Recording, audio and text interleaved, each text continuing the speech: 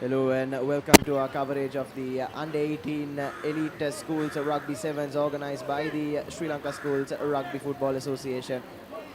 Pictures from day one from the Bogambara Stadium, and we are right in the thick of things in our first game between Isipatana College and St. Aloysius College, where just moments ago Isipatana College managed to open the scoring through Risni Jafrad and was converted by Nimanta Sandeep. So they find themselves 7-0 up in the first half, and a big task ahead of St. Aloysius in this Group A clash. As I welcome Yusuf with me into the com box. A very good morning. Very good morning, Nathan. As you can see, we are already underway with things here at Bogambara in beautiful conditions for rugby. And you see number 15, Isipatana, going down for their second try this morning, only few minutes in. And we are already, Isipatana have opened their scorecards with 10 points, 2-0. Yes, that was a bit of a lottery try for Nimanta Sandeep there. Managed to intercept. It was a bit sloppy from St. Aloysius. And Nimanta Sandeep was there to pounce and at the second score. And Tenor Di Costa has added the extra, so it's 14-0 here in the first half. And Isipatana College, as expected, have hit the ground running. Won't be an easy job today for St. Aloysius going after Isipatana here in Kandy, given that the conditions for rugby are pretty good here with a very dry ground, which favors fast-paced rugby, the style which Isipatana loves to play in. And that kickoff not the best from Tenor Di Costa. Strong cross breeze across Bogambara. Quite a difficult ground to kick at, isn't it, Yusuf? But like you said, sun has stayed away for now, and perfect conditions for some fast running rugby as St. Aloysius enter the Isipatana half for the first time. But misplaced pass there sends them right back to their own 40-meter mark. And Isipatana College up with the defense, and that's the turnover for Shakib Zumri. Shakib Zumri with acres of space in front of him, and he'll touch down for the third try for Isipatana College. And St. Aloysius can't afford to concede the ball like this at the breakdown, or else it could be a very, very ugly score for them. But Shakib Zumri, the skipper for Isipatana for this tournament, getting his first score. And here's Nimanta Sandeep, but that conversion goes wide. So 19 points to nil at the moment, and we're still only in the first half, Yusuf. So far, Isipatana are on a carnage run here, Nathan. And any slipped opportunity by Aloysius, they've made sure to capitalize on.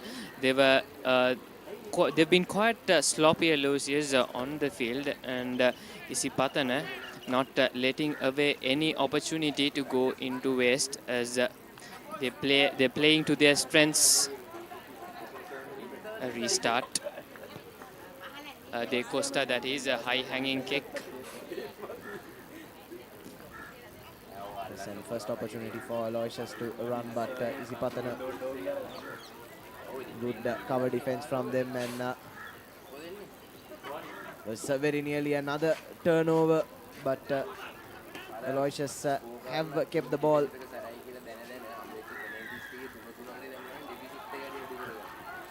It's never easy. You cannot afford slight mistakes, especially against an opposition like Isipatana. Aloysius with possession, brought down there.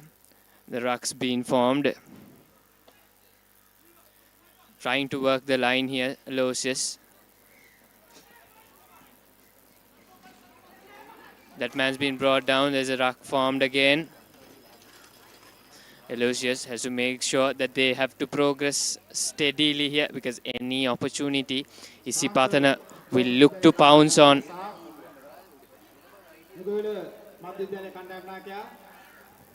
It's just playing in their own half at the moment, but here's a line break from Sonal Sanjana. First real promising run for St. Aloysius. But again, another hospital pass. And they've lost plenty of territory again, but the number 15, Sasindu Pabasara, first ran sideways and then made a break. But has conceded the ball yet again at the breakdown. This is not good from St. Aloysius so far.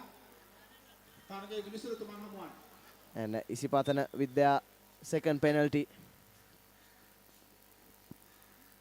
Sasindu for St. Aloysius has shown some promise breaking into those runs at times, but he needs support. He cannot do things on his own. And St. Aloysius need to make sure that they get their systems right.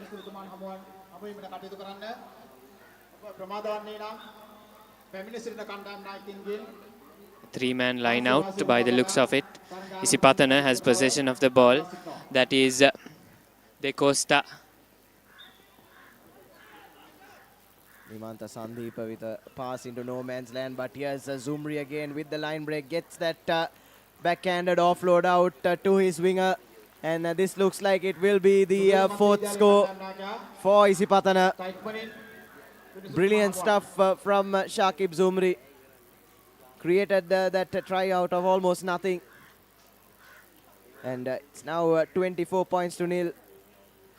And as Nimanta Sandeep adds the extras, it's 26 points to nil at the end of the first 7 minutes here at Bogambara. Carnage from Isipatana.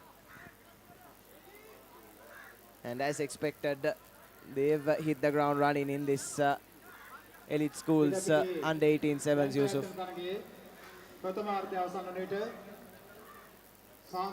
Oh, haven't they, Nathan? They've made it look a bit too easy here. St. Aloysius not really adding any pressure for Isipatana. It was only at the instance when Sasindu broke into a run there was some opportunity created. But he did it not once but twice, but he needs the support. But they haven't been able to adapt the performances and give a proper output here, St. Aloysius. But Isipatana on the other hand, capitalizing on every small opportunity they've been given.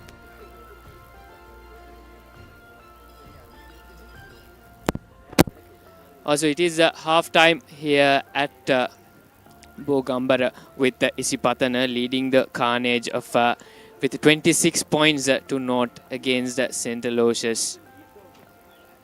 Yes, looks a long way back now for St. Aloysius. They'll just want to try and get a score or two and spare their blushers and keep this well-oiled green machine of Isipatana at bay.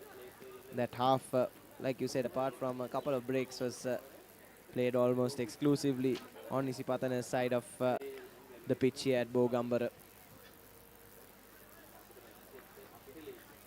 Isipatana will be hoping to do more of the same.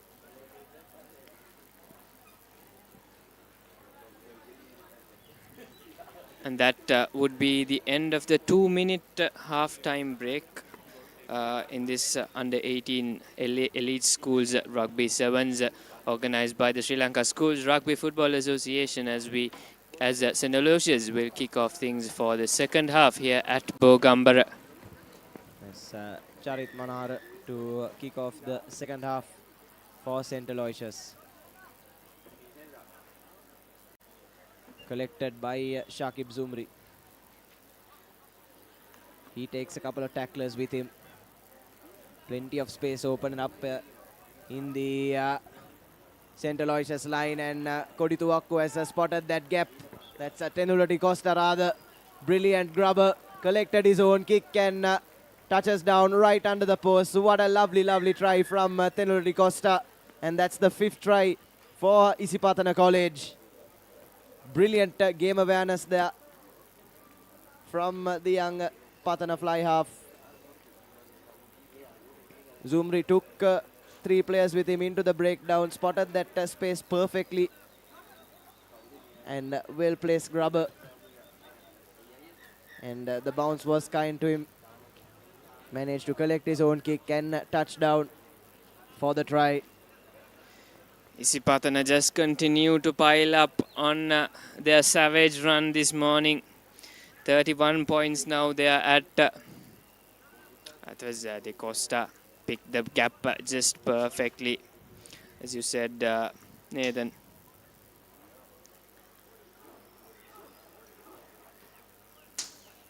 The game right now seems a bit too far to reach for St. Aloysius. And all something they can look for now is some consolation points, because this tournament is only starting and still got a lot to go. And something they can take out of this would be some confidence and consolation. Yes, indeed. Each team will play 2 group games. And alongside Isipatana and St. Aloysius will have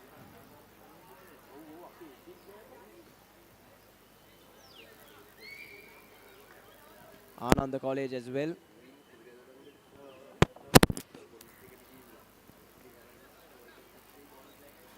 And the Ananda team too will be keeping a close eye on this game Monday. For sure, Nathan. Isipatana will have a clear upper hand, but you never know. This is a different form of rugby, Nathan. Not the traditional 15s. It's a 7s side. Somewhere you can expect surprises. Yes, indeed. Yusuf. That is Nimanta Sandeepa now. The deep kick-off. Collected by that number 15, but again wayward pass from him as his team scrambling, and big hit coming in from Sanuja Jayavira, but manages to get the offload in, and a brilliant tackle from Shakib Zumri sends his man into touch and wins a possession back for Isipatana on the edge of the 22. Brilliant from the Patana skipper. Isipatana perhaps setting up themselves for another try here. St. Aloysius hardly could find a way out of that red zone of Isipatana. Their defense doing a really good job there.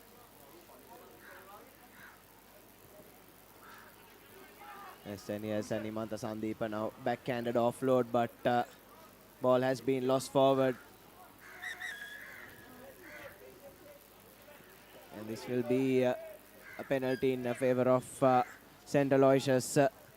Goes for the chip and chase, but the chase from that St. Aloysius player. Now Isipatana have extra men on the outside. Here's Isipatana College for their next try. It's Manula Boteju for Isipatana College. And that will be their 6th try in this game so far. Take the score. Well, Isipatana have just 40 points to nil in favor of Isipatana.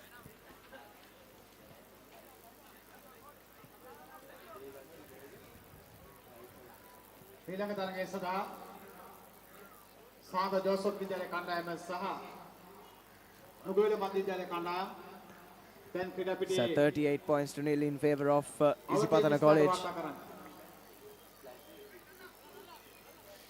Isipatana haven't let go of any opportunity, any slight opening or any gap they could find. They've managed to sneak in a try every now and then. And in terms of conversions, they've missed only one, which is a very good conversion rate given the number of tries they've scored this morning, which is 6. We'll have a restart here. It will be De Costa who will restart things after the break.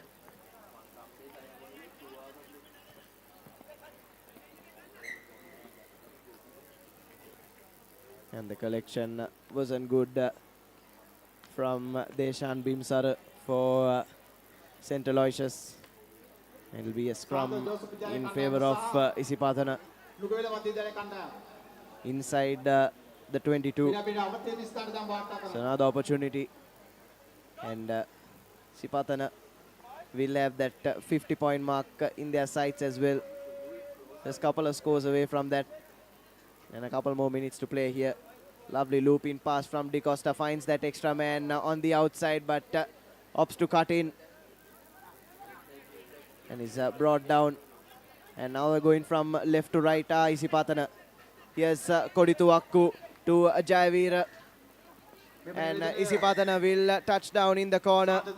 Sanuja Jayavira with the 7th try for Isipathana.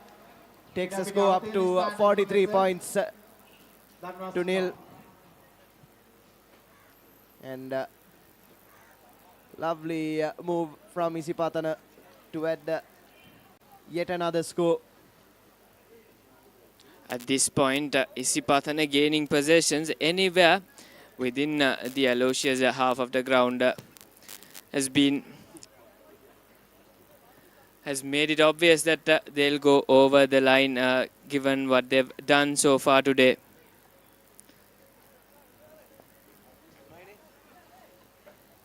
Given that the score now Isipathana are 43 and St. Aloysius with nothing on their scorecard yet. Isipathana are well in sight for 50 points, and they'll keep that in the back of their mind.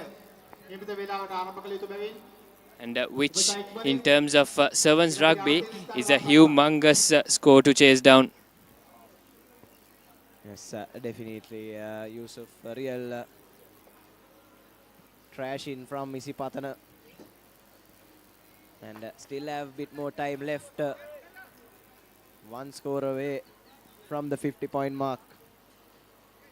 The green machine.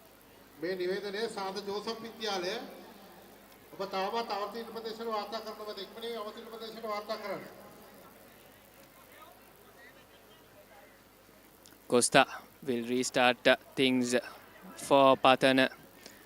Good collection from Aloysius number 14. A little chip in there, but there's no real chase from Aloysius. Yes, luckily for them, De Costa was a bit lazy in picking up that ball, lost it forward, and we'll have a scrum in favor of St. Aloysius. St. Aloysius will be within the Isipathana half of the pitch. Not a good collection there either. And that's where the ball is overturned. Isipathana is back in possession.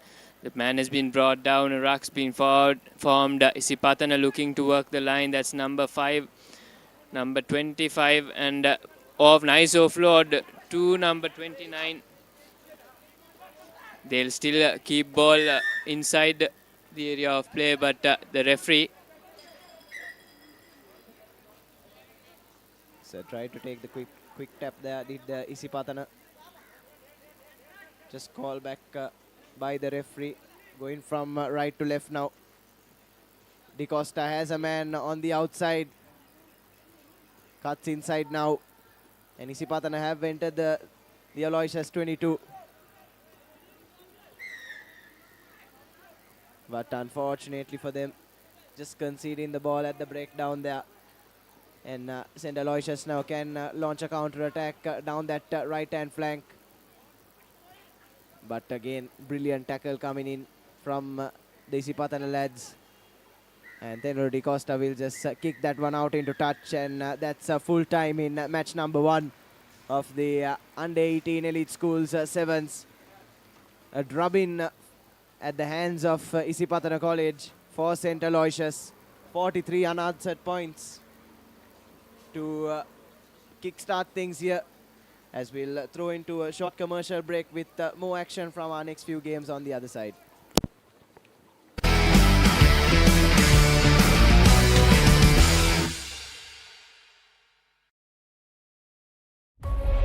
The 79th Bradby Shield returns with all the pride, history and passion. Trinity College will host the first leg in Kandy. And 2 weeks later, it's Royal College's turn to bring the fire back to Reed Avenue. Witness the school's rugby giants clash on the 23rd of August and the 6th of September. Watch it live, only.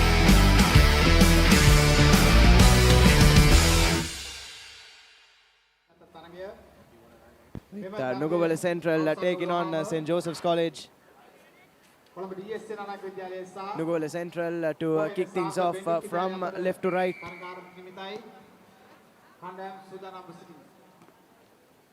And straight away into the breadbasket of that number 15 for St. Joseph's. Runs into a crowd there. And now have that man on the outside, but wayward pass coming in. Unfortunate for St. Joseph's College. Created that space there, but unfortunately their handling letting them down, and now they look to go from left to right. Here's the number 15 out wide.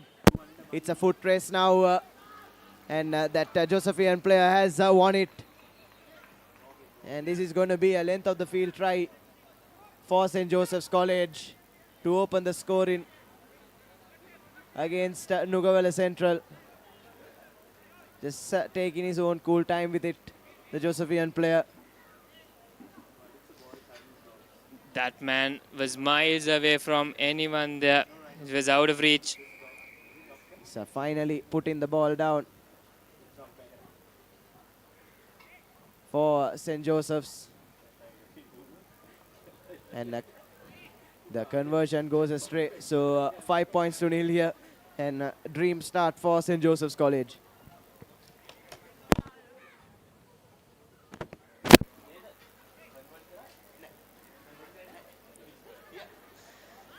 He went right under the pole on that occasion, but very unfortunate. A missed conversion there, one of the easiest you could ever find. Have Jose will restart play after that wonderful piece of work.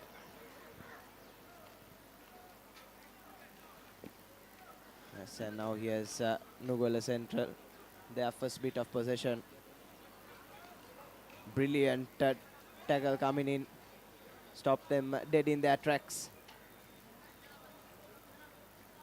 Tries to go through this that Nugawala Central player, but the cover defense for St. Joseph's is good, but they've conceded the penalty. And here's Nugawala Central now. Back-to-back penalties conceded there by St. Joseph's College. And a yellow card shown as well to the Josephian number 15. So their discipline at ruck time hasn't been good in the first 2.5 minutes for St. Joseph's. This has been a bit of good work from Nugawala Central, but the ball has been overturned there right when they were building some momentum. And that is the big number 8. He has the area wide open. He has a man on the outside as well, but he'll be brought down. The ruck is being formed. They're into the 22 now. That's yes. Number 25. Lovely break there from the Josephian number 8. And now the number 22 shows and goes. Spots the gap perfectly. And touches down for their second try. But brilliant work from the Josephian number 8 as well, Yusuf. Drew so many players with him, and this time the conversion is good from St. Joseph, so it's 12 points to nil at the moment. Back-to-back tries right under the ball, and this time good for them. They've got the conversion in sight as well.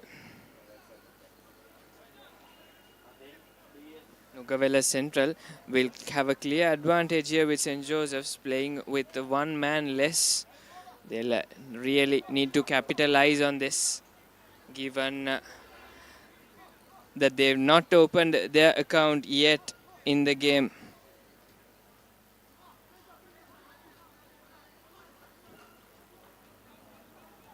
Yes, Nugawala Central just need to be more decisive with what they do with the possession. And see there again, just taking too much time to get their passes together, and just bundled into touch yet again. And it's another conceding of possession for Nugavela. And another opportunity for St. Joseph's College to find their third score. And this is something we saw in the previous game as well, not holding on to possession, especially St. Aloysius in the previous one, and Nugavela Central haven't been better at that either. Joseph's, on the other hand, well, that'll go outside, straight out of the hands of Josephi, and that will give Nugavela Central back the possession of the ball. They had a good opportunity there, Joseph. They were working the line nicely, but just that last offload just didn't go according to plan.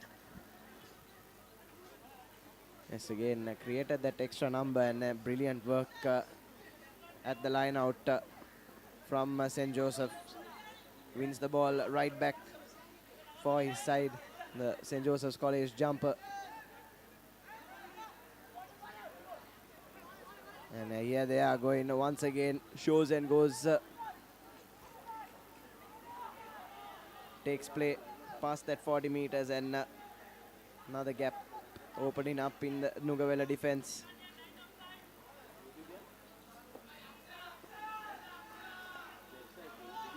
And needs 3 men to take him down. That Josephian player brings play onto the edge of the 22. And now they'll work it once again. The number 15 steps. But good tackle coming in. It's brought down just inside the 22. And now the Josephians going from right to left. Have that extra man out wide. Just needs to get the offload in.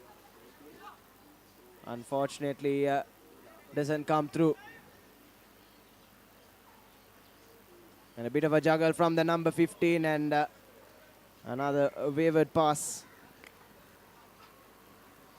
And they've, you could say, after waves and waves of pressure, Yusuf, they've squandered what should have been a chance to create their third score. Definitely, they just couldn't get past a certain point. Just a bit of wavy passes, and couldn't really get any momentum forward. But here we have Nugavela Central advancing gradually, going right to left here. And there goes possession of the ball to St. Joseph's. Back again. Nice little piece of running by that man. A nice offload, but that will be a fall backwards, a knock backwards. But that man did well there, that Josephian, to keep possession of the ball. Yes, and that will be half time here. St. Joseph's College leading 12 points to nil. But they've created plenty more than that, Yusuf. It's just that they haven't been able to finish off a couple of those moves.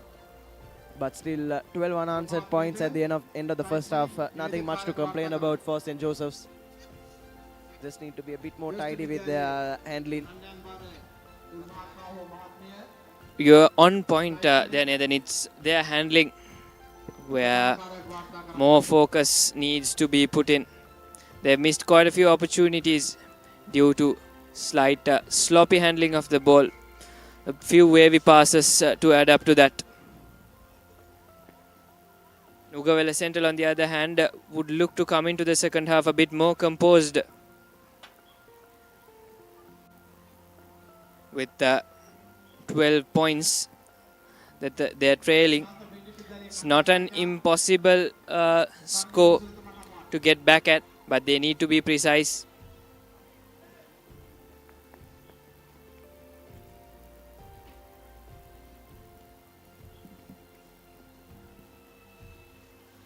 Yes, and now Nugavela Central with a mountain to climb in the next 7 minutes.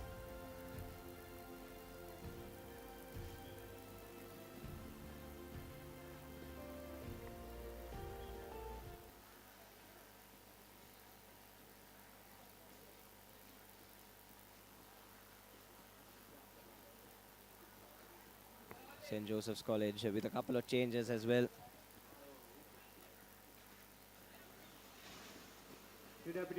ජයන්තන් තරගේ අර්ධ අවසන් ප්‍රථමාර්ධය අවසන් වන විට St. Joseph's College and Nugola Central part of Group C along with Sri Sumangala College Kandy and St. Joseph's College in as the number 1 seed in that group. And so far they've done justice to that tag, but they'll be hoping to add a few more points here.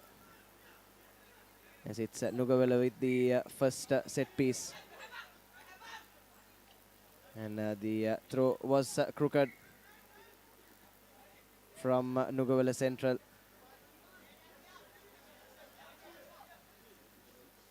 And here come the Josephians now. On that left-hand side, this time the pass is good out to the number 26. And he will touch down under the post for the third score for St. Joseph's College. Brilliant stuff from the Josephians. This time getting their handling right, Yusuf, and showing exactly what they can do. But it's another under the post conversion missed by the Josephians. So it will be 17 points to nil. Textbook stuff there from St. Joseph's right from the word go. They've been going right to left beautifully. And at the last moment, that was a beautiful offload to the man out wide who finished the job on that occasion. A restart here. Nugavela Central, good collection there. And tried a chip, but wasn't successful. But luckily for them, they'll have possession of the ball. There's a ruck being formed. Quick tap taken. Zaman's been brought down again. Nugavela Central would look to build on with some momentum. Yes, yet again, Nugavela though guilty of not being quick enough with the ball in hand. Just taking too long. And you can see again there. Conceding off the ball at ruck time. Brilliant work from the Josephian number 8. Created a try out of absolutely nothing. St. Joseph's College. That man in the number 8 jumper for them has been absolutely brilliant in this game so far. Created 2 tries now. And he scored one of them as well. Sheer individual brilliance from him. Managed to turn over possession at the breakdown. And then spotted the gap and broke through to touchdown for the 4th try. And conversion much better this time. And it's 24 points to nil with about 4 minutes left to play. Instrumental stuff from that big number 8 for St. Joseph's. Right when they needed another try. They were having a dry run, and then there came 2 back-to-back tries from St. Joseph's right after that half-time break.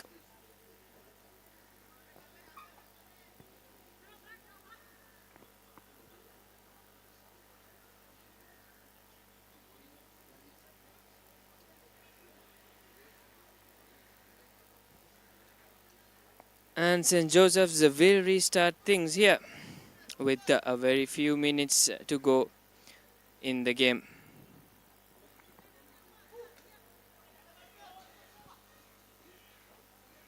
Sloppy collection there. Very lucky Nugavela almost lost it, but have they still kept possession? Number 10 player for Nugavela has been bundled out into touch just outside the 5-meter mark. Another golden opportunity for St. Joseph's to find their 5th score. Quick move off the line out, spots the gap, does the number 25, but good cover defense coming in from Nugavela. But that has created the extra man out wide, but this time off his feet, the Nugavela Central defender. And it's another penalty in favor of St. Joseph's. Picked up quickly by that Josephian player once again, and touches down for the 5th score. And another regulation conversion, so 31 points 31 unanswered points in favor of St. Joseph's College. That man just flew through Nathan. Saw the opportunity and he was almost flying at the point he was over the line.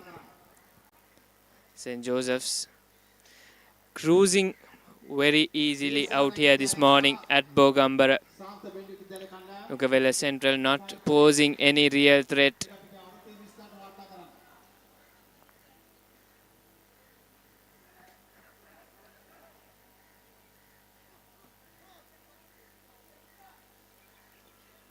This time that was a good collection. They need to make sure to keep the momentum going in. They won't unable to cover any ground here. Nugavela, good piece of defense there by St. Joseph's. They're lucky to still have possession of the ball after those wavy mishandles at the center. Yes, have handed possession straight back to St. Joseph's. They'll have a scrum in their favor now. Golden opportunity for them to close this game out on a high with another score.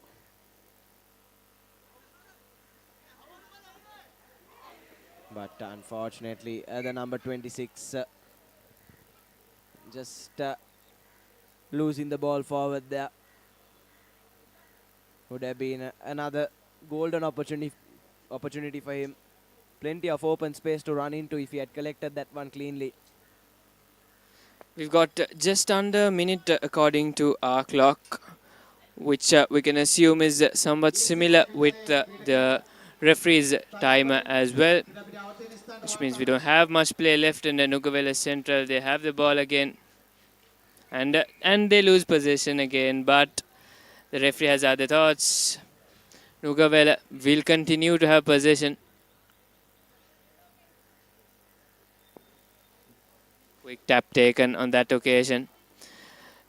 Attempted a chip in, but results in an overturn.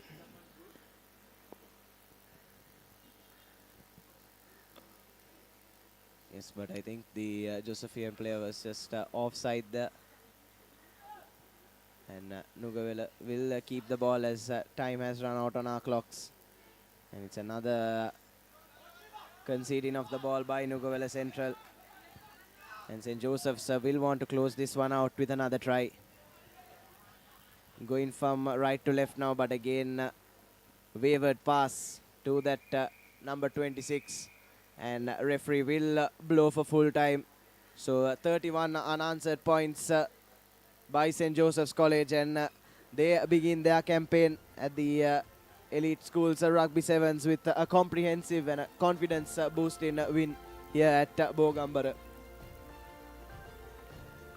There you have it, your full-time confirmation. St. Joseph's College 31 and no points for Nugavela Central. Outclassed in every department there. And we'll have a change in voice up in the commentary box.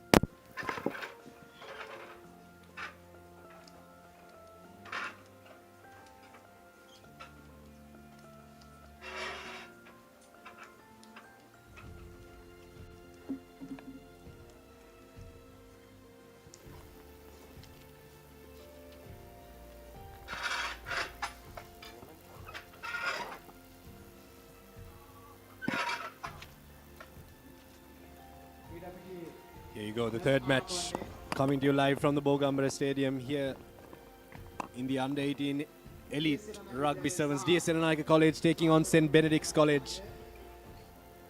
We've had two games that have been won comprehensively by one side, and joining me in the commentary box is Jani Himsara.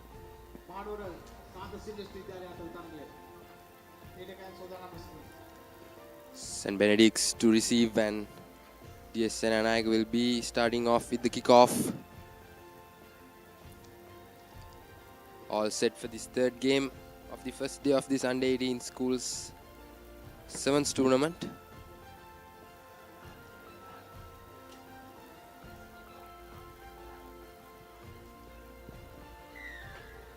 A referee blows the whistle.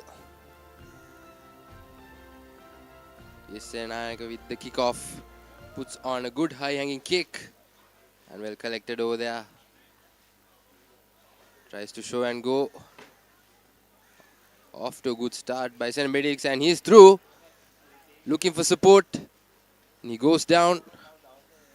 Offloads it to the number 14. Good start here by St. Benedict's.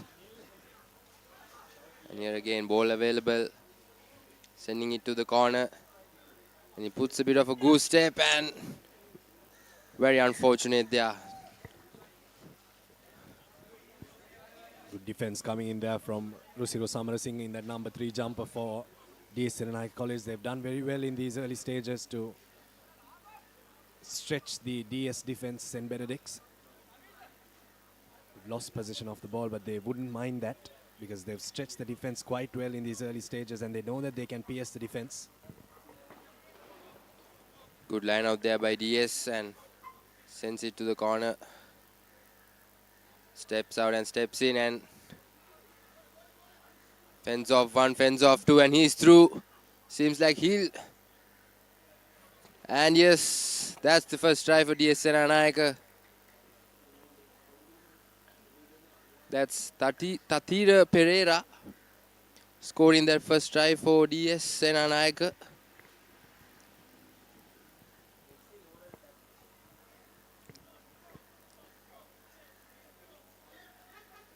And the conversion is successful as well, and that brings the points to 7 points to 0, with DS Senanayaka taking the lead. Good work from DS. That was their first passage of play that they got the ball, and off the first set piece, the line out, they swung it out wide, and good work from Tatira Pereira to step off his left foot and fox the St. Benedict's defense and get DS their first score in this tournament. It's going to be a long tournament, Janitha. We've got 2 days.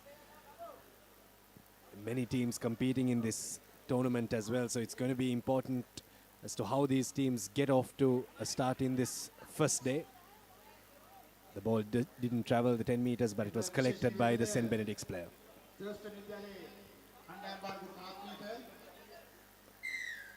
And that's a penalty in favor of St. Benedict's. Referee says it's offside and takes the ball quickly. St. Benedict's sends it out, puts it to boot, puts on a small cheeky kick, but the ball finds touch.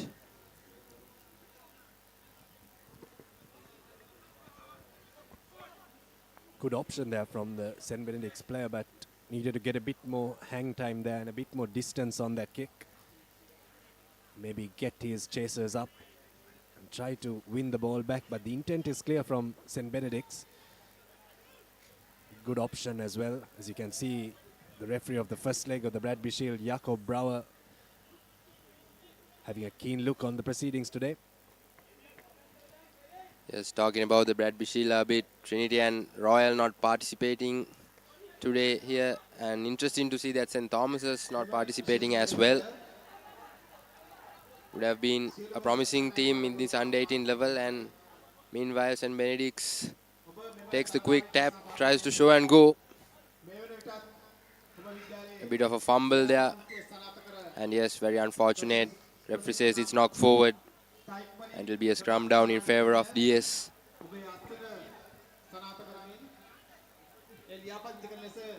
Trinity and Royal, of course, probably in preparation for the Bradby, Janitha. Yes, definitely a bit, especially with the surprise we had in the first leg, Royal being able to beat Trinity. Both teams must be definitely prepping hard for the all-important second leg. Meanwhile, DS with the scrum sends it to the try scorer Tatira. Tatira sends it to his corner man. Looks his face but goes down. Ball available. DS with the second face. Lovely pass there. And that's Rusiru Samarasinghe scored in that second try for DS Senanayaka.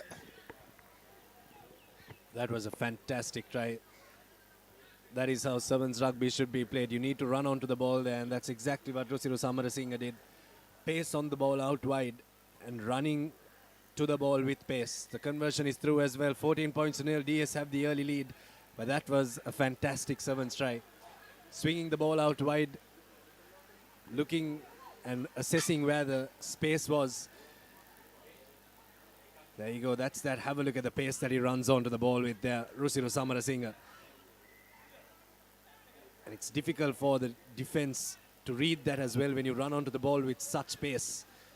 Fantastic try from DS Senanayake College. Yes, good passage of play. Saw that overlap.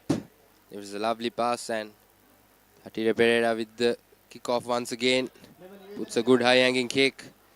And he finds some space and gives a lovely pass. But cardinal error there. Throws the ball away. But yes, yet another opportunity for DS. And here you go. It's good offload by Hatira Pereira. And that's yet another try for DS Senanayake. Back-to-back tries. This time the try scorer is Kavishka Priyalal. DS playing some consistent rugby here with offloads and support play. And that's 21 points to nil. With few more seconds left for the first half. There you go. Good continuation of play there from Hatira Pereira. First sold the dummy and got past the first line of defense. And after he went past the first line of defense, it was a matter of just staying on his feet and keeping the ball alive, and did that very well to get the offload into Kavisha Priyalal, who went over for the 3rd try for DS Senanayake College. Started off strong, and we looked like we're going to have another runaway victory here. Yes, Hatira Pereira once again doesn't find the 10-meter. St. Benedict's player playing it on. And again, ball available for DS. This is not good for St. Benedict's. We are almost at the end of the first half. And Hatira Pereira once again gives it out. And once, oh, very unfortunate there, Abid. Referee says it's knocked forward. Even we thought that was a try. Well, bit of a hilarious moment there. Seeing the 5-meter line and thinking that it was the try line, and dotting it down there was Kavisha Priyalal, who wanted to go over for his 2nd try.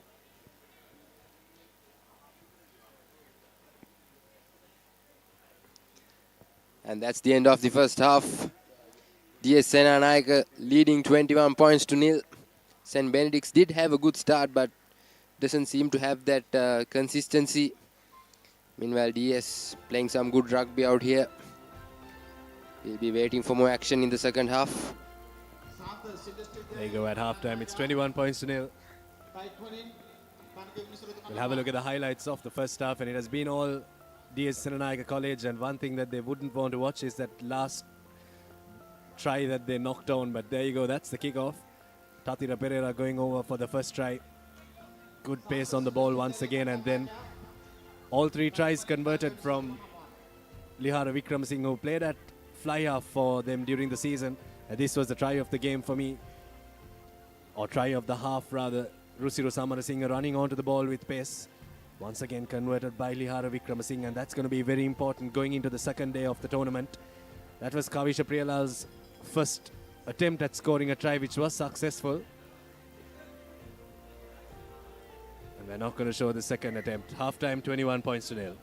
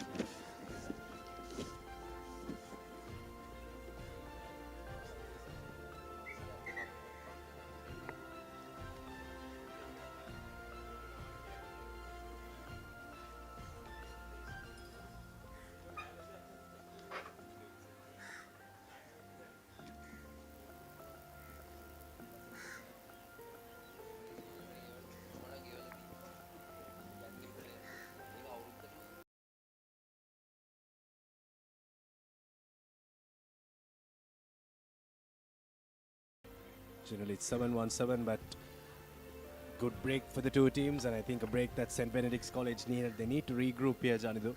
Maybe at least score one try. Of course, they're playing against a team that is playing in the A division. But Yes, they'll try to try and score one try here.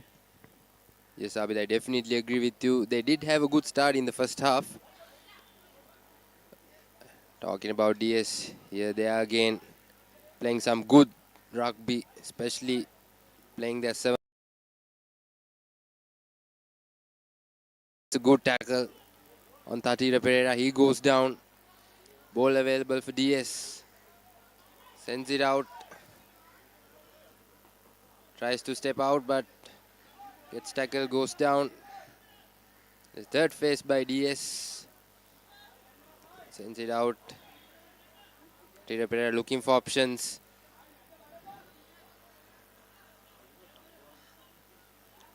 DS with their fourth face is some good consistent rugby. Oh, that's some brilliant work there.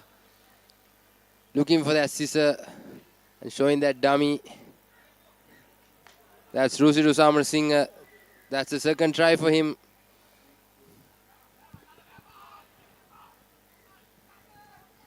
Good work from DS Serenayaka College, just swinging the ball from side to side. Uncharacteristic miss from Lihara Vikramasinghe, but that was a fantastic try. There were a couple of phases. Rusiru Samarasinghe putting the icing on the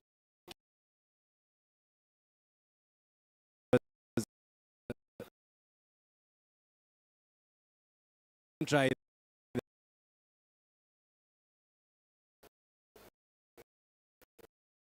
They swung the ball out wide from side to side, and you're bound to make an error in defense when the attacking team does that. And Lihara Vikramasinghe, who went over for his second, and DS Serenayaka College's fourth try rather. They come here today with a good preparation.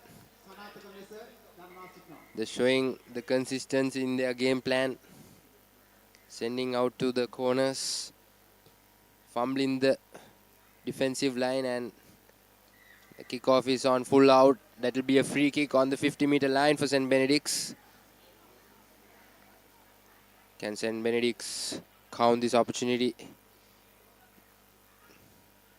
Here they are. Oh, cardinal error there. A knock forward by the number 1. Definitely would have not expected, but you can't make such mistakes. Sai sus with that, dropping that ball forward, and those are coach killers. When you're right in the middle of the field, there are options towards both sides. Using those options in sevens is important, but keeping the ball in hand is even more important, and keeping possession of the ball. Lihara Vikramasinghe feeds it into the scrum. Out wide to Tatira Pereira. Tatira Pereira puts on a bit of a high kick. And yes, that's a turnover. Penalty in favor of DS. DS takes the quick tap. They have an overlap. That's some good, lovely work. And ball available for DS. And so yet another penalty.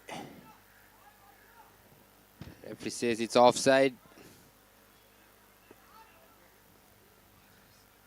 Can DS move to their 5th try of the game? So that's a quick pass. Shows and go. Tatira Pereira has been impressive in this game and gives a lovely pass to Chamit Samarasinghe.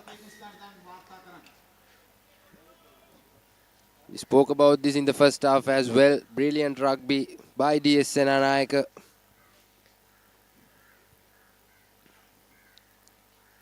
And the conversion is through as well. 33 points to 0. There you go, that's a replay of that try. Once again running onto the ball with pace, selling the dummy there, Tatira Pereira, and had the good sense to step back into the field of play. Drew in a couple of men, 3 men he drew in before he gave the offload into the try scorer Chamit Samarasinghe. DS has played some good rugby so far. They've been the most impressive team so far in terms of the way they've scored their tries in this game. Isipatana winning the first game St. Joseph's with the first game, but those were runaway victories. But this DS team has played like a team against St. Benedict's College, but against a better opposition. It will be interesting to see how they go about it. But so far, they've been the most technically sound team. Definitely a bit, and a couple of changes as well in the DS lineup. They have been impressive in this game. Didn't try to do a lot, just fixed on to their game plan, and that's a good. And once again, the same mistake. Free kick for St. Benedict's.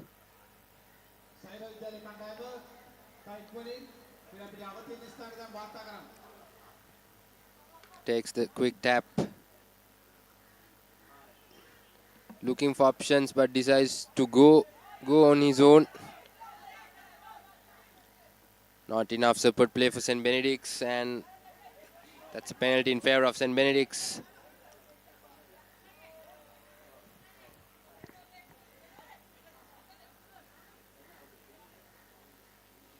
Not rolling away was the call there from the referee. Not too sure how he was supposed to roll away from that ruck with the ball squirting out.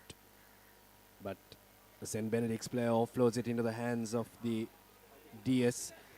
Prop forward in the 15s format. That's Timat Bogahawat, was playing sevens here. Now here we go. On the outside, steps past the first defender. That seems like a high shot. That is a high shot, and that should be a card for sure.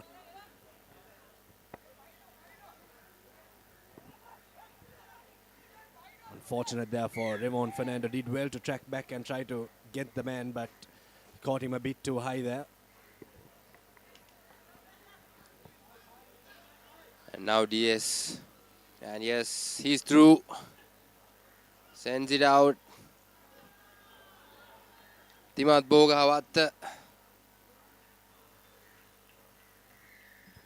And that's a try in the corner flag for Timat Bogahawat. Well, he was fantastic in the season for DS Senanayaka College. With ball in hand, he was a handful. And there you go in the sevens format as well. He might be a bigger lad, but he knows his way to the line. 38 points to 0 now. St. Benedict's College looking down the barrel, and with the hooter going off, this should be the last play of the game. And the icing on the cake to end proceedings. 40 points to 0.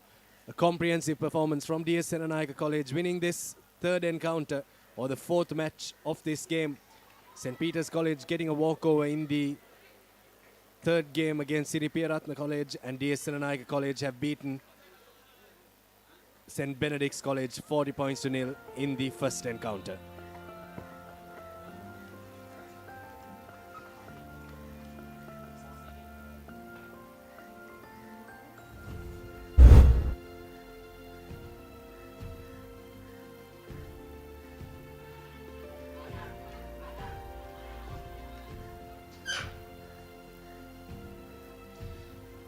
And there you go, the highlights of the second half. DS dominating that half as well, especially Tatira Pereira showing some impressive work. He has been a highlighting player.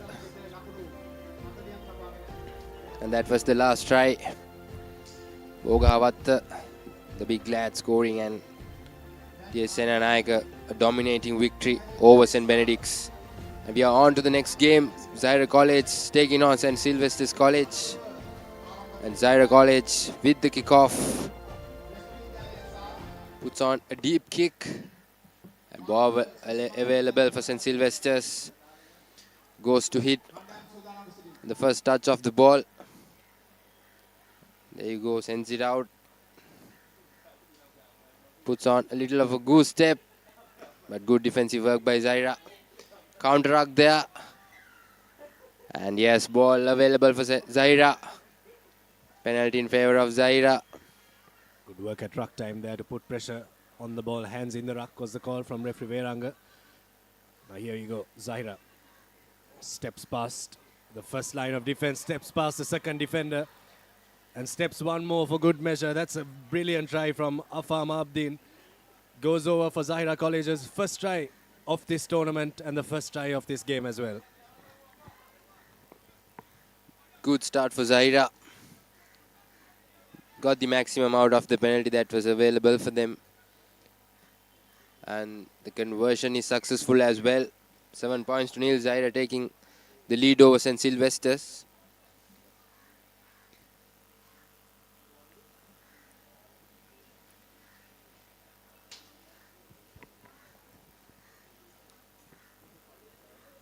Good work in the early stages from Zahira. That was good ruck work as well. Not something you see very often in sevens rugby.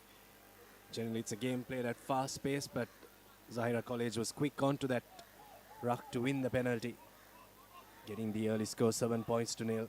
They look to try to continue. Basit Abdul with the kickoff.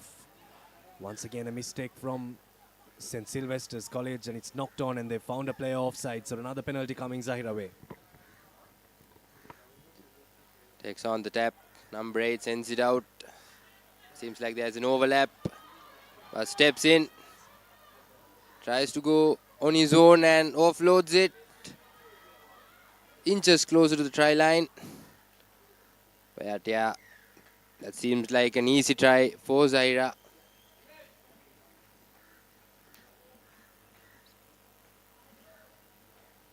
Shaib Ishan was the try scorer for Zahira.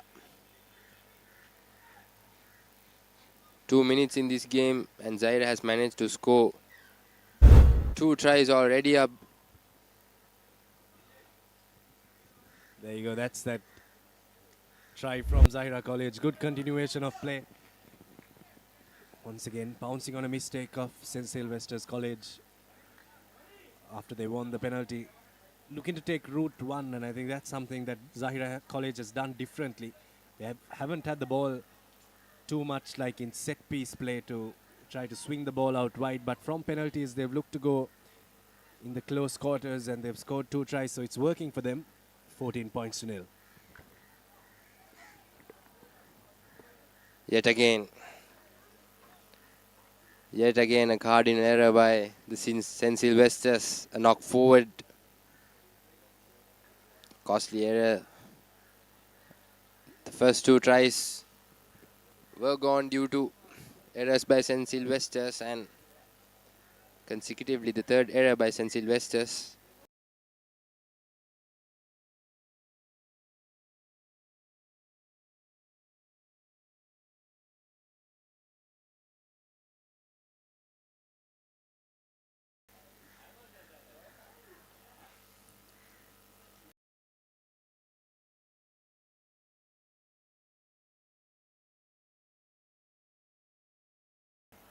Imad Inam, the try scorer.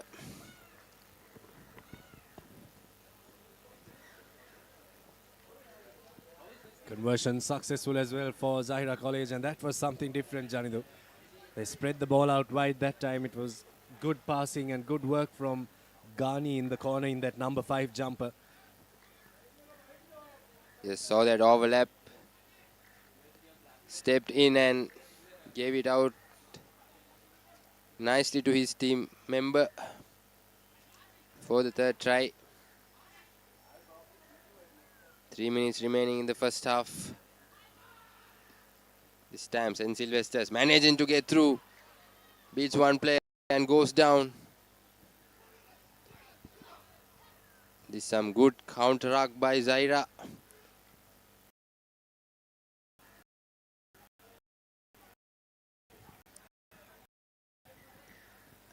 And penalty in favor of St. Sylvester's. Takes it on quickly.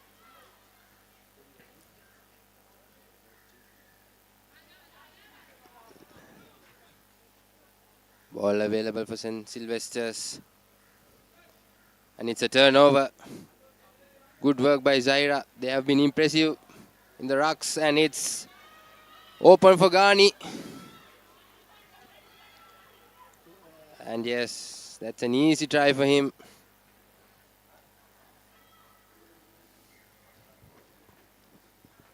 Well, that's a team try from Zahira College. Good work from the people or the players that were around the close fringes in that ruck. to win the penalty and then quickly spreading the ball out wide. And I think they've done that very well so far in this game. They've noticed where the space is. They've committed the man and spread the ball out wide. Ghani on that occasion created the first try and scores the second try. Scores a try for himself. 4 tries now from Zahira College in the early stages, and all of them converted. 28 points to nil. Seems like this game will be a high-scoring game, Abid. We have a minute left for the first half, and Zahira already managing to secure 28 points under their name. And this time the kickoff goes to touch, and referee says it's the half time.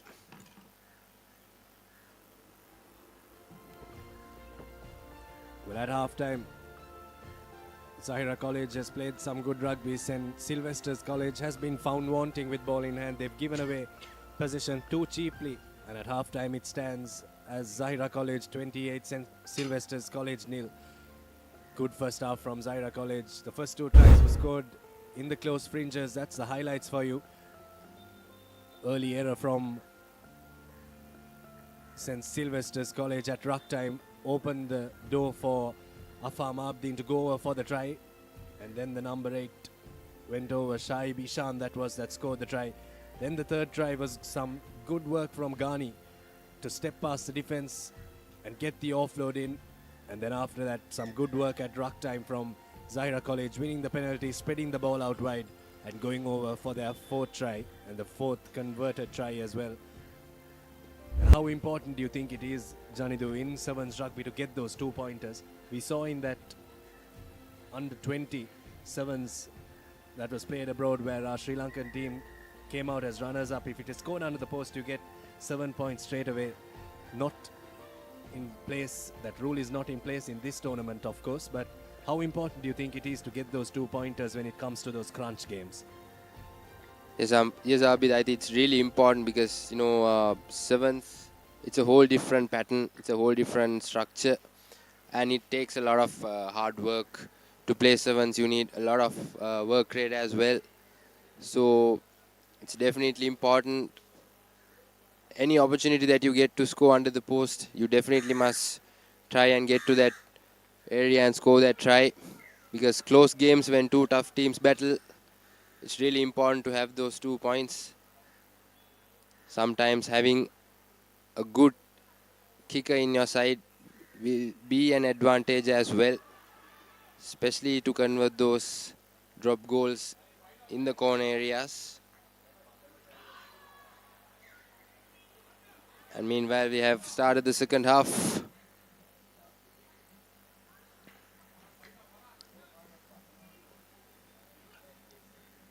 St. Sylvester's a scrum down in favor of them in their own 22. Need to make it work here. They've got a scrum early on in the second half. They've not had possession of the ball in the first half, and now they've got possession. They're pretty close to the line, almost 50 meters out from the line. They can try to spark something here. Here goes St. Sylvester's, and they cough the ball up. And those are coach killers. When you drop the ball like that, and once you've got possession after a very, very long time, you really need to hold on to the ball and keep the ball with you and try to recycle. Once again, St. Sylvester's making that mistake. I think this is the 5th or 6th handling error by them. And ball available for Zahira.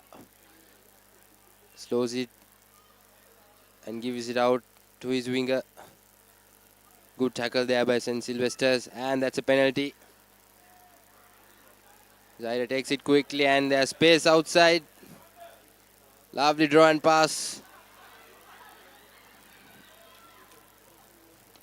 And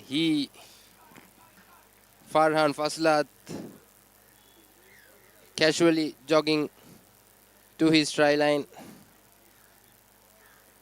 Whenever Zahira saw that overlap the space outside, they have managed to score a try. Zahira College looking very strong in this first encounter. against St. Sylvester's College. There you go, once again, running onto the ball with pace. Farhan Fazlat there, scoring the try and going under the sticks to score another converted try. It's 35 points to nil. But this is generally the case in these All-Island tournaments, isn't it, Janidu? On the first day you have runaway victories from teams, and then in the second day it gets a bit closer when the teams are broken into the cup, bowl and plate segments. And we're looking like we're going to have another runaway victory. It's not looking like we're having a runaway victory. We are having a runaway victory. But just a slight knock on there from the Zahira replacement, Muzil Abdul, who has come onto the pitch.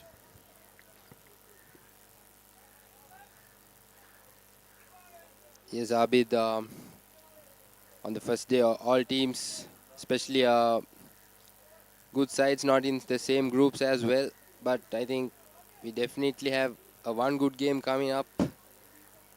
Most probably in the evening hours, Wesley taking on Kingswood. Would be a good one to witness. But definitely, all these teams will be categorized based on the rankings today. And definitely tomorrow we will be able to witness some interesting clashes. And meanwhile, Zahira with yet another try. We did speak about this game being a high-scoring game, and there is a few more minutes left as well. Can Zahira reach that 50-point mark?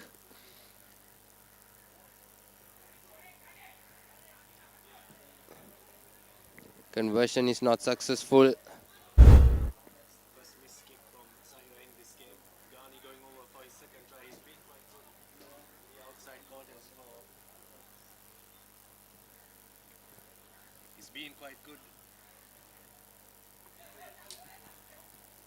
He's been quite good in the outside quarters. Ghani, that was the first missed kick from Zahira College.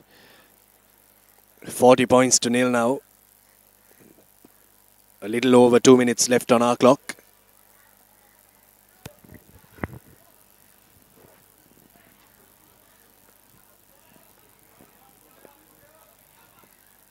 Zahira with the ball. Tries to goes on his own, but offloads to Ghani. Ghani sends it out, and that's a lovely pass. Fancy pass.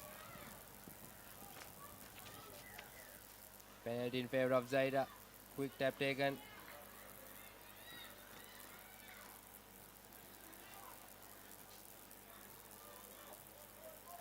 Ball available for Zahira. Ghani tries to show and go. Ghani steps one, Ghani steps two, and sends it out. Ruck form there.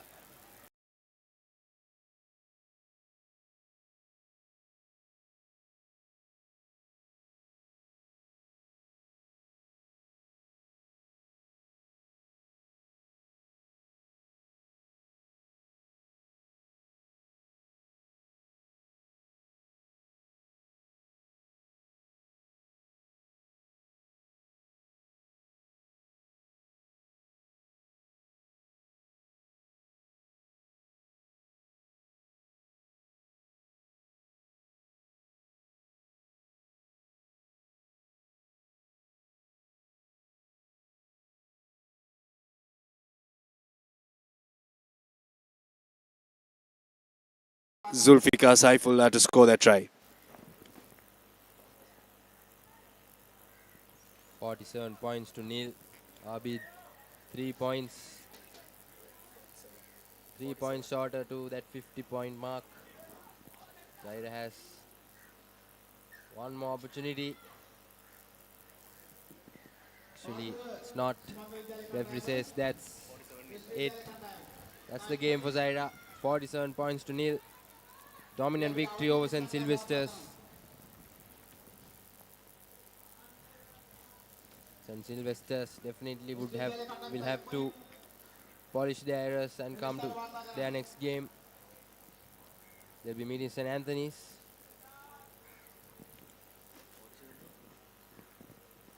Zahira College with a runaway victory in the 5th game of this Sri Lanka Schools Rugby Football Association organised Under-18 Elite Rugby Sevens here at the Bogambara Stadium. We've had 5 games so far, 1 walkover. So we've had 4 games played, and it's been all runaway victories. Isipatana winning 1, Zahira College winning this game, DS winning 1, and St. Joseph's College winning a game as well. And we'll have a change in voices of the commentary box, in the commentary box.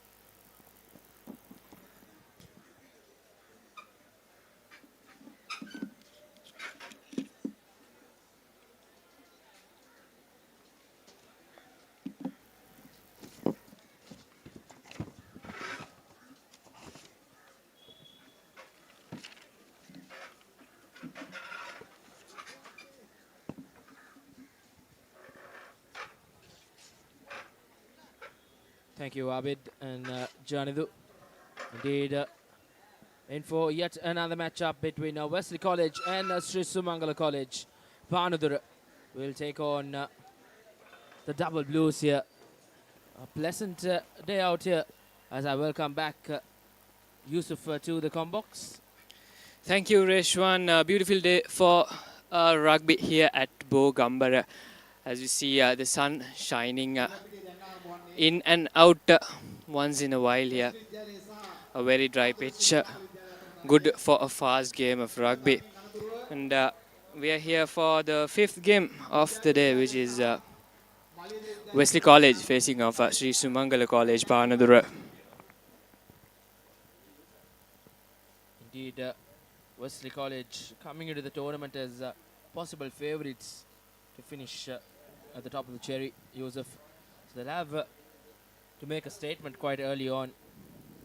And coming into this game after a very successful Dialogue Schools rugby season, we'll hope their fortunes will make their way to try and finish at the top in this under-18 school sevens. As they huddle up one last time ahead of their tournament opener against Sri Sumangala College, Panudura. In this group, along with Wesley and Sri Sumangala Panadura, we've also got Kingswood, who will be a worthy contender for Wesley to go up against. Sri Sumangala College Panadura will have a big task up on their shoulders, as Wesley College will start off proceedings, but not the very best of starts for Wesley. A failed start that would be from Wesley College. We have quite often seen that starts not going their way, but Sri Sumangala College Panadura will have a chance to run at this Wesley College defense. Sumangala College, they now have possession of the ball, looking to work the line, and this number 12, he's still on his feet, forms the ruck, the nice offload. There are men out in the deep.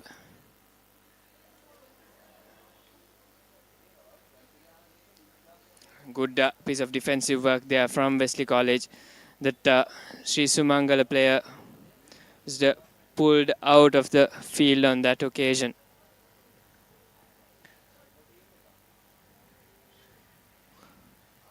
Wesley claimed the line out very beautifully. They're working the line right now. Cuts in, and number 13, he finds the gap, he picks his gap, and he's on his way. There's no one to stop him as he'll run and place the ball right under the post, opening the scores for Wesley College. And this game only 1.5 minutes in, and Wesley have started with 5 points and a successful conversion, which makes it 7 points to their name. Just the opening that Wesley wanted in this game. Indeed, Yusuf, that was Mohamed Fawaz who went over, up and coming talent in the ranks for Wesley College. He did represent the under-18s last year round in Nepal. He'll bring in plenty of experience for the Double Blues in this tournament as well. Mohamed Fawaz will be a name to remember in the years to come in this school's rugby as Wesley College with the restart.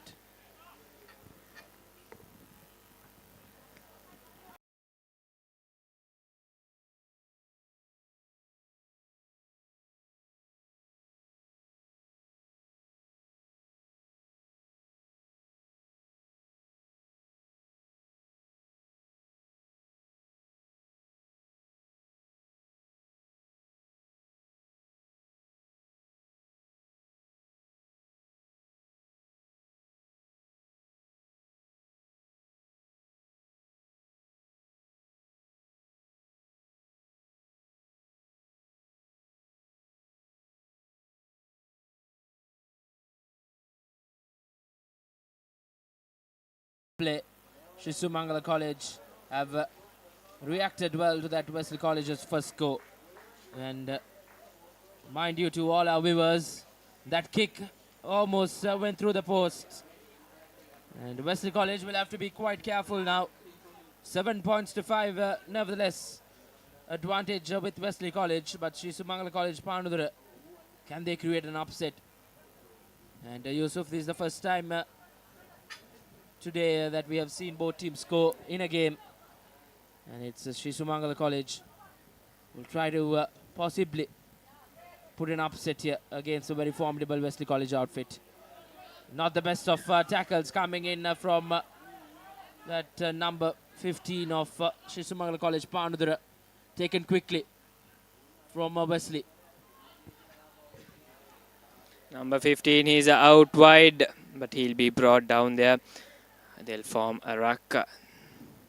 And the ball is being passed on. Wesley trying to build momentum gradually. Good work there from number 13. Number 13, he's off. And will this be another try? Yes, it will. There's no one around stopping him.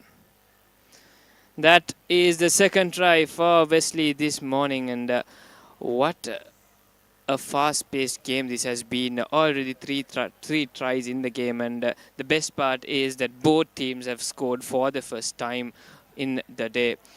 We've had the 4 games today coming back to back with 1 point, with one side coming with a nil, and it's a successful conversion as well, as Wesley successfully scored 2 points, scored 2 tries with conversions, making it 14 points with 5 for Shisumangala so far.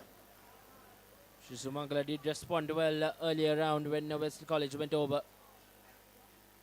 Bigger question will be, can they repeat that moment of brilliance once again? But will be quite the tough ask against this Wesley College outfit. We'll look to try and finish at the top here. Wesley College with another bad restart, and hopefully they'll hope that it won't come back to bite them. Mind you, Reshwan, the wind is very strong here, moving from the left to the right of your screen, especially in the last few minutes. There's been a very strong wind coming from that side, and not easy kicking it against the wind as well. Shisumangala Panadura, there's the number 12. He cuts through in, and he's been brought down. A ruck is formed. Indeed, Yusuf, these are quite alien conditions for these Colombo School boys. But once again, Shisumangala College, Panudura, threatening this Wesley College defense. And now with around 10 meters to play with, can Shisumangala College go over once again and have to spread it out wide, but I think just pushes it out is that big number 1 from Wesley College, Taran. He's done really well to bundle him into touch. That will be, looks like it will be a scrum in favor of Wesley College. So still not out of the red zone now, Wesley. Rather, Shisumangala College, Pandudara still have an opportunity to try and put some pressure on Wesley College. Well, Shisumangala is certainly showing some surprising brilliance this morning, especially against the best team according to the Dialogue Schools Rugby League out here today, which is Wesley College.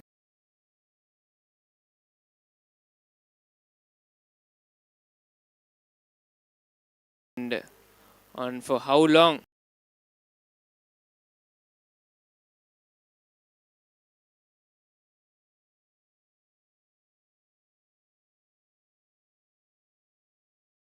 There's a man on the chase. Will he get after him? Well, that's the story so far for Wesley as they go under for another try. Indeed, easy as you like for the Double Blues. He ran from one end to the other end. Wesley College now just taking things into control. And conversion successful as well. As referee Arun Shanda calls for the break. 21 points to 5. As Wesley College, as expected, in the driver's seat at the break.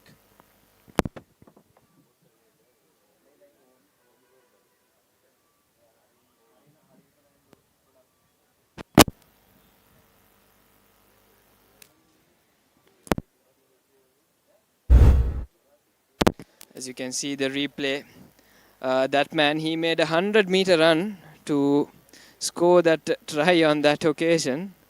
He got past quite a number of Sri Sumangala players there. And this was the sole try that Sri Sumangala Panadura had this morning. That was number 14. Again, that was a good run from him. But since then, they haven't been able to produce anything much here this morning, Sri Sumangala. And that was the second try. This is the second try that Sri Sumangala, Wesley scored today. And all of their conversions were successful this morning as we go into half time.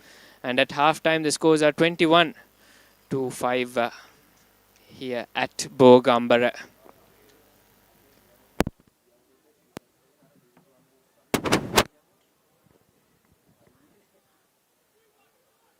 Pleasant Saturday morning out here in Kandy.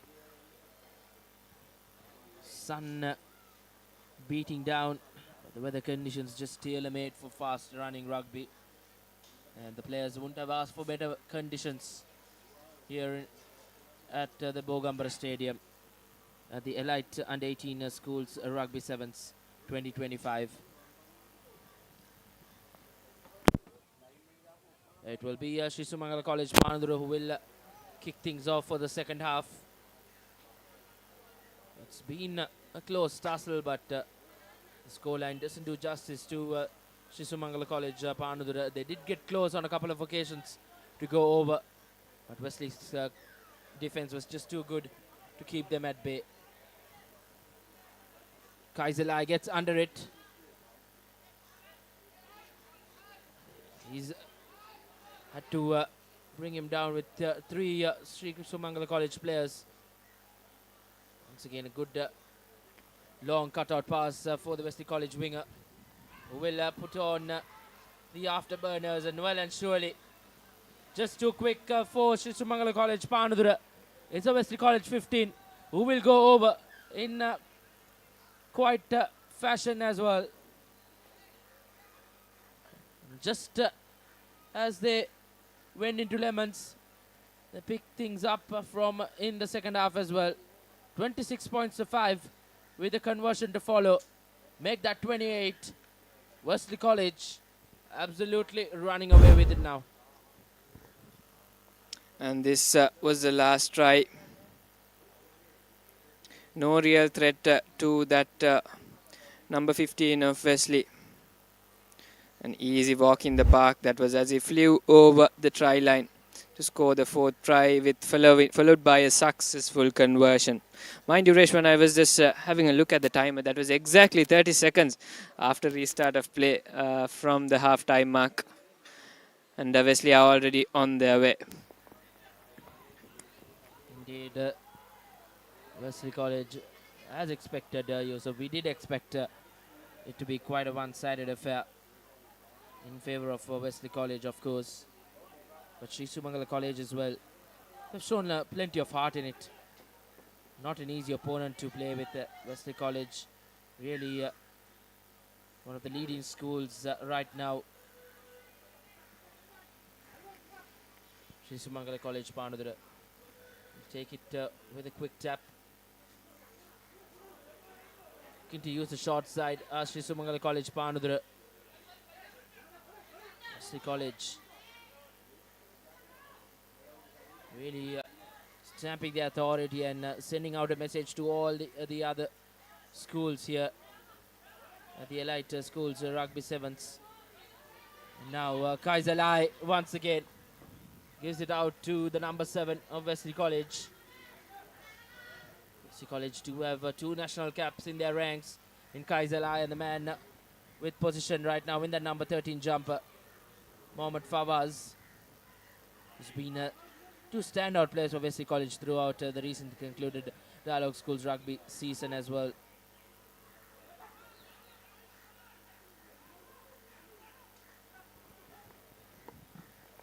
Sri Sumangala have showed some brilliances here and there in bits and pieces, but they just need to make those performances stick together to give out one good output, which they have failed to do so today. Now that man has been thrown out on the full, taken down by that Wesley defense.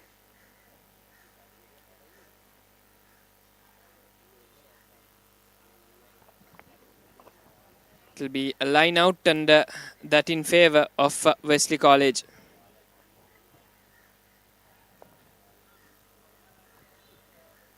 Three-man line out it is. Now the best of line-outs from Wesley College. But still get a penalty in their favour. Taken quickly once again. Wesley not messing around here.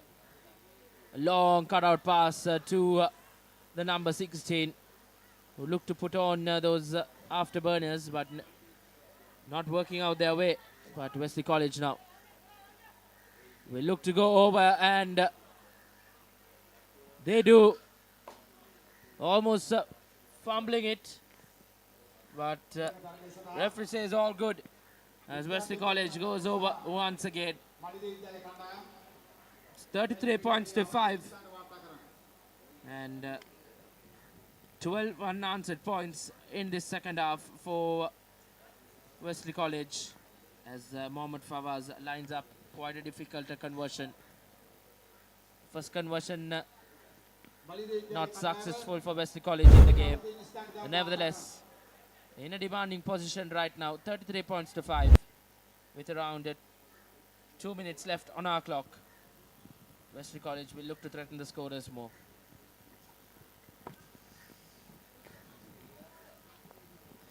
Well, it's been that one run that the Sri Sumangala number 14 broke into that really put some scores on their board. But then Wesley will restart proceedings right now. Sri Sumangala in possession of the ball. Well, Wesley will regain possession there. That's Mohammad Fawaz with the ball right now. Nice little pass. There's numbers on the outside for Wesley. Can they go on for another? Number 16, he's found the gap and he's on its way. And that will be another comprehensive try for Wesley College. Back to back this from Wesley. That will take their score tally up to 38. Another successful conversion, a walk in the park for that man right under the right under the poles. That takes the Wesley scores 240 now as Sri Sumangala. They'll stay at 5. And according to our clock, we've got just around 1 minute left in the game. Wesley College will now certainly be eyeing on that 50-point mark. No one's gotten there yet so far this tournament. Isipatana got close. They've got to 43 if I'm not mistaken. But then Wesley have a good chance here to make it to a half century of points. Indeed, currently for the day, the highest points have been scored by Zaira College. 47 points. Can Wesley College just breach that 50-point mark? Time will tell us, but neat work in the line out from Sri Sumangala College Panudura, who look to finish this game with a possible try and just finish the game on high. Wesley's defense really up to the task here. They are here to play. They are here to make a bold statement. Referee Arun Shantha calls back play as a penalty in favor of Sri Sumangala College Panudura. Sri Sumangala attempted a chip and run, but no one ran after it. Again, another attempt for a chip, again not successful from Sri Sumangala. Luckily for them, they still have possession of the ball because Wesley, with any opportunity they've been given, they haven't let it slip away, making sure that they go over the line every time they get possession of the ball.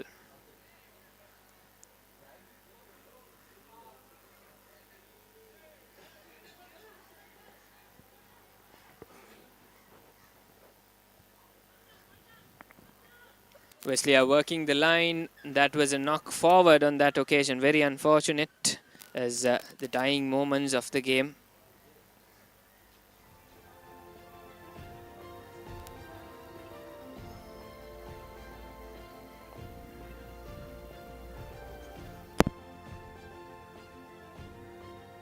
Looks like that's full time from the game between Wesley College and Sri Sumangal College Panadura. 40 points to 5 as Wesley College run easy against Sri Sumangal College. It was quite the dominating second half performance by the Double Blues. And Sri Sumangal College Panadura did have their moments, but Wesley College were just too good as they just ran easy against Sri Sumangal College Panadura. A convincing win for the Double Blues to begin their campaign here in Kandy at the Elite Schools Under-18 Rugby Sevens. As we have yet another matchup, quite an interesting one, Yusuf, with Vidyartha College taking on Amalia Deva College. Well, it'll be one to look forward to, Reshwan, because we've just had our first game for the day where both the teams scored. And we are already underway with Vidyartha starting off things, but not the best of starts as the story has been today.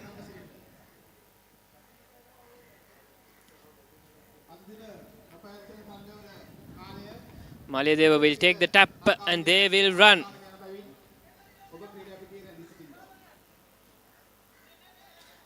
Man's been brought down.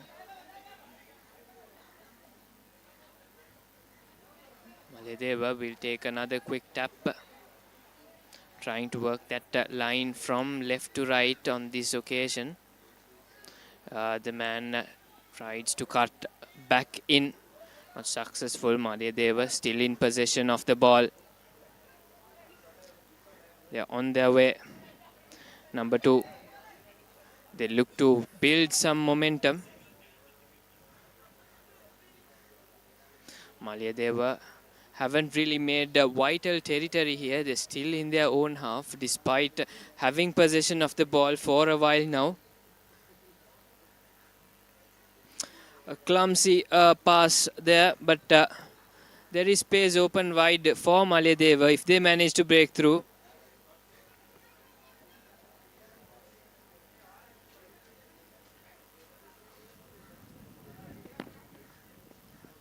Malayadeva are in the danger zone right now despite having possession. They're close to the Vidyartha try line right now. Vidyartha takes a quick tap.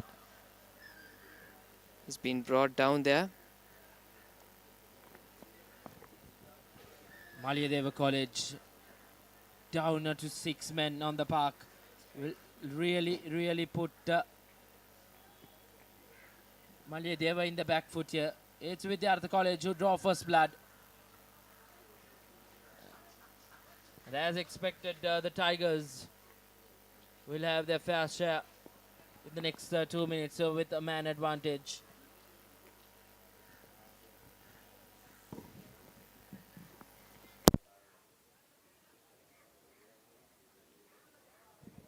Conversion to follow, quite a difficult kick.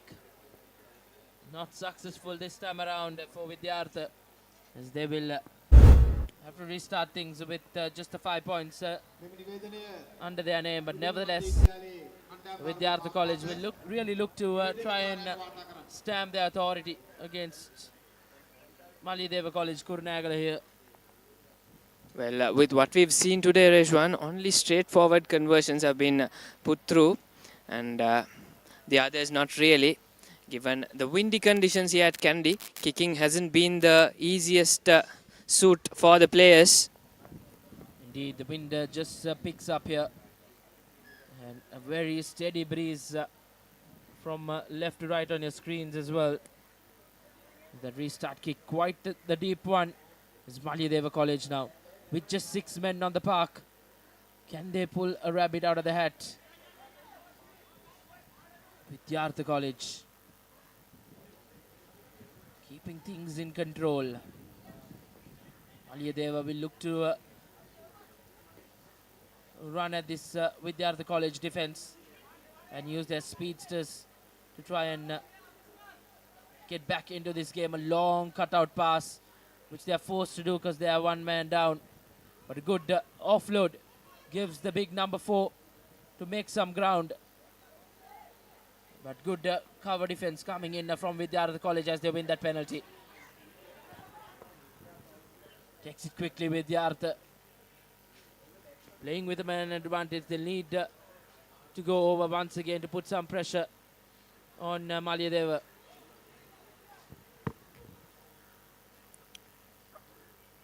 Well, that's a nice piece of show and go from number 7. And will he go all the way?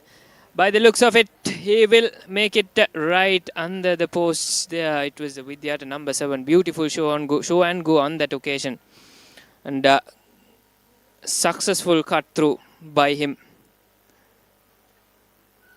As the first successful conversion for Vidyartha in the day goes through, the Vidyartha are now 12 points for nil against Malyadeva College, and this is that run from that number 7. Beautifully picked that gap, and the next thing you know, he was on his way right under the pole. Indeed, Yusuf, as expected, Vidyartha with that man advantage taking into good effect as they have increased their points to 12 points to nil. It will be Malyadeva College who are back to their initial number of 7 players. But with a 12-point deficit into 4.5 minutes in the first half, can Malyadeva find themselves into a comeback position? Time will tell us as Malyadeva College with a long cutout pass. The speedster will look to run here. Put on the afterburners. He's just too quick for the Vidyartha College 3 players as he goes over. And possibly a glimpse of a lifeline for Malyadeva College here. They need to do this a bit more often, Reshwan. That was a real nice piece of running there from that man. A straightforward conversion, and yes, successful on that occasion. 7 points for Malyadeva in their scoreboard. Indeed, what a run from that number 6. Puts on his afterburners and he goes over quite easily for Malyadeva. Still in it, 12 points to 7. Back to their initial number as well, Yusuf. I'm sure this will be one of the closest games we have had all morning. Well, we hope it turns out to be that, because most of the games we have had this morning.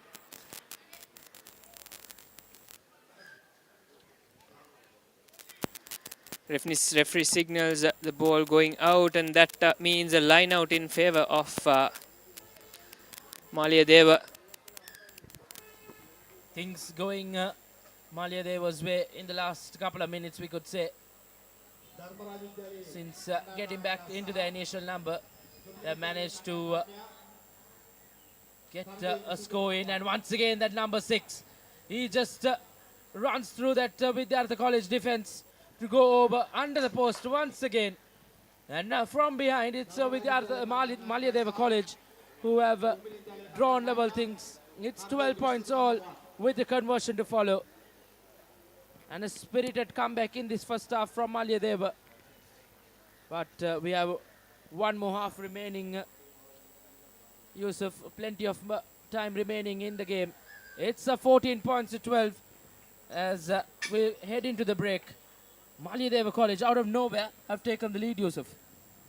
What a turnover of events it has been, and especially that number 6, a playmaker he has been for his side. All he needed was to find that gap, and the legs, and his legs did the rest, as in both the occasions. Out of nowhere, now Malyadeva are in the lead at halftime. This is the halftime confirmation, 14 points to 12 now.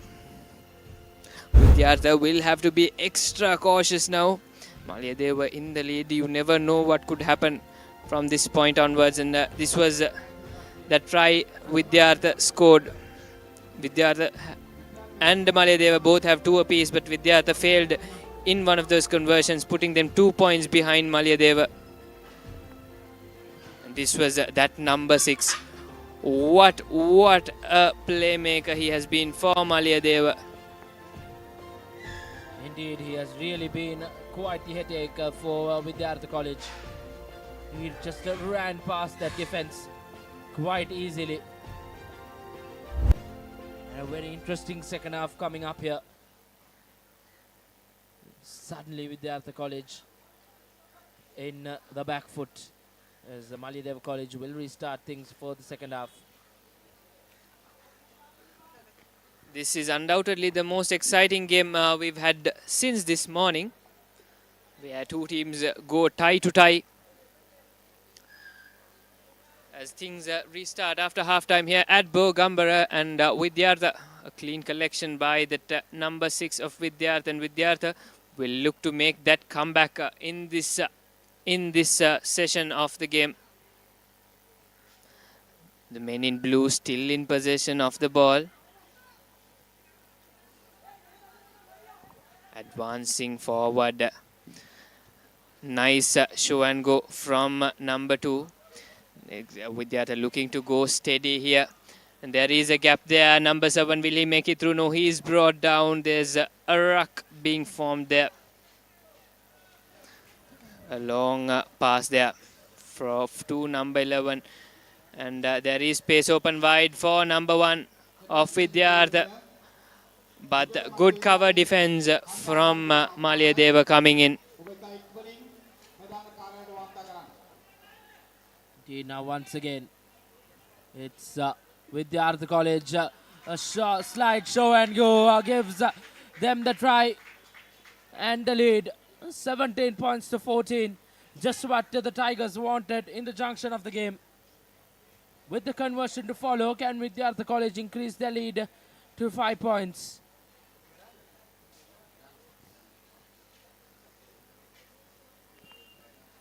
So Vidyartha number 5. Slightly towards the right of the pole. Of the slightest of margins, but that was one of the easiest conversions you could ever get right under the pole. Here, Vidyartha will not be happy with that one. Indeed, Malayadeva College just 3 points away from Vidyartha's 17 points. With plenty of time remaining in the game, Vidyartha will need to score one more to try and keep Malayadeva in bay. But it's Malayadeva College who have shown plenty of character and who have come from behind and surprised us all. Can they do it one more time and put this game in their favor? And the restart kick, was that out on the full? But it bounced in place, so that will be a line out in favor of Malayadeva College. Vidyartha College wouldn't mind this. Inside their own opposition half, they'll have to defend this line out and defend it well. Well, we never know where the game could go from this position onwards. Not a successful collection. Vidyartha sneak in the line out. Clumsy from Malayadeva. They'll bring down that man, but what a piece of work from Vidyartha there. Clumsy from Malayadeva, but good capitalizing on opportunities. Now Vidyartha is ever so close, but that's a yellow card to the Malayadeva player. A dangerous tackle on that occasion, and Vidyartha will go over for another try, extending their lead even further. Indeed, Malayadeva College will have themselves to blame once again, down to 6 men. And surely referee Atavara not shy away from handing out yellow cards here this morning. With that, Vidyartha College once again gets a 10-point lead with that conversion. 24 points to 14. He did miss that earlier conversion, Yusuf, but this time around he makes that hard one go through the posts. That was also against the wind, Reshwan. Definitely not an easy one to put through. But Vidyartha putting the hard yards when needed. Malia, they were playing with one man less. Vidyartha will definitely look to extend their lead, making the most out of the scenario they are in. Well, Malia, they put themselves into it, and referee Atawar not shying away from pulling out that yellow card.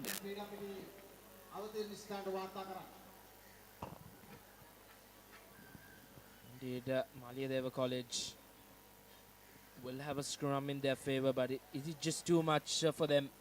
10 points means they'll have to score twice and score 2 converted tries to get back the lead they had at the break. That's a very, very big ask with just the 6 men on the park right now.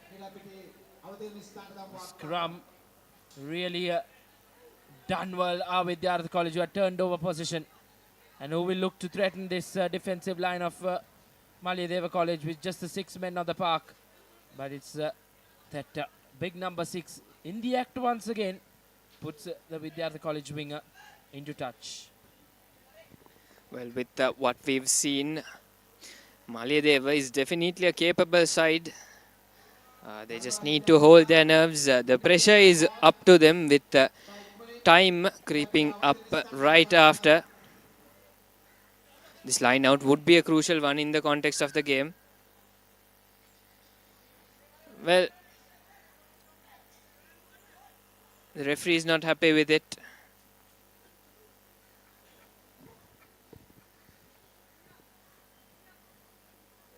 Malia College once again they'll get back into their even numbers of 7 players. With the scrum in favor of Vidyartha. Good scrummage from the Tigers as the Tigers spread this ball out wide. They've really come out to play here in this second half. 14 unanswered points, rather 12 unanswered points in this second half. As Vidyartha College now once again looking to run at this Malia College defense. Vidyartha have made their intentions quite clear right after that half-time.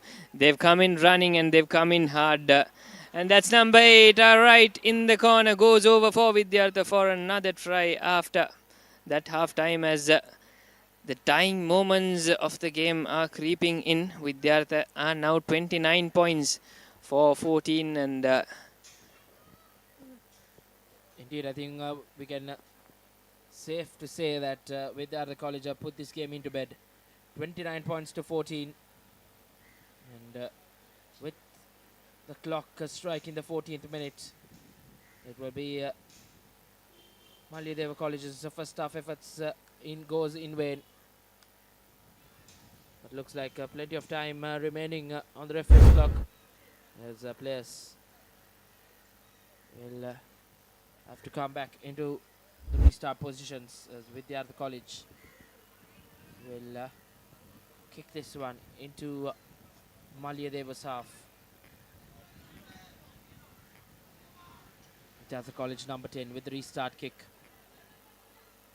Good collection. Spreading that ball out wide with the game done and dusted on our clock. Possibly the final move here. Can Malia College just finish with a flourish? Take some positives into their second game in the campaign.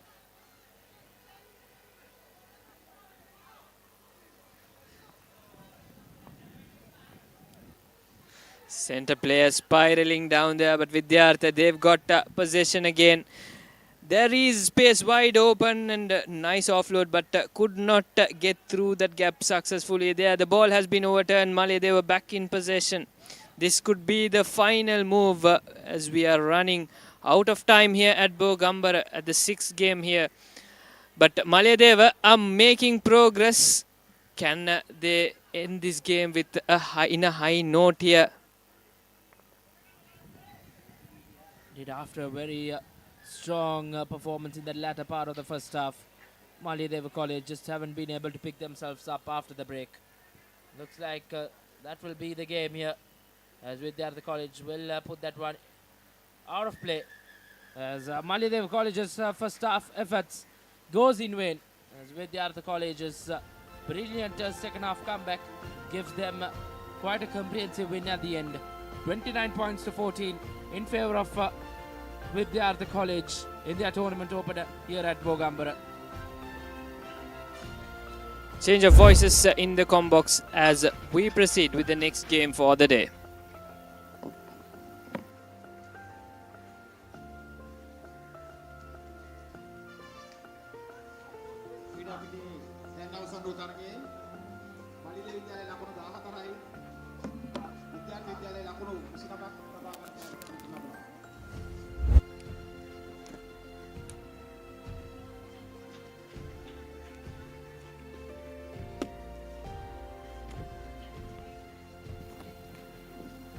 So we'll move into our next game.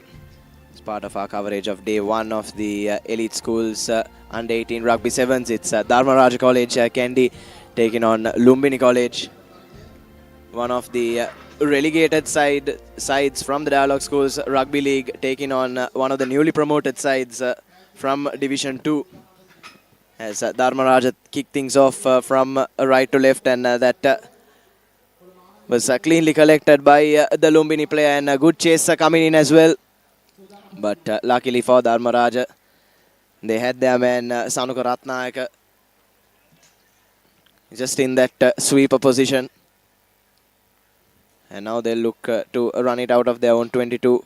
Their first attacking move, but that's a brilliant work from the Lumbini College defender. Their skipper in that number 8 jumper, bundling his player into touch and winning a set piece just outside Dharmaraja's 22. So I welcome Abid Jamil into the commentary box. And lovely set move now from Lumbini. Bit of a wayward pass, and the Dharmaraja defender is there to pounce, but had his hands in there. And Lumbini will keep the ball. Number 12 shows and goes. Number 4 cuts inside.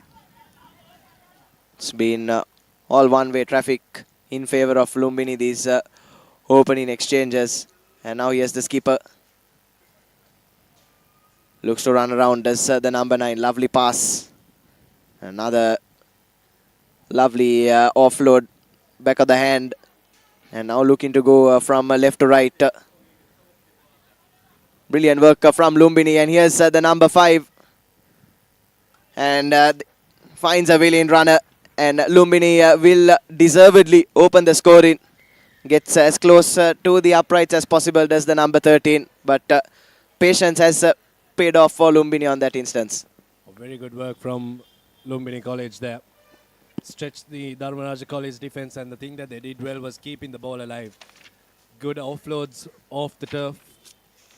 And once they made a clean break as well, they were able to get the offload in.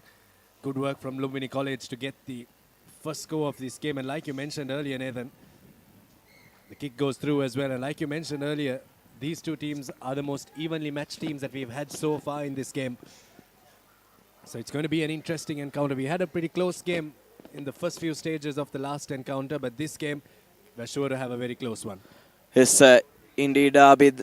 You could say two evenly matched sides. So take a look at the replay there. Lovely offload off the floor. And found a willing runner in that number 13. And that as a bounce before going out, so it'll be a line out to Dharmaraja. Be interesting to see what they do with this line out here. It's in their own half and almost inside their own 22. They look to try and swing it out wide and try to build a couple of phases here, Dharmaraja. They need to get the line out sorted first.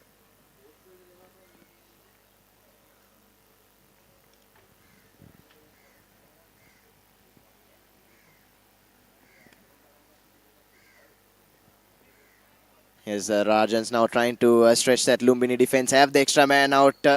Got the pass through and cuts inside now. Does the number 1, that's Vagisha Disanayaka for Dharmaraja College. But good cover defense from Lumbini. Didn't allow him to break. And good work from the Lumbini skipper as well. He's been monumental in defense, not just in this game, but throughout the season for them as well. But from the looks of things, Abid, Lumbini just seem to want it more, don't they? They're trying to be the first to every breakdown, not letting Dharmaraja have any space to run out of their own 22. You see that there again, good cover defense from Lumbini. And nearly winning the ball, but again, doing so illegally. But you can clearly see the intent of the Lumbini side. They're doing well in defense to drift out wide and shut down the options for the Dharmaraja College lads, and they're interestingly taking a scrum here. It's a game of sevens rugby, and it's a game that is meant to be played with your speedy backs and to spread the ball out wide. Dharmaraja haven't been able to do that early on, and Lumbini's defense has really been up to the task. Yes, certainly, and another attempt by Dharmaraja.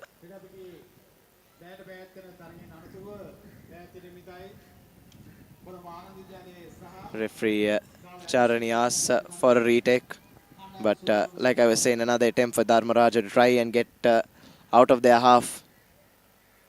This strong Lumbini defense has meant that they've played all of the first 5 minutes exclusively inside their own half. Interesting to see what they'll do with ball in hand. Lovely handoff coming in from Vagisha, but again, good cover defense from Lumbini College. And now looking to go from left to right, have an extra man on the outside, gets the offload in, and breaks through. Does the number 5, but does mighty well there, the number 4 for Lumbini. Read the minds of the Rajan players. Perfect interception coming in from him. And it's Lumbini now that can launch another attack before they go into lemons.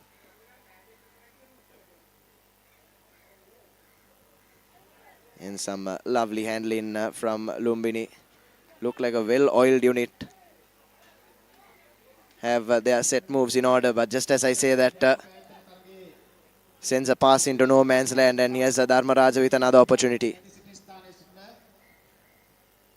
Bit of a scrappy passage of play there, ends with a loss forward and a scrum in favour of Dharmaraja. Lumbini did very well in defense in that earlier passage. Dharmaraja looked very menacing with ball in hand. They looked like they were going to go through on the far corner there, but good defense, good interception coming in. It's still 7-0, Nathan, and it's all to play for. It's a very different kind of game, the game of sevens rugby. Anything can happen at any moment. You just need 30 seconds to change the game on its head. Dharmaraja College still in it, with the hooter going off as well. 7 points to nil. Dharmaraja will want a score before they go into lemons.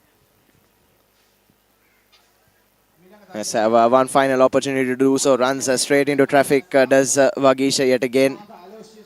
And again, brilliant defense from Lumbini College. Winning the ball. Back and lovely pass out now. Now looking to work themselves inside. But unfortunately, bit of a sloppy handling error committed there by the Lumbini number 5, and referee Charani will blow for lemons. But like you said, Abid, it's still anyone's game at 7 points to nil. Well, not the kind of first half we've seen so far in this tournament. The other games have had loads of tries being scored, but this game looks like it's going to be a low-scoring encounter and a low-scoring thriller. At halftime, Lumbini College 7 points to nil. They look to try to continue their good form in this half, and that's the highlights of the first half. Error committed early on, but Lumbini did well to score this try, I must say. They were very good with ball in hand, good continuation of play, offloads coming in, everyone supporting. And most importantly, the defense has been really, really good. Yes, definitely, Abid. You can tell Dharmaraja College have some nifty runners in their ranks, but the Lumbini defense has done well to contain them. And that entire half was played exclusively in Dharmaraja's territory. So plenty to ponder for Dharmaraj in this 2-minute break. They'll just want to get to the other end of the field. And I feel if they manage to do that, they do have the skill set to try and break their duck. But if they can't pass the ball out sideways and try to make some meters, maybe at least opt for a kick and try to get into the other half and just try to change things up. Dharmaraja could maybe use a different tactic. They probably would have been told what to do by their coaches, but maybe trying to change the tactic a bit and trying to put a bit of a question mark in the minds of the Lumbini players. But second half all to play for in Lumbini. If they do win this, it will be a famous win for them going into next season where they'll play in the A division. That will really be a confidence booster for them against a team that has been playing in the A division for a while. Yes, definitely, Abid. And a team that has won the Dialogue Schools Rugby League as well in Dharmaraja College. But for Lumbini, most of these players can play next season. Most of the players on the park at the moment are almost the entire team, bar in one or two individuals, can play a couple more seasons for Lumbini. So plenty of promising signs for them. And they've started the second half off on the front foot as well, winning the penalty at the breakdown, and now looking to go round the corner is the number 13 for Lumbini. Has the try line in front of him, and he'll touch down for the second score. Brilliant work from that number 13 for Lumbini College. Created the first try and has created and scored the second.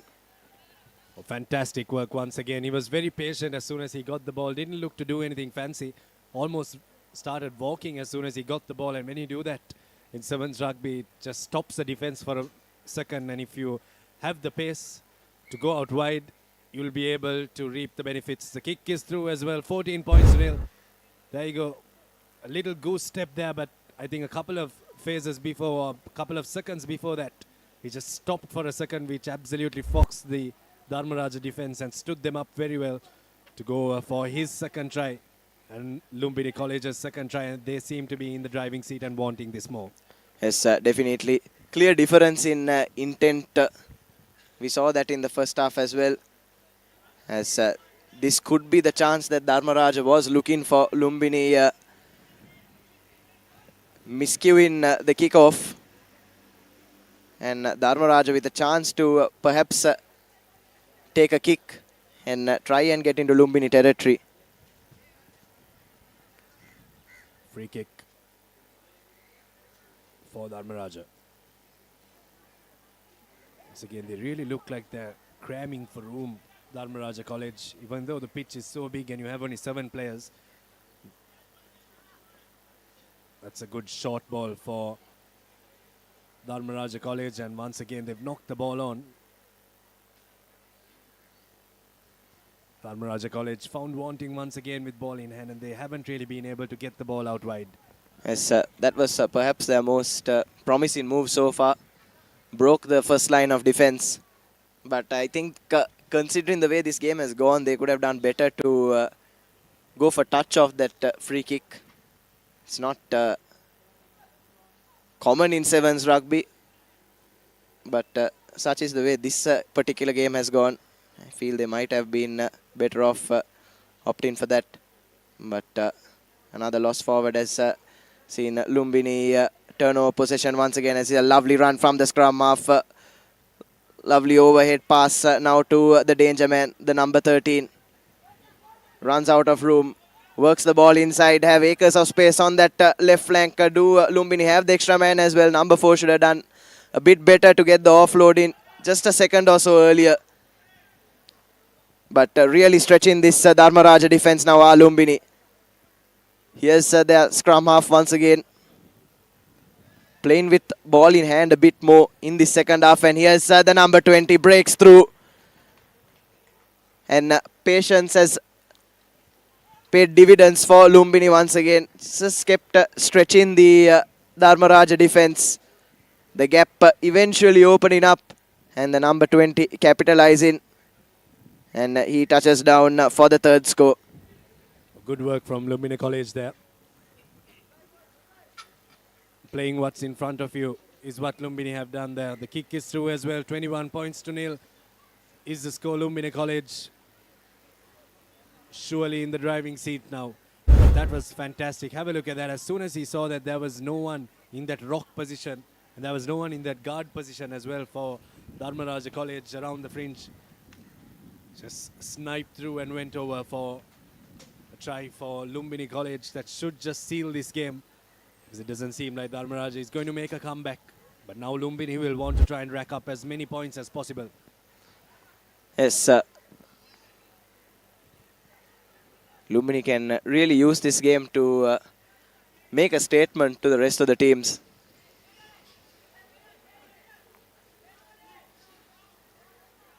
But after a slightly close game last time round, we're back to the theme of one-way traffic arbid on day one of the elite schools under-18 sevens. Just under 2 minutes left on our clock, and it looks a bit too late for Dharmaraja, even if they are able to get a score here. And again a wayward pass, and that's picked up by the number 15 for Lumbini College. Poacher's try, you could say. And he's been mighty impressive all throughout the season. Number 15 for Lumbini converts his own try as well. And it's 28 points to nil with a minute to play. Dharmaraja have only themselves to blame for that try and for the other tries that have been scored before as well. Lumbini have done very well to capitalize on those mistakes. Wayward pass. Intercepted. Try scored. Game almost set. There you go. Passed it to absolutely no one. Just picked it up and ran away with it. Lumbini College have taken this game and have really made a statement in their very first encounter.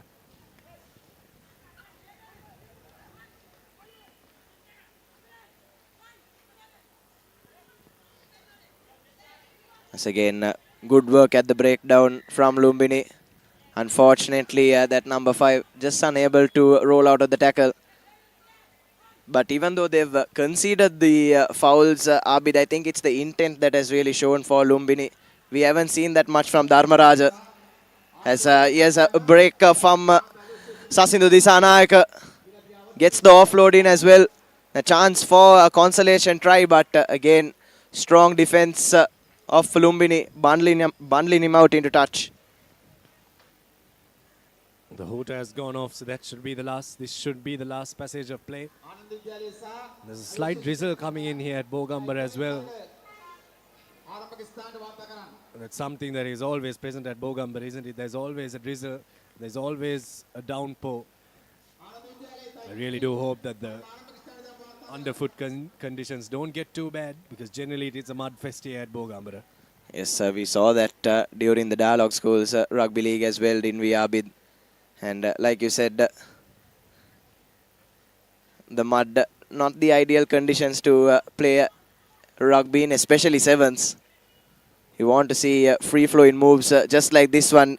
Here's Dharmaraja's number 6 step in, and he touches down for a consolation try. Sasindu Disanayaka, he's probably been the most threatening of the Dharmaraja players in this game, and you could say that's a deserved try for him and for his efforts in this game so far. Just slipping past a couple of tackles. Lumbini College there not sticking. The tackles not sticking, and that's the end of the game. Lumbini College have put a statement well and truly in this sevens, elite sevens, under-18 elite rugby sevens in tournament. 28 points to 7. Fantastic showing from them. Yes, real statement of intent, as you have your full-time confirmation. 28 points to 7. And this is Lumbini sending a message out to the rest of the teams. And we'll take a look at the second half highlights. That number 13 for Lumbini was brilliant, created a couple of tries. The number 20 spotted the gap perfectly for their third. And then capitalizing on a horrendous pass to score their fourth, as the drizzle has just gotten a bit more consistent here at Bogambara, and it'll be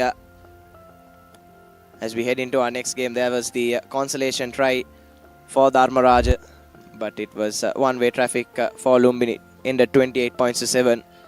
As we head into our next fixture, Ananda College taking on St. Aloysius College. And Ananda College as well possess some good runners in their ranks. And St. Aloysius, after being blown away by Isipatana in the first game, would want to try and make a comeback. But Ananda with some good players in their ranks, isn't it, Abid? They have a number of players that can really break a defense open. In the number 7 jumper, they've got Dinesh Chamudita listed on the team sheet as well. A player who has played fantastically well. He can play next season as well in the Dialogue Schools Rugby League in 2026. Here you go, St. Aloysius with ball in hand.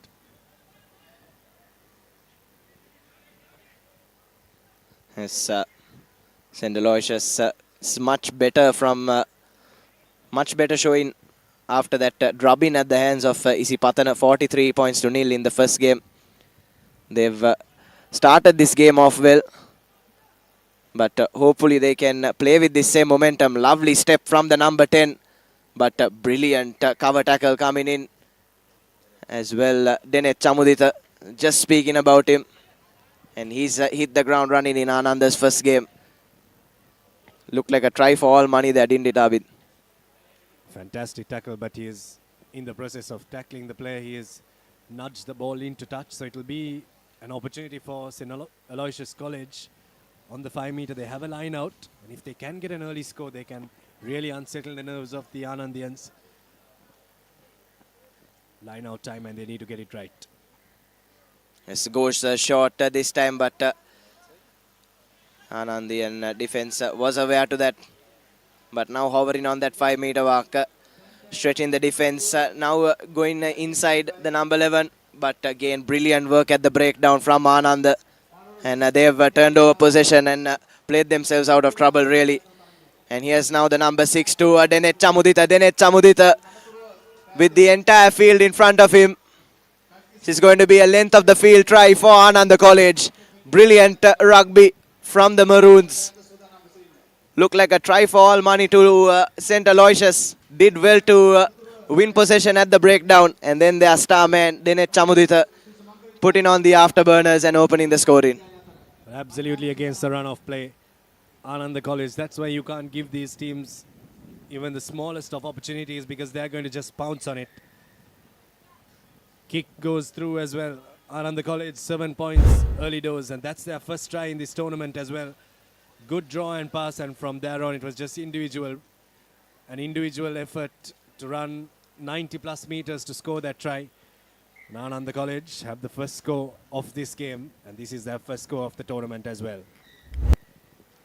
Yes, Ananda, another side that will want to put on a good show in this Elite Under-18 Sevens. A newly promoted side that exceeded expectations in the Dialogue Schools Rugby League, and they'll want to show that they have the talent to carry on in that same momentum next year as well. As that kickoff is put out into touch by Chamudita.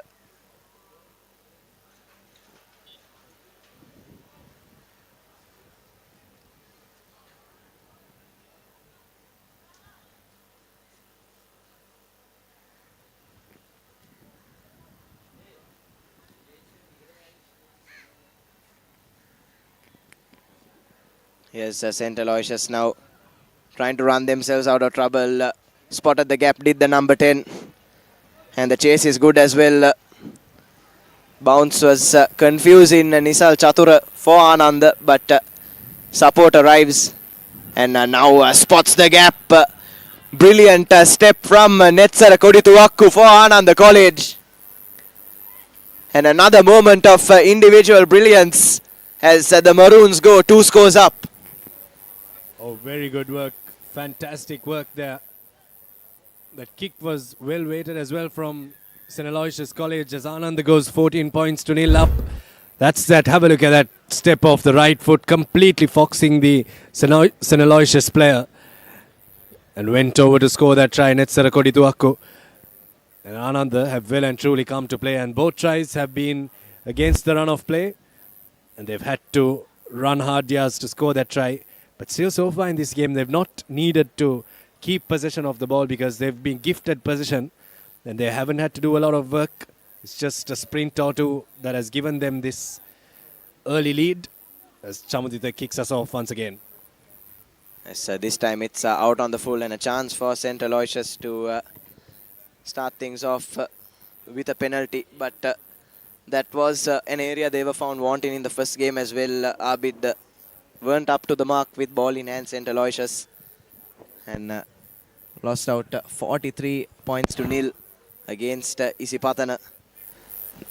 They'll be hoping to put on a much better show, and it has been a better show so far. But like you said, those one or two moments of brilliance from Anand have been enough to see them ahead here at the moment. And it's St. Aloysius with an advantage coming their way as well. But runs into traffic, does the number 24, and they'll come back for that penalty. Hands in the ruck, taken quickly by the number 12. But again, a good sweep in defense from Ananda College. And St. Aloysius just not quick enough with the ball in hand, and giving the Anandians enough time to get into their defensive positions. And again, brilliant work from Denet Chamudita, winning that penalty back for his team. And now Anand going on that left hand side. Here's Tenula Vijayawardena. Tenula Vijayawardena, brilliant last man tackle though from the number 4, but support arrives quickly. Nisal Chatura will touch down for the third score for Ananda College.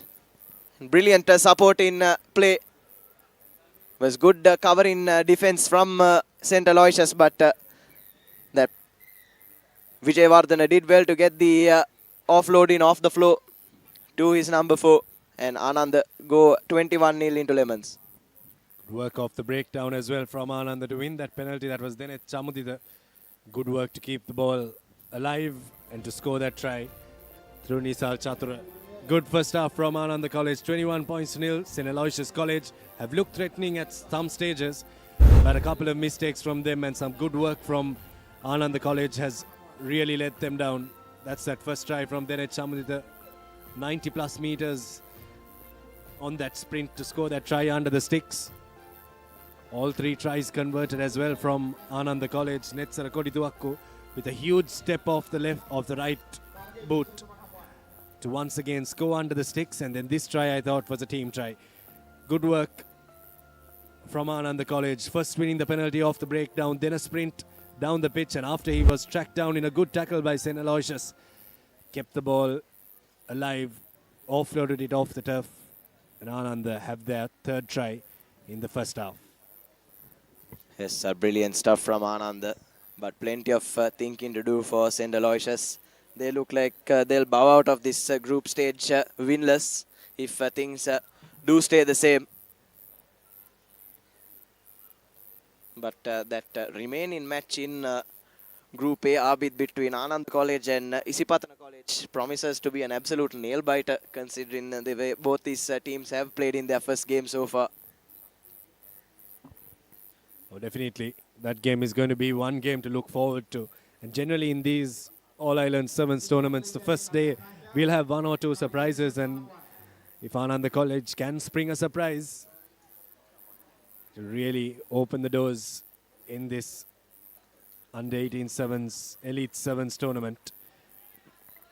Yes, spotted the gap there did Senut Randino, but good defense from St. Aloysius. And here's Denet Chamudita, lovely backhanded offload now to the try scorer. That's Nisal Chatura, and Nisal Chatura goes under the post for his second. Brilliant teamwork from Anand yet again, and Denet Chamudita has created yet another try for his team. Ananda College off the second half, right off the bat have scored a try. Nisal Chatura going over for his second try there.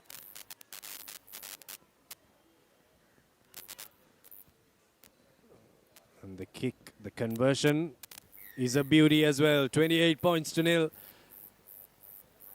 They're really setting up a mouth-watering clash against Isipatana College. Back of the hand from Denet Chamudita. Looked around, checked if he had support, but he really didn't need support there. Nisal Chatura, he had the pace, needed to back himself, and he did exactly that. And went over to score another try for Ananda College, their fourth of this game. Yes, that's exactly the start that they would have wanted in the second half, Ananda College.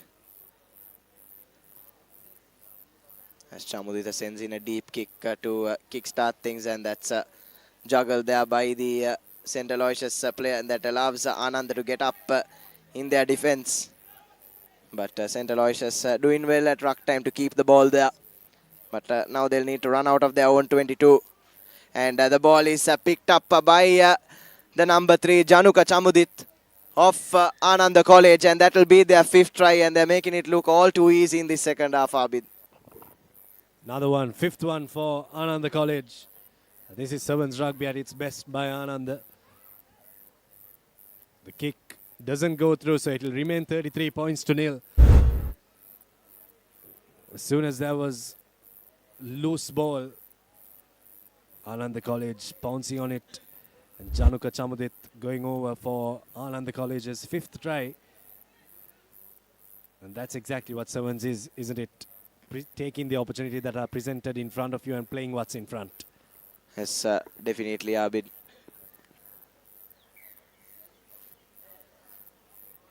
It's all about seizing your opportunity as and when it comes, and Anand have done that to perfection. You're not wrong to say that Lumbini probably have had the bulk of possession and territory in this game. I beg your pardon, St. Aloysius have had the bulk of possession and territory in this game, but Anand have done well to win the ball at the breakdown and turn the scoreline in their favour. And yet again, a loose ball from the ruck situation, picked up by the number 2 for Anand, and he'll roll over for the try. Will Tenula Vijayawardena, he grabs his second as well. And we were just speaking about seizing your opportunity, Abid, and Tenula Vijayawardena has done exactly that. Ball knocked forward there by St. Aloysius College. Once again pouncing on the mistake, Ananda College. Going over for another try, and had the good sense to boot that ball forward as well, not trying to pick it up there. The kick goes astray, so it'll remain 38 points to nil. There you go, that's that replay. Good tackle coming in from Januka Chamudit, the try scorer. Booted forward by Netsara Kodituakko. And the finishing touches put in by Tenula Vijayawardena. Knowing when to do what. And Ananda have done that well. Yes, there's been a fantastic display from Ananda College so far. With 4 minutes still left, they're just a couple of scores away from that 50-point mark, which we haven't seen breached so far. And if Ananda can keep picking off St. Aloysius the way they've done in this first 11 minutes, doesn't look too far-fetched, as St. Aloysius goes from bad to worse for them. And number 14 goes down injured after knocking the ball on. And it's Ananda now with a scrum in their favour. What's also impressive is the fact that Ananda have emptied their bench and they're still playing with the same intensity. Shows good squad depth as well. Now Ananda looking to spread it out wide, but the number 10 finds space. Now into the hands of Imash Denwar. It's now looking to work it back inside. Here's Netsara Kodituakku. Looks to get that offload in, but unfortunately has lost the ball forward there. That's a chance gone, begging for Anand. The first chance that they really haven't taken, isn't it, Abid? And that says a lot, that chance coming in the 12th minute. Well, they've been perfect so far in this encounter, but they're just trying to do a little too much. Netsara Kodituakku maybe would have done better to send it through the hands. Now they need to get their defense up. Try to apply pressure. Over that ball and over that ball illegally, so they can't win the ball back. St. Aloysius once again slow with ball in hand. And nearly picked off by the Anandian player yet again.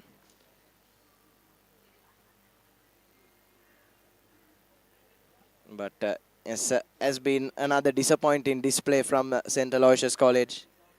They were expected to do a lot more considering the way they played in that first half, even though they didn't get on the scorecard.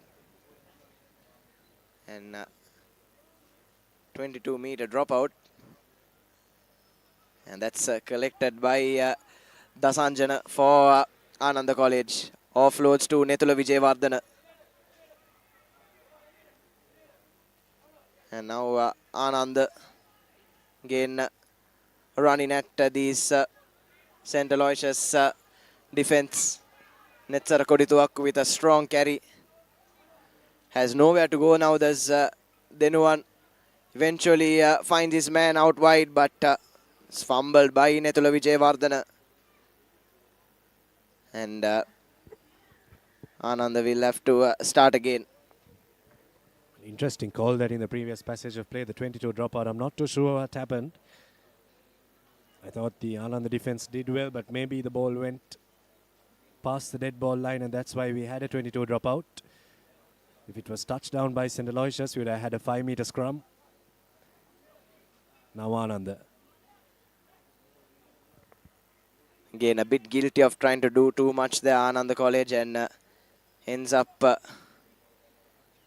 turning over the ball at the breakdown. Does St. Aloysius.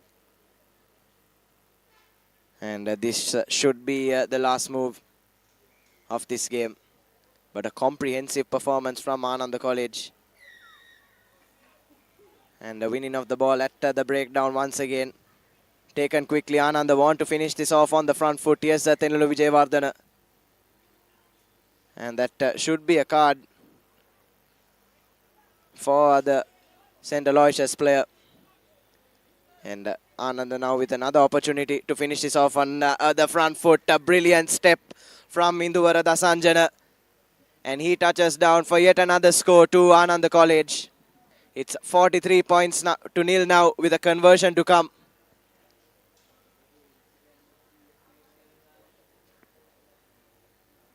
As time has run out on our clocks.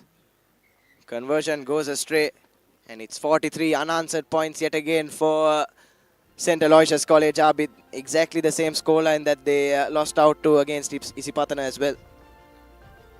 There you go, 43 points to nil. Ananda College winning this one, but what that does is it sets up a mouth-watering clash today in the evening. We're going to have Isipatana taking on Ananda College here in Group A. That's going to be a very interesting one, Nathan. Yes, definitely, Abid. The two very, very promising sides. So take a look at the second half highlights. A real clinic from Ananda College and sets up a mouth-watering clash later today. As we'll have another change of voice here in the comm box.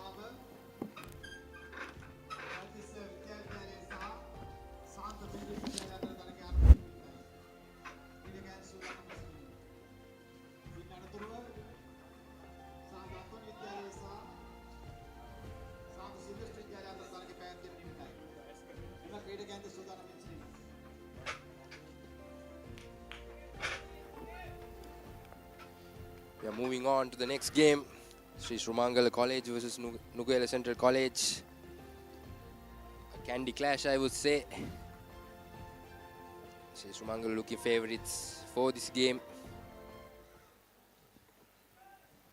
Joining with me in the comm box is Yusuf.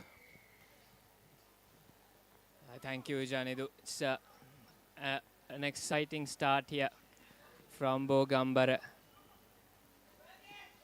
Sri Sumangala with possession, sends it out, finds a little bit of space. Nice offload. Very unfortunate there.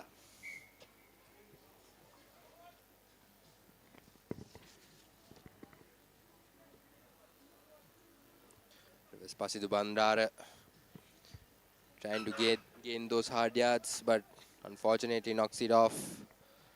Scrum down in favor of Nuguela Central College. Exciting what this encounter will turn out to be, Janidu. So far it has been many one-sided games this morning. Hoping for a tight encounter here. And Nuguela Central, they will keep possession of the ball. The The referee has other thoughts. It will be Sri Sumangala who will be in possession, and they have a very good opportunity to open their scorecard with a score here. And this scrum will be in favor of Sri Sumangala. They're in the red zone of Nugavela Central. Be a very good opportunity for them if they manage to capitalize on.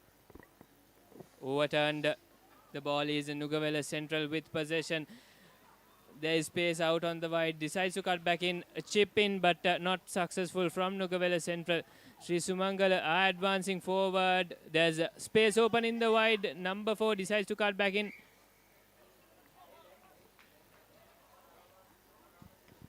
Unnecessary work there by Nugavela Central actually. Could have kept the ball with him. Tried to gain some possession instead of chipping the ball, but very lucky there. Knock forward in favor of them. Ball available for them now. Scrum down in the red zone for them.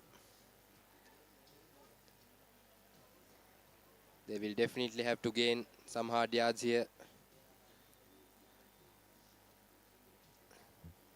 They need to break out of this. Sumangala have been in the Nugavela Central red zone for a while now. They've still got possession of the ball. A clearance kick attempted, not many yards gained though. Sumangala now have possession of the ball. A slight breakthrough is all they need to open the scores this game. Very unfortunate there. Knock forward. Good defensive work there, but referee will bring back play.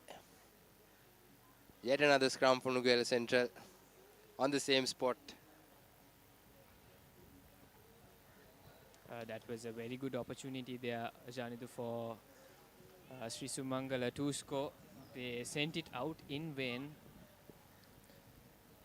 But Yes, they're still in the red zone of Nugavela Central. This time finds the boot. Finds some hard yards, which is what they were looking for. But seems like there's an overlap. Bogambara looking for that space.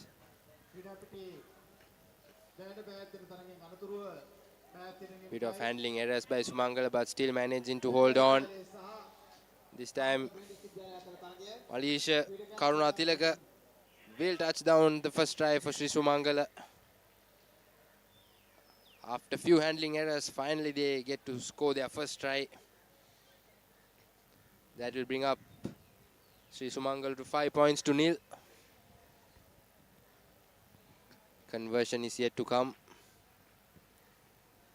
A bit of a difficult conversion. Passing to Samarakon. That's a lovely conversion. He bisects it. Brilliant conversion. Brilliant work there by Bogambara. As you can see on screen, that last try, number 11 was the man to go down with the ball. Sri Sumangala were lingering in that red zone for a while. Actually, for almost the first 5 minutes of the game. The play was in that half of the pitch, and finally Sumangala manages to touch us down, followed by a brilliant conversion there by Pasindu. Pasindu has been a very important playmaker in the Dialogue League for Sumangala as well. Very important that he continue his form here. That's the ball overturned. Another opportunity for Sri Sumangala. And off goes number 4 is Achila Gamage, and he goes right under the post. 2 consecutive back-to-back tries for Sri Sumangala College. Within a span of 2 minutes, they've got 2 tries and a successful conversion follows it. And Sri Sumangala extend their lead up to 14 points now. Yes, with their first try, Sri Sumangala seemed to be finding their momentum, which is what they were looking for in the first few minutes. And here they are with 14 points to 0. Nugavela Central will definitely have to communicate on their defense. Once again puts on a good high hanging kick. Sends it out.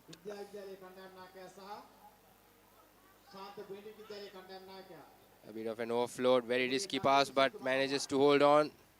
There's a bit of an overlap there. Tries to step in.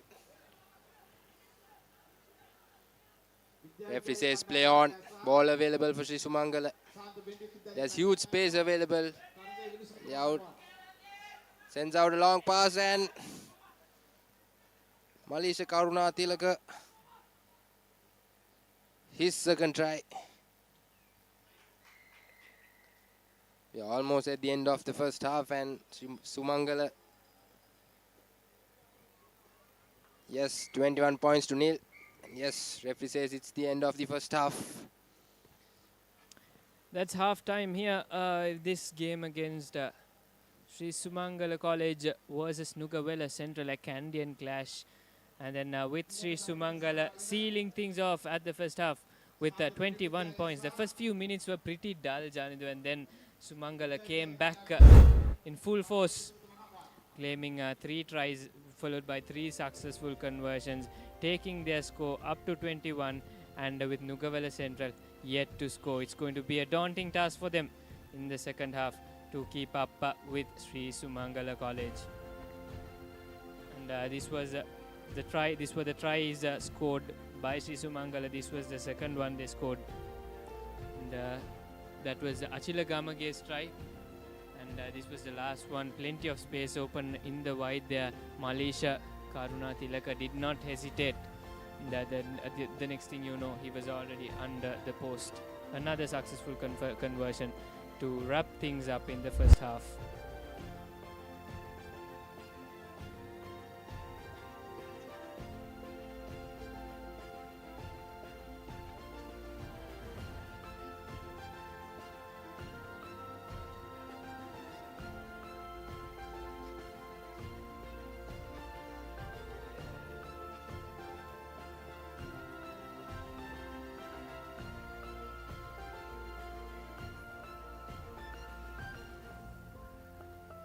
We are about to begin the second half.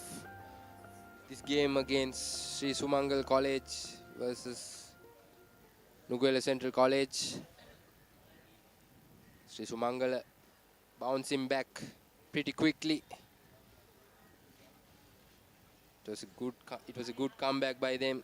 They used to play a bit flat and they were going through that handling errors, but after that they were able to form deep in the back line, and that helped them to score 3 tries.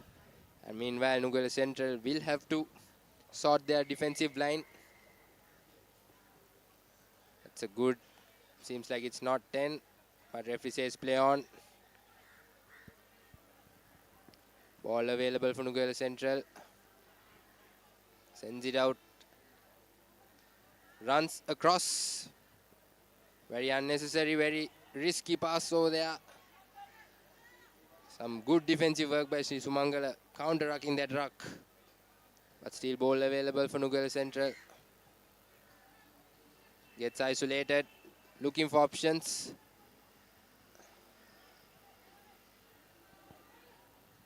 Good position play, and puts it to boot again.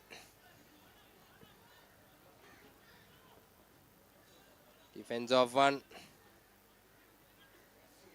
Dura Masit. Lovely work there by him. Individual brilliance. Collected that ball with no hesitance. Saw the gap, stepped in 1 and seeked through the gap. And that's an under the post try. Very nice little work there by that man Masit Induvara. He ran almost straight from the 50-meter line there. Fended off, nice show and go there. And then fended off another. And then that is all the Nugawela Central defense could offer, as Malit was on his way for a try right under the post. And here we go, the first try for Sri Sumangala right after the half-time mark. And this is turning out to be a very comprehensive game for Sri Sumangala by the looks of it. A high hanging kick by the way. Sri Sumangala keeps possession of it, but looks like he's been pulled out on the full. Referee brings back play to that knock forward. Seems like it will be a scrum down in favor of Sri Sumangala. Pardon, that was a knock forward on that occasion. And, Sumangala will have possession of the ball. The scrum is in favor of Sri Sumangala. Sri Sumangala raised lately. Every time they've got possession of the ball, they've gone on to score. And their running game has been seriously on top. The first few minutes they were a bit hesitant, and once they got flowing, they have been unstoppable. And, clean collection from the scrum. There's a space wide open, a very long pass there. Nice little work. Fends off one man, fends off two. There's a third one coming after. Nothing will stop him as number 22 goes over for Sri Sumangala for their fourth. That was he did not go over there. It was a forward pass as the referee indicated. You can see here he fended off one, the second, and there was another coming after him. And that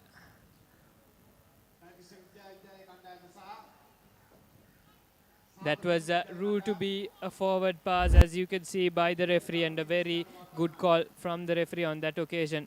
Almost got there Sri Sumangala, but a last minute bundle left them to come to the other end without scoring.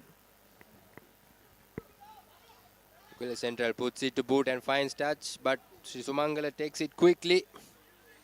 Pasindu Samarakon with the ball. Fends off one, fends off two. Gives it out, but the pass was not accurate enough, and the ball will find touch. Lovely work there, but could not finish it well.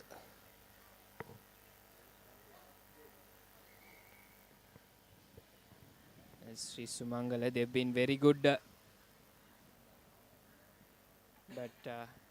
actually they've been better than what the score indicates right now, just that they could not finish off those brilliantly started points on some occasions. The last one very close to the try line. Last minute blunder there. A forward pass, very unnecessary, but good defense on that occasion by Nuguala Central. This will be a line out in favor of Nuguala Central in this occasion. But Sri Sumangala will definitely have to polish those handling errors. Going forward, matches aren't going to be easy. Referee says it's a penalty in favor of Nuguala Central. Referee says not rolling away.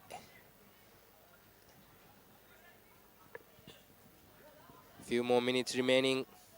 Can Nuguala Central capitalize at least on one try? Ball available for Nuguala Central. Sends it out. Sumangala defender trying to rush, but decides to go back. Good counter-attack work there by Sri Sumangala. And that brings the turnover for Sri Sumangala. Knocked forwarded by Nuguala Central.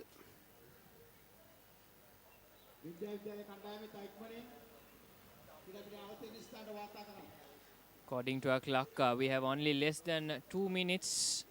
And you can say we are in the dying moments of the game, and Sri Sumangala are well on top with 28. And I think it is quite safe to say that they've put the game to bed here at Bogambara. And as they continue their brilliance with number 11, finally it took 2 men to bring him down. And there goes Pasindu, and there's no one to stop him there around the corner, and he will go through to keep that try right under the post. Another one for Sri Sumangala. Holds the post for dramatic effect and finally puts it down. Lovely work there by Pasindu. Saw that blind side open. Took it himself. And scored the 5th try. Is the replay of that try. Saw that blind side. 35 points to nil. Sri Sumangala leading with few seconds remaining to end the game. As you said, Janidu, Nugavela Central really have to work on their defensive line here. They've left a lot of open spaces where the Sumangala players have cruised through very easily to go and score those tries on many occasions today. Yes, definitely, Yusuf. I think they will have to work on their defense line. They seem to be having their defense line all over the place, and that helps the attacking team to find gaps. And the kickoff finds touch, and is that the end of the game?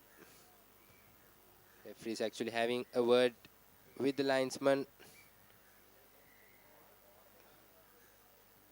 Not sure what the concern is. Yes, it's a knock forward by Sri Sumangala. Interesting call. Oh no, this time he switches his sides. Scrum down in favor of Sri Sumangala. Referee says it was knocked forwarded by Nugala Central. One last opportunity for Sri Sumangala. Can they score one more try? Sees that big wide gap.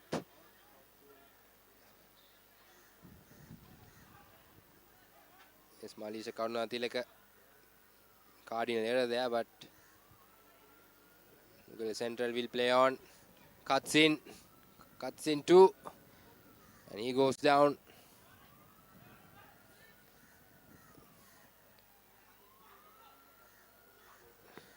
Oh, that's a dangerous tackle there. Interesting to see. Referee not. Yes. Nugavela Central were just trying to work the line from left to right. It's just that their passes, I suppose, aren't really quick enough, not very rapid, and rightfully so. The referee pulls out his yellow card. The referees haven't been very shy to pull off yellow cards since this morning, and that was definitely a risky tackle from Malisha Karunatilaka, and referee pulls out from his pocket to send him to the naughty bench, as Sri Sumangala will continue proceedings here with a scrum in favor for them. With Malisha Karunatilaka going to the sin bin, a little bit of rain is coming down here as well, Yusuf. Not good signs for Sevens Rugby actually. It's going to be a challenging task for all these teams to play under wet conditions. Definitely, especially for a game that is designed and mostly favors running. The rain and a wet outfield is definitely not going to help them, Janil.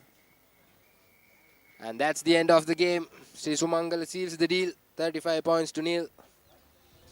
Managing a dominant victory over Nugala Central College. Another single-sided affair here at Bogambara in the first day of the Sri Lanka Schools Rugby Football Association organised the Under-18 Elite Sevens tournament. And this was that last try scored by Malisha Karunatilaka right under the post. Sumangala, even though hesitant in the first few minutes of the game, came back very strong, composed, and a very good response with handling the ball. And this was Pasindu Samarakon. He's been very effective for Sri Sumangala all throughout this season, even in the Dialogue League. And as that game comes to an end, we have the next one, which is Science College will be facing St. Benedict's College. Both these teams coming all the way from Colombo. It will be an exciting encounter. And as we were just saying, a slight drizzle coming down in Bogambara. Science College taking on St. Benedict's. Science College, well known for Sevens Rugby. Their type of cup of tea. Number 9 manages to secure that high ball. There you go, slows down the game. Steps in 1, steps in 2. Gives the ball out. Lovely work. A little bit of an overlap available. Unfortunately, he falls off to the ground. Number 9 sends it out. Science seems to be playing with a different type of style. Slowing down that game. Lovely to watch. Look at the support play from them. And yes, he's through. Akila Rajapaksha, the try scorer for Science. That was some good work by Science. Certainly, right under the post goes Akila Rajapaksa, and I've got to mention that was some impressive work from the number 7, Shakir Ishaq as well, who broke out on a very impressive run, getting past the defense of the Bens on while going over multiple defenses, and a successful conversion for Science as well puts them 7 points ahead starting off the game, and this was the moment when Akila Rajapaksha went over. Science seemed to be playing that slow sevens rugby, playing that Fiji sevens style. Definitely, Janitha, not the typical rugby we've seen throughout the day, but then has so far been very effective. Not a successful restart there. Well, they were kicking with the wind, and unfortunately, they will not make it past that 10 meters. Costly error there. When you find that momentum, those kind of errors could cost the team. It's very important to hang on to that momentum, especially in sevens rugby. St. Benedict's switches sides. Long pass by the number 6. Looking for space is the number 11. He has been impressive for St. Benedict's. Number 11 has been brought down. And has the ball been overturned? No, there's a ruck been found by the Bens. And the Bens, they look to work the line from the right to left. Number 9. Quiet wishes for a small man there, number 9. Nice little piece of running. But then number 4 grabs the ball. The ball has been overturned, and Science will continue to keep possession. But the referee signals, I suppose, a knock forward on that occasion by Science, and Bens will regain possession again. Scrum down in favor of St. Benedict's. Kavish Ranvelage to feed the scrum.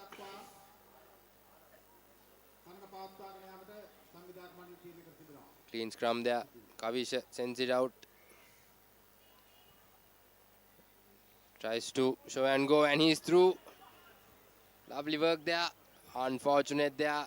And seems like it's available for Science, and good defensive work by the number 11 of St. Benedict's, but huge offload. Science with the ball, sends it out to number 21. Tries to fend him off, but goes down.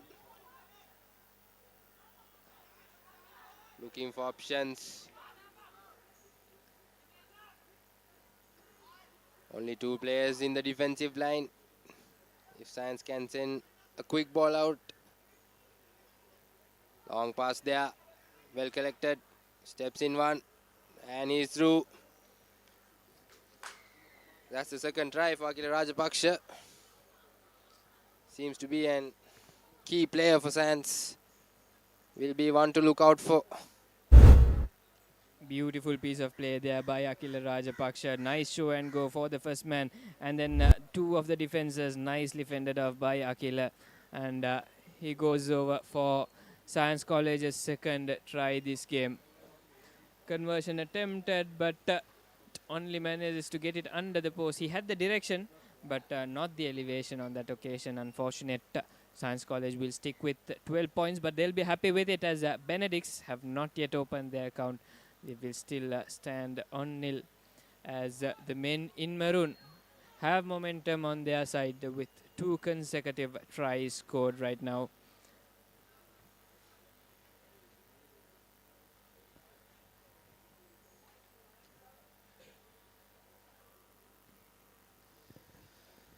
Bosit Tilakaratna with the kickoff. It's on a deep kick and it will find touch. Pardon me, not really. Ball available for St. Benedict's. Sends it out. Very risky pass there, but manages to hold on to it. Space available outside, but referee says it's a neck tackle and awards a penalty in favor of St. Benedict's. Dinu Kamarasinghe. Lovely work there, and he's through. Puts on a small chip and he has to chase it. It was a mere foot race at that point, and good work by that man of Science College, that is Shakir Ishak, manages to somehow claim possession of that ball, because had Benz collected it, that would have been an easy try for them. And number 21, Demita Silva, who was brought down there. Takes a quick tap, Science College. A very wavy pass on that occasion, but will not hurt them much, as they will try to, number 4, look to advance forward. He's being brought down. The ruck's been formed, and that is Akila, the number 1. And number 7 looks to find the gap. The nice offload, but then it's been brought down again. Beautiful piece of rugby here from Science College. Not the typical Sevens rugby you see. And then there's space out there. Not the cleanest of passes that occasion. With that, it will be the end of the first half. Science College leading 12 points to nil. Science College playing some fancy rugby here. Fancy Sevens rugby, I would say. Just they're making that defense line hectic, actually. Here's the highlights of the first half. It's the first try by Akira Rajapaksha, who has been the star for Science in the first half. And that brilliant second try, pending off one. Science managing to take the lead in the first half, 12 points to nil.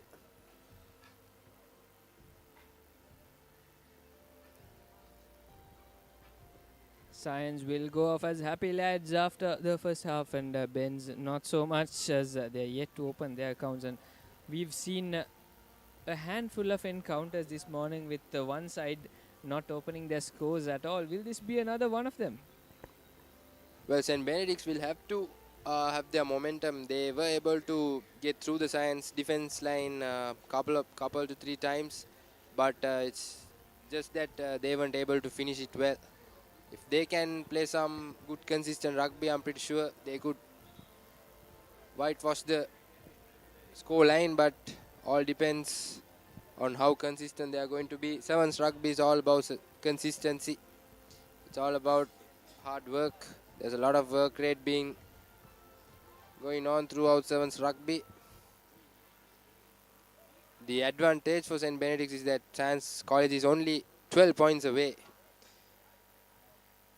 If St. Benedict's can manage to score early on in the second half, that will put Science College on pressure. And now it's a line out in favor of St. Benedict's. Science College kicking the kickoff to touch.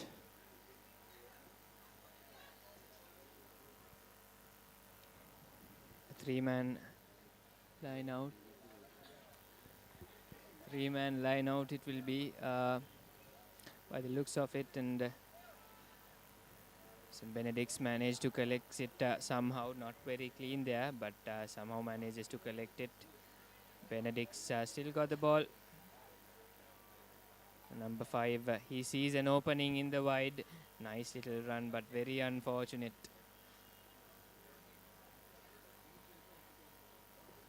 Quickly taken by Science College. Damita Hettiarachchi sends it out.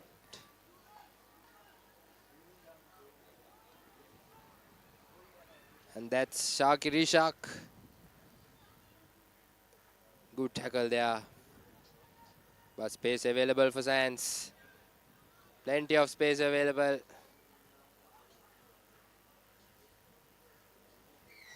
down the corner goes number 9 for Science College, who is Praveen Ranwalage, who goes down for his first try in this match. And again, another beautiful piece of teamwork there by Science College. They've been very cooperative. Their communication has been good, and beautiful offloads, good ball handling, and nice running between those gaps have really put them on top of this game so far.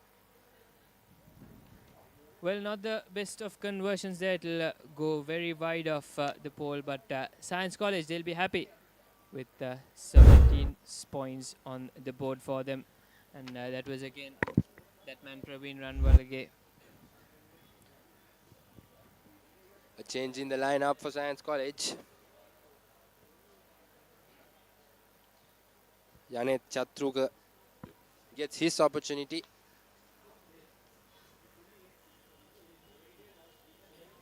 And Science with the restart again.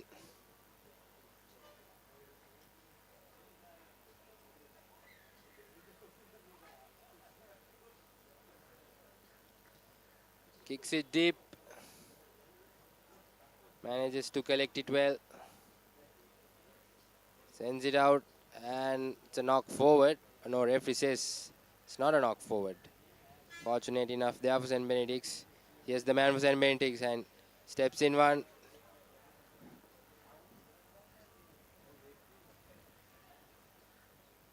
St. Benedict's gets through. That was Ranwalage from St. Benedict's. It was a nice little cameo from him. But unfortunately, he was brought down. FC says holding on. This is what we spoke about regarding St. Benedict's not being consistent. They're lacking that support play, which enables the Science to get their hands on the ball in that defensive ruck.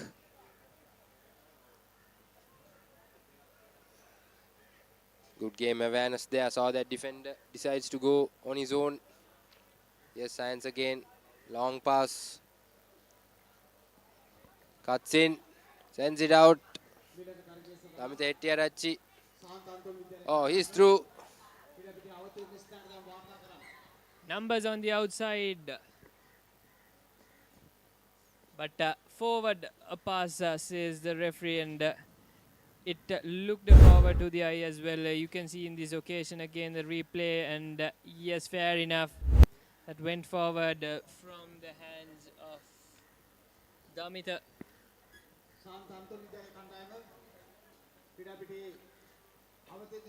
He did everything right up to that point, and a last minute blunder probably costed them a try there.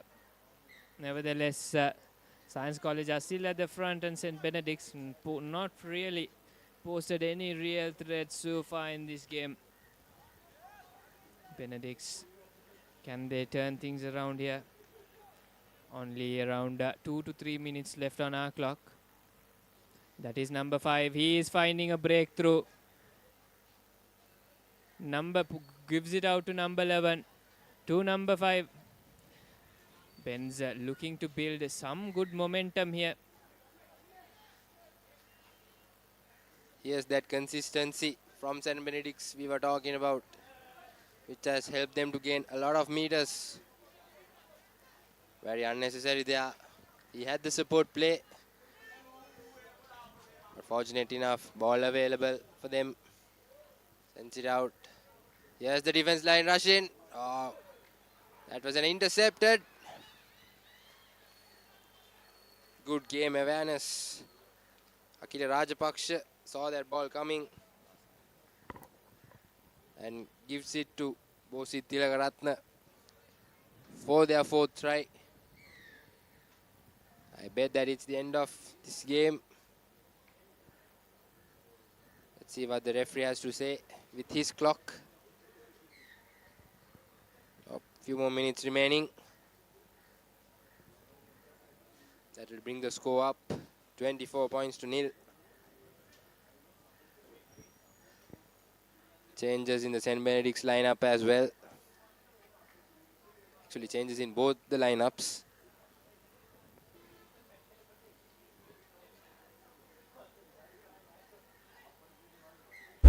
number 13 goes out, and there's a new man in for St. Benedict's, and this was that try again. Bosit was nicely handed off to Bosit by Akila, and the next thing you know, there was no one intercepting Bosit there. It was a walk in the park for Bosit, and the rest was history.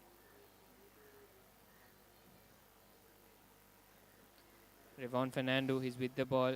He'll keep on moving, then gives it out to Dinuka Amarasinghe. He'll go down as well. Has the ball been overturned? Yes, I think they were holding on for too long there on that occasion, and Science will regain possession of the ball. It's number 15, Yanet. Yanet passes it right in time, but only to the hands of the Benedictines. Pardon, the Bens, I should say. And that sums up proceedings from this game, as well as Science College take home a comprehensive win here.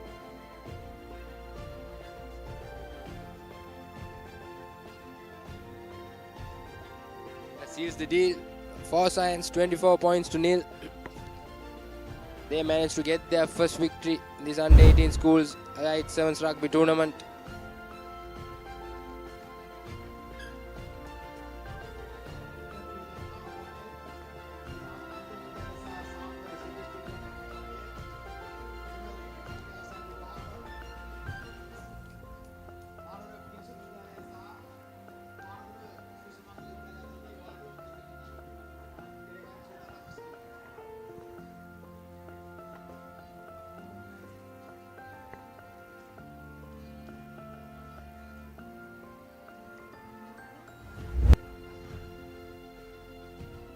We are here for the next game. Another clash in the upcountry. St. Anthony's College Kandy taking on St. Sylvester's College. First game of the day for the Antonians.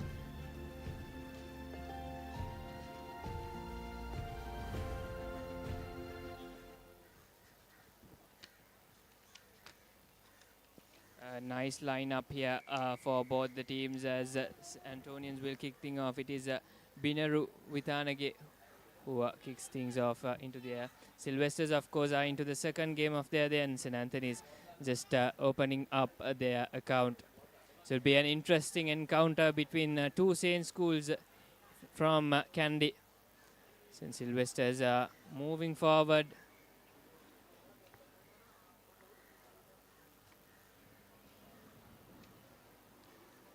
Line out in favor of the Antonians.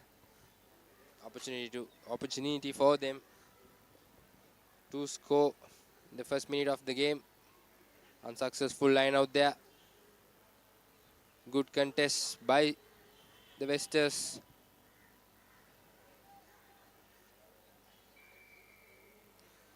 Penalty for Westers and taken quickly.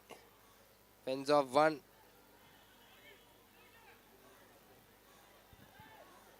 Quick work there from number 12. Nicely takes it on, and that was Sadev Vekanayaka, but Antonians take a quick tap there.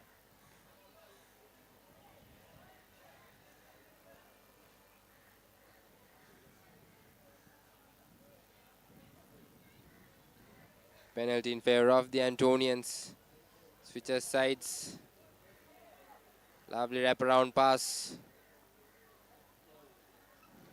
Trying to work that line, and number 7 is through, and that is Johan Gunawardana. Can he go over? And yes, he goes over the whitewash. And the first try in the first 2 minutes of the game for St. Anthony's College as they touch down. It was Johan Ekanayaka. They were working the line beautifully from the right to left, and Johan Ekanayaka was that extra man on the outside who did the job for the Antonians, followed by a successful conversion, as you can see there. Yes, Sean Gunawardana had the gas. He has been impressive in the schools rugby season as well, and he brings the first 5 points for the Antonians. And the Antonians will take the league against the Westers, 7 points to nil. Vitanage with the restart. Once again, Westers with their handling errors, a knock forward.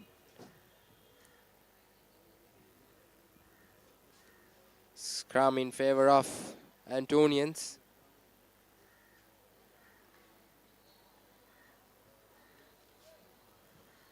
Can the Antonians move to number 2?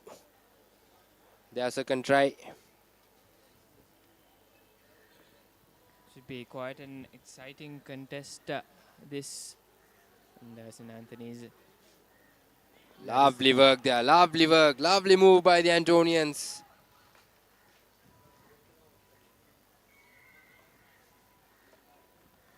Vimukti Kodikara, the try scorer. That was a well-planned move, Yusuf. Lovely to watch. Sucking 2 of the defensive players and finding that inside gap. And Vimukti Kodikara will score the second try for the Antonians. Antonians will exceed their lead, 14 points to 0.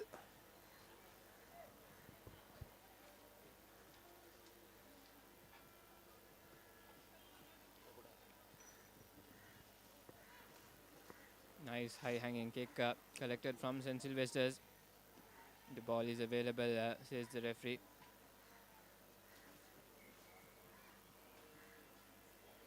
Once again, a knock forward by Westers. Seem to be continuing their handling errors, which they left from the first game. That has costed them a lot.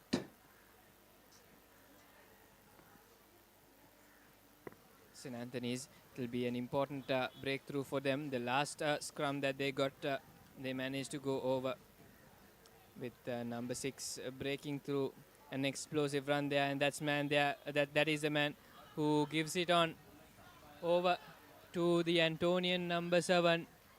Again, Johan Gunawardena, he will make his way to score his second try of the day and the third Antonian try, extending their lead up to 19. This has been a very chaotic session for St. Sylvester's, with St. Anthony's already scoring 3 tries within the first 5 minutes of the game. A carnage set up again for St. Anthony's, one would say. The successful conversion as well. Number 6 saw that opportunity, gave it off to Johan, who had a wide open gap on that side. Beautiful work from the number 6 and Johan as well. 21 points to 0 reads the scoreboard now. 5 minutes in we are, and the Antonians have already amassed 21 points here.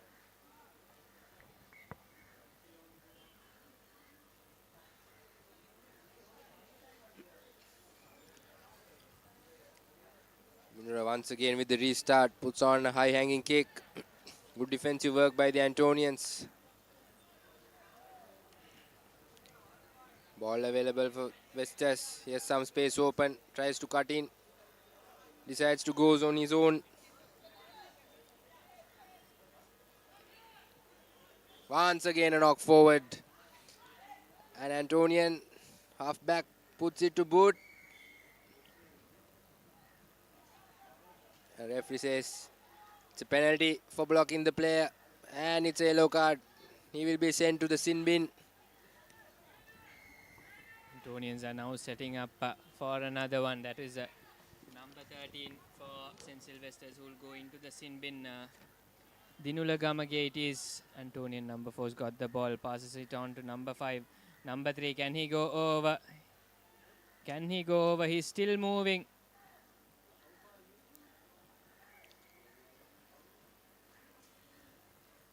Think that was held up on that occasion. Good work from St. Sylvester's there.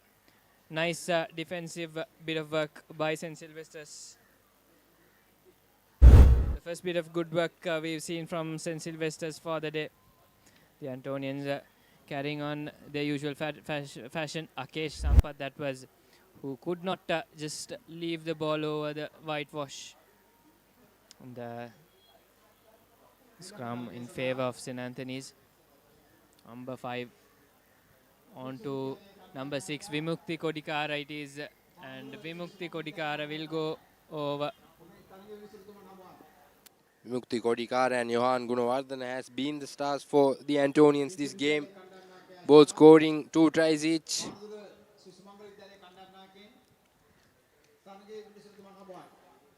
Vitanage with the conversion, but not successful. And with that, that will be the end of the first half. Antonians leading 28 points to nil. Impressive work by the Antonians. Well, the Antonians are setting up for a mammoth total at Bogambara. Already 26 the half time, and these are the highlights for you. Johan Gunawardena was the man to go down with the first try, and nice work by in the line, and then given to Johan, who had the opening. And this was number 6 Vimukti Kodikara, who exploded through that gap, complete the second try, and Johan went for the second time for the Antonians. And there was one more last try as well, and that was again Vimukti Kodikara to go down. 2 tries from 2 different people. Johan Gunawardena and Vimukti Kodikara seals off the first half for the Antonians.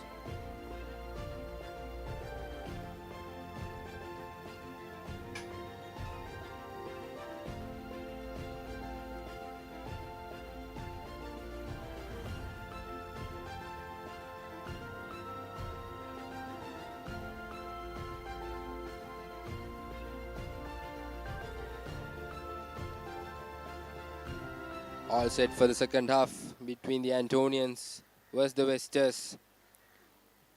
A clash, a Kandy clash, I would say. Yet another Kandy clash in this Under-18 Allied Schools Rugby Sevens tournament. And here's Vitanage. Puts on a bit of a goose step, shows and go. Lovely. Will he have the gas? That's good work. Resandu Bandara. Vitanage gives it to Resandu Bandara, and he will score the 5th try for the Antonians. The beginning of the second half. That was some lovely work by Vitanage. Shows and goes. Here's the replay of it. Yeah, lovely work. And had the support play as well. Didn't have the gas, but hands it nicely to his fellow teammate for the 5th try. It was very selfless from Vitanage. He realized that he did not have the gas to go over, and then realized his man Resandu was right beside him, and offloads it to Resandu, who had enough gas apparently to go right under the pole for the Antonians, completing their 5th try just under 30 seconds after restart in the second half. Couple of changes for the Antonians as well, and with that puts on a deep kick. St. Sylvester's, there's space available for them, and he gets through. Decides to go on his own.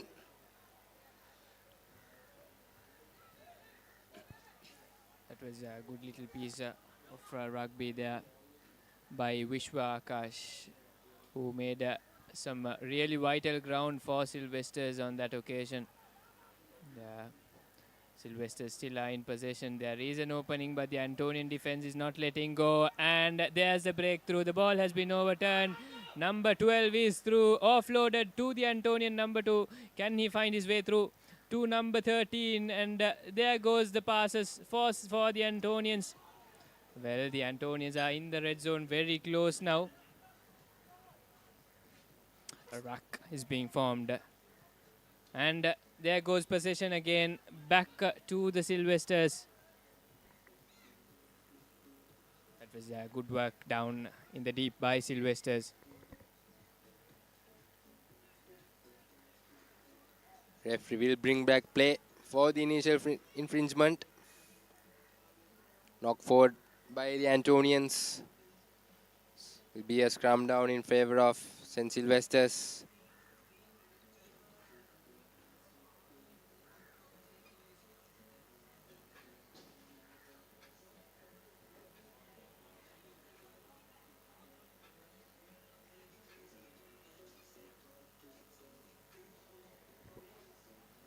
Sylvesters will feed in to the scrum, and they're off.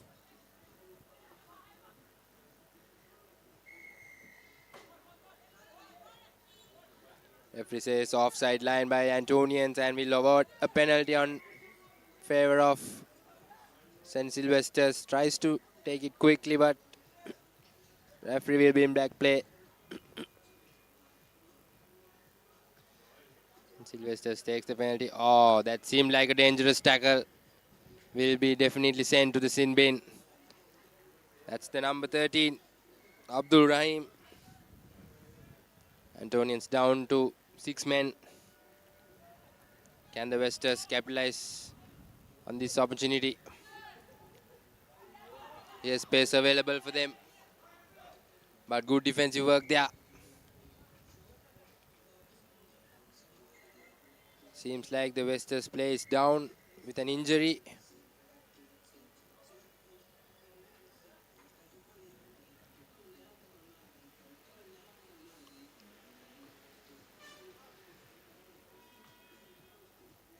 Referee is having a look. Not sure exactly what the issue is, but seem to be pretty much serious. Well, the medics will come into play. Have a look at the player.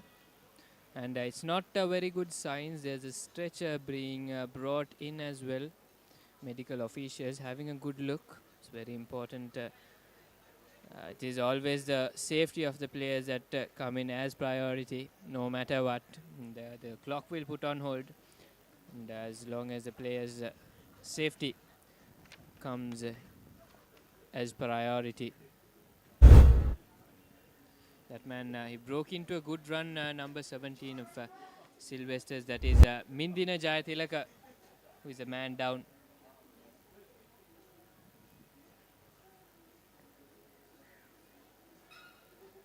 We'll have play paused for a minute as we look over the injured player.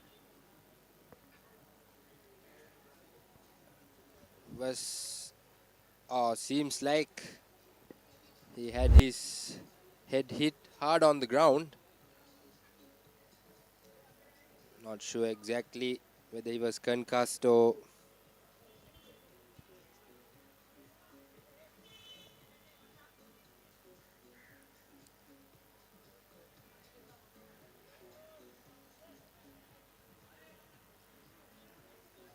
seems like he's concussed, but we are not 100% sure of what the concern is. Definitely he'll be taken out.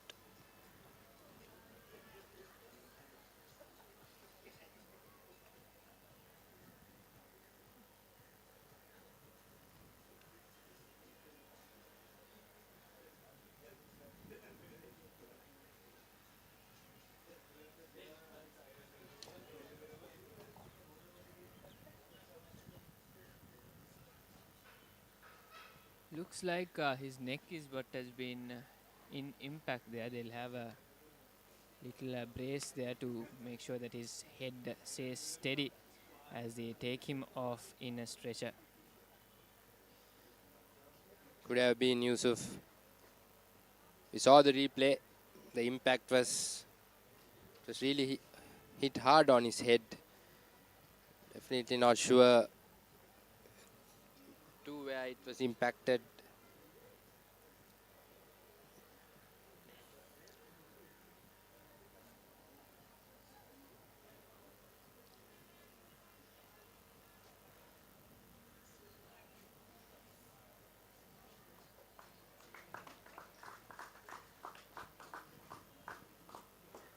All claps for him from the fans. We will definitely wish him speedy recovery. 4 more minutes remaining in this game. And we'll be back with the action against St. Anthony's versus St. Sylvester's. Current score 31 points to nil. Antonians on the lead. And it's a line out in favor of Antonians. We are waiting for the referee to start the play.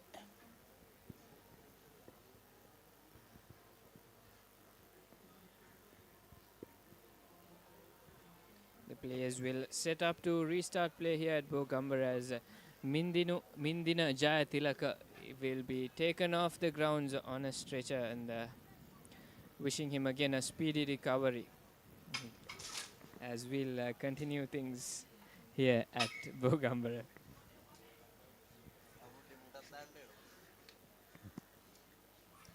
Nice little collection, the line out from St. Anthony's. There is an opening on the wide. Number 11 is the man. Can he make it through? He is brought down. But the referee says, I think there was a slight infringement by the Antonians.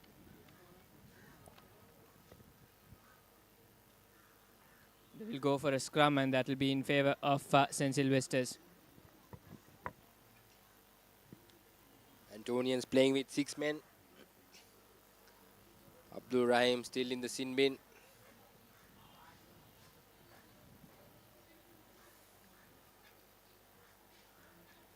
Would be great if the Westers can count on that opportunity and get to their first score of this game. They were not able to score a single try in this tournament so far, and it's turned over. And the Antonians switching sides, and here's space available for them, and he's through. Will he have the gas? Yes, he will. Rasandu Bandara.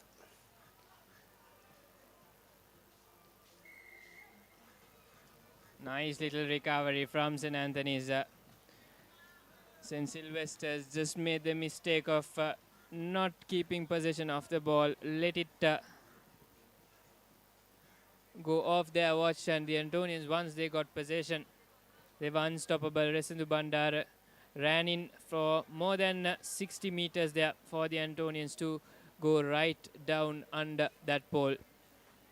That will extend the Antonian lead to 36 points. That was not a successful conversion on that occasion. Never mind, the Antonians will not worry about that, as they are well ahead in the game, as we are into the dying moments, as Sylvester's, they've got possession, and the little man is through and down. It's been formed, but then possession is back with the Antonians. I think there was an infringement there as well. Penalty in favor of the Antonians. Yes, the man who went to the sin bin, Abdul Rahim, gives a pop pass. Lovely to see Antonians have some well-planned moves throughout their game.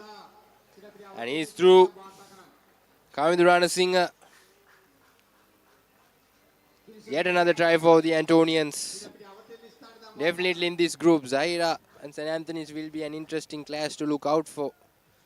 Both teams scoring over 40 points against the Westers. And that seals the deal for the Antonians. 43 points to nil. Managing that victory over St. Sylvester's College, Kandy. That's the first win for the Antonians in this tournament. Good start for them. St. Sylvester's will definitely have to polish their errors and come back tomorrow. Definitely they will have to play in the Shield category. Losing 2 games, falling down to the Shield category. Yes, the highlights of the second half. Antonians. That lovely work by Vitanage. And Rasandu scoring his first try under his name.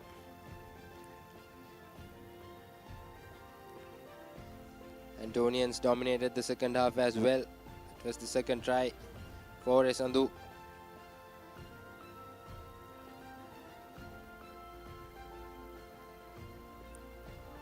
That was the final try. Kavindurana Singh. And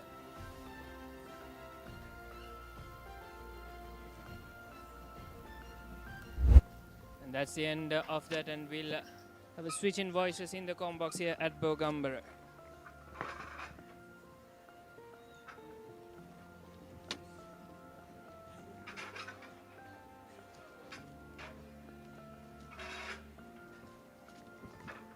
So now we'll move into our next game here at the Under-18 Elite Schools Rugby Sevens.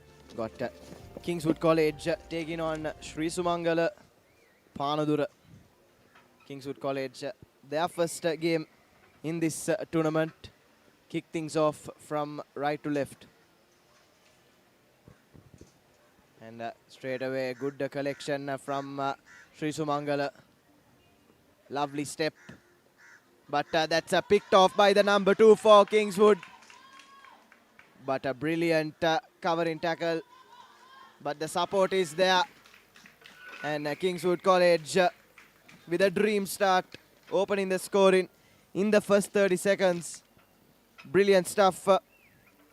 First by Himalka Hevage to pick off that loose ball. And then his teammate Dulaj Fernando ran a lovely supporting line. Was in the right place at the right time to finish off that move. Conversion hits the upright, so it's 5 points to nil after just the first minute. There you see a lovely pick off and break from the number 2 Hevage and number 7 Sachinta Navisha there to apply the afterburners. As I welcome Reshwan Pereira into the comm box. Thank you, Nathan. Kingswood College just starting off in the right direction. Well and surely another force to reckon with. Kingswood College tied up with their Blase Trophy rivals, Wesley College and Sri Sumangala College, Panadura. So that matchup later on in the evening, Nathan, will be quite the game here at Bogambara. Yes, plenty of great games coming in the evening, as that's a lovely chip and chase coming in from the number 12 Hansaja for Sri Sumangala. Manages to collect his own kick and now on the brink are Sri Sumangala, and they go over for their first score. Brilliant kick into space from Kavin Hansaja for Sri Sumangala, and his teammates were there to do the rest.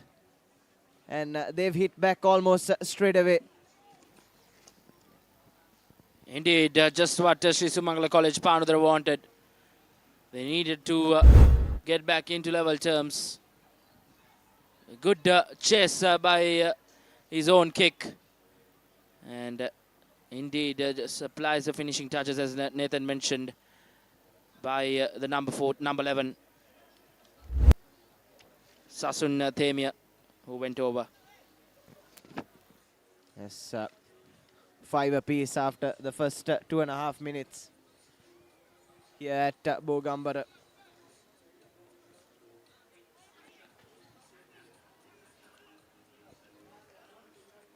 And that's sloppy work from kickoff from Ashik Azmi, one of the more experienced players in this Kingswood side. Played in the Dialogue Schools Rugby League as well. Indeed, players like that will have to bring their experience to this 7th rugby. Teams like Kingswood College really can fight their way to that crown as well. But Sri Sumangala College Panadura really testing this Kingswood College outfit, who are in fairly conditions they like here at Bogambara. Sri Sumangala College, they've been pausing position after being after conceding that try early on, but a fumble allows Kingswood College to win back position. But a beautiful interception. Sri Sumangala College are well and surely here to play, Nathan. Yes, definitely. Brilliant there from Sitija Randunu. We saw him do that in their previous game as well, the number 15 for Sri Sumangala Panadura, but has been a scrappy affair so far. Both teams keep on exchanging possession in the center field, and now here's Kingswood with the break. This is Dulaj Fernando. Dulaj Fernando runs the length of the field and touches down for Kingswood. And he gets his side their lead back, Reshwan. We're talking about most of the play being in center field, and just as we said, that lovely break from that Kingswood speedster. And they go 12-5 up. It's just what Kingswood College wanted. They were really put into the test by Sri Sumangala College's attack. But against a run of play, Kingswood College, easy as you like, went under the post for their second try in the game and the first converted try.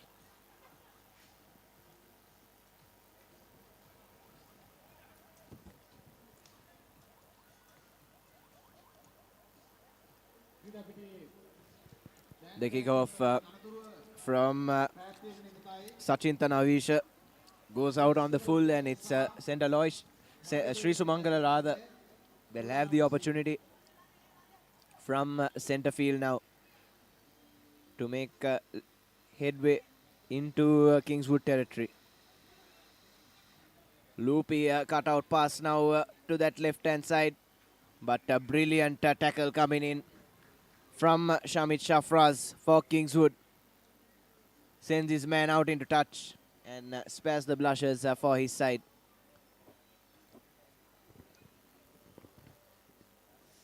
They now line out in favour of Kingswood College, who does well to keep hold of position.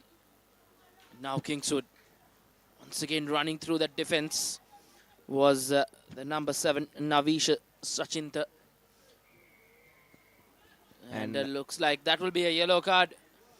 That will just mount the worries on Sri Sumangala College Pandudura, and will really put them out of the equation now with Kingswood College with a man advantage here. And easy as you like, Nathan. They go over once again. Yes, Chanito Adhikari straight away making full use of that numbers advantage, Kingswood College, as they go for that third score. But I thought that was rather unfortunate for Sitija Randunu. Just couldn't get that interception right.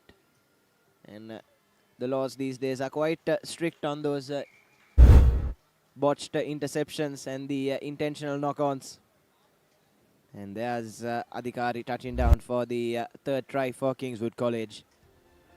And with that, referee will blow for lemons as well. So it's 17 points to 5 at half-time. Indeed, it was Kingswood College who started in convincing fashion. But after that, Sri Sumangala College did hit back with a try to make it level terms. Then for a brief period, Sri Sumangala College Pandudara did test Kingswood College, but they well and surely surpassed that test, and against the run of play, it was Kingswood College number 4, Dulaj Fernando, who went over to give Kingswood College their first converted try and to give them the lead once again.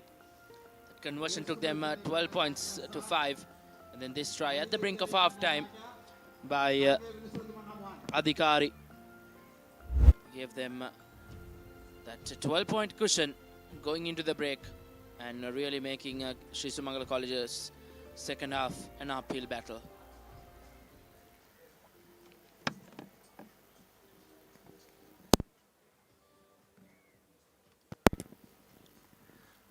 Quite a pleasant Saturday afternoon out here in the Hill Capital. Weather conditions just tailor-made for running rugby. And as long as the players are concerned, they'll want the weather gods to be kind to them and the rain stay away. Because whenever it rains here, Nathan, it's not the easiest of places to play rugby. Yes, definitely, Reshwan. And that's not what you want, especially for sevens rugby. Bogambara, known to be one of the grounds with those underfoot conditions. Not the best of drainage, but the way the conditions are right now, perfect for sevens rugby, as you said.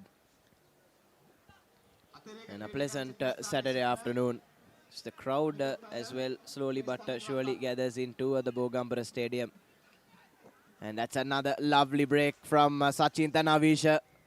And a lovely overhead pass to Dulaj Fernando. And Dulaj Fernando goes over for his second try.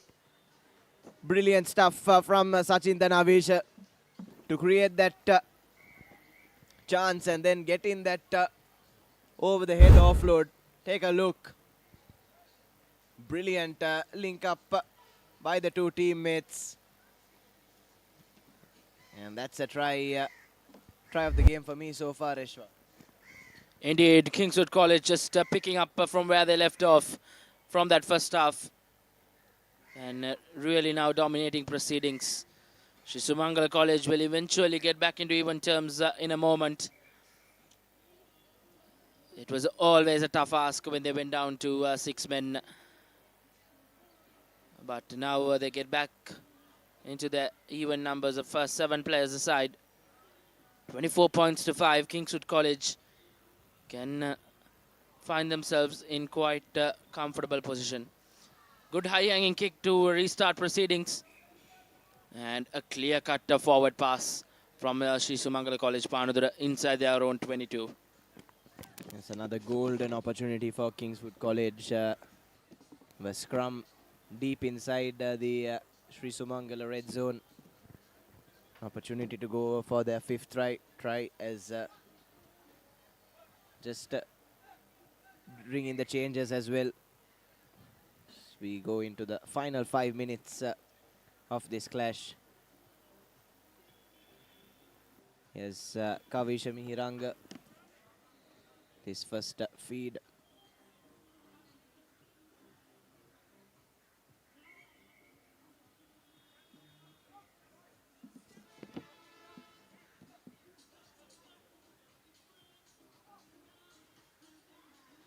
Lovely step from the number 10, Roja Karavita.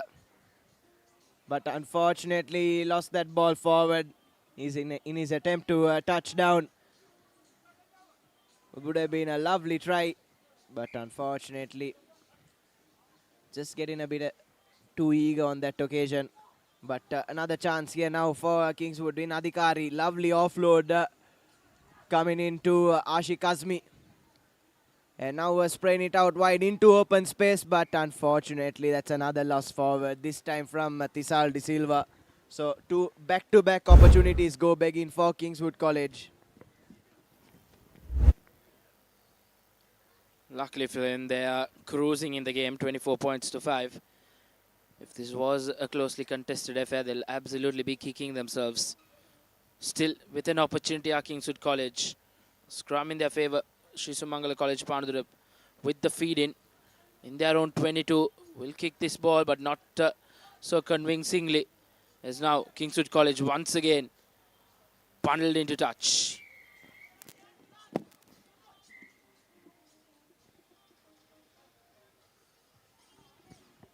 Yes, and a card shown this time to the number 12, Hasanjana. It's a bit too aggressive there. Now a big cutout pass coming in. And Kingswood with the try line in front of them. Lovely offload off the ground. But don't think he touched down there. Ashik Azmi. And referee will call things back for that penalty advantage. But now that's a 3rd chance in quick succession that has gone begging for Kingswood. But this time, making absolutely no mistake, Roja Karavita. He goes over for the 5th try for Kingswood College. And it's a try that has been a long time coming for them.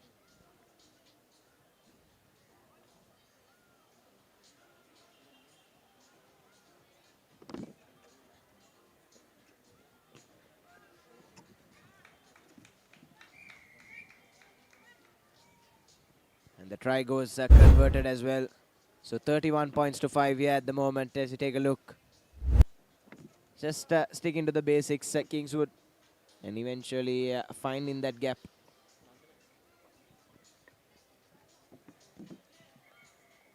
Just over 2 minutes on our clock here.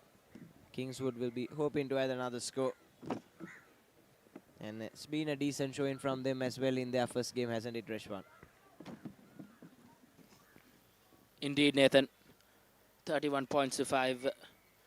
Reads a very convincing scoreline for Kingswood College, who face the Blase Trophy rivals later on in the evening. That will be quite the mouth-watering affair. Definitely, Reshwan.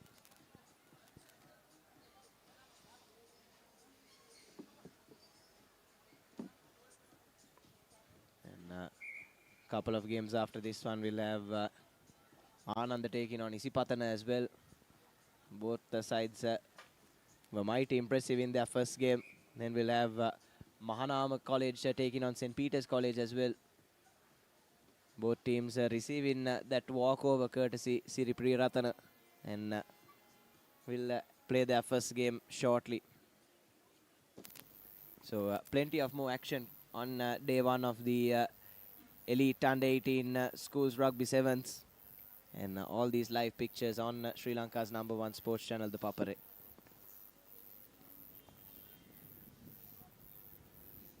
Indeed, now once again Kingswood College with around a minute to play in regular time. The DP halfback goes through the defense right under the post.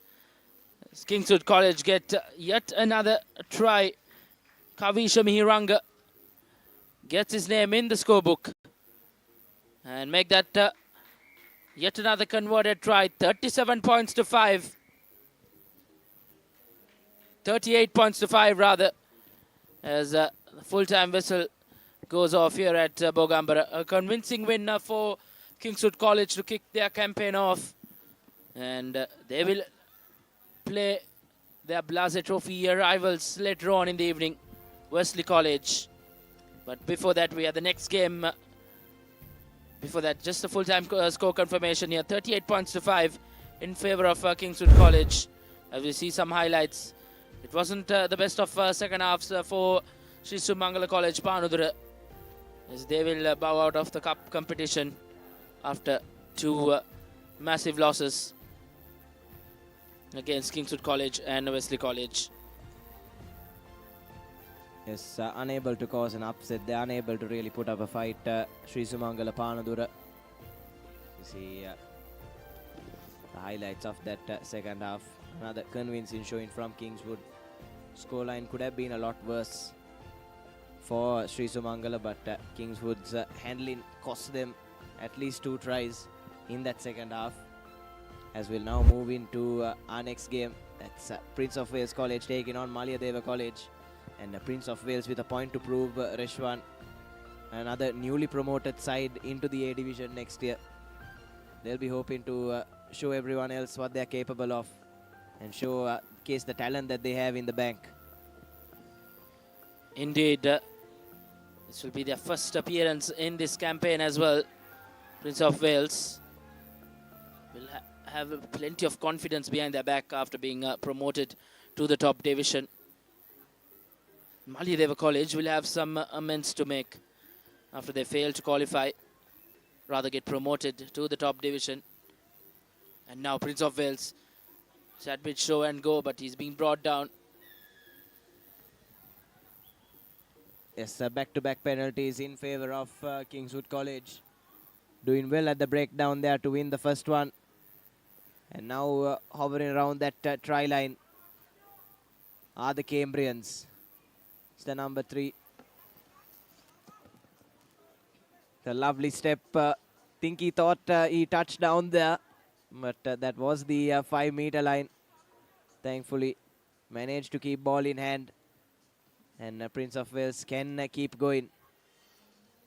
Right under the post now, tries to show and go. Does the number 23. Lovely offload to his partner, and it's Prince of Wales that opened the scoring in this clash with a well-worked move, a patient move. Kept the ball in hand, did their basics right, and eventually the gap did open up for them to open the scoring.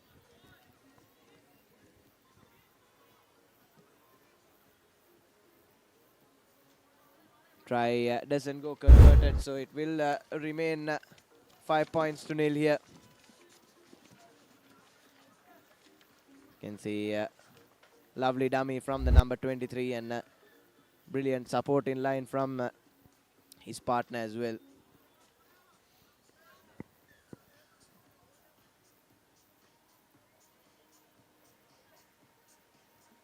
And ideal start for Prince of Wales.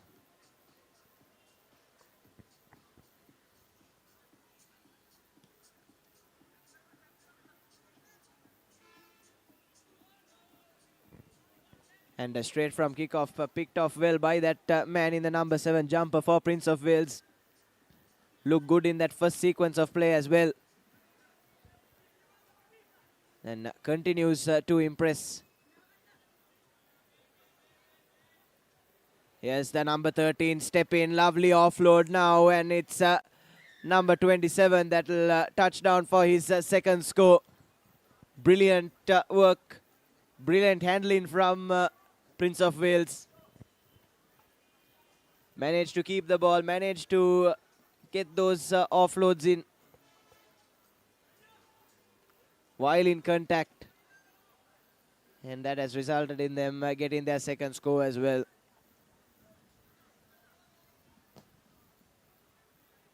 And conversion yet again goes begging. So it'll be 10 points to nil. So take a look at that try once again. A brace for that man in the number 27 jumper for Prince of Wales. And an ideal start to this clash. And their first clash in the Sri Lanka Under-18 Elite Schools Rugby Sevens.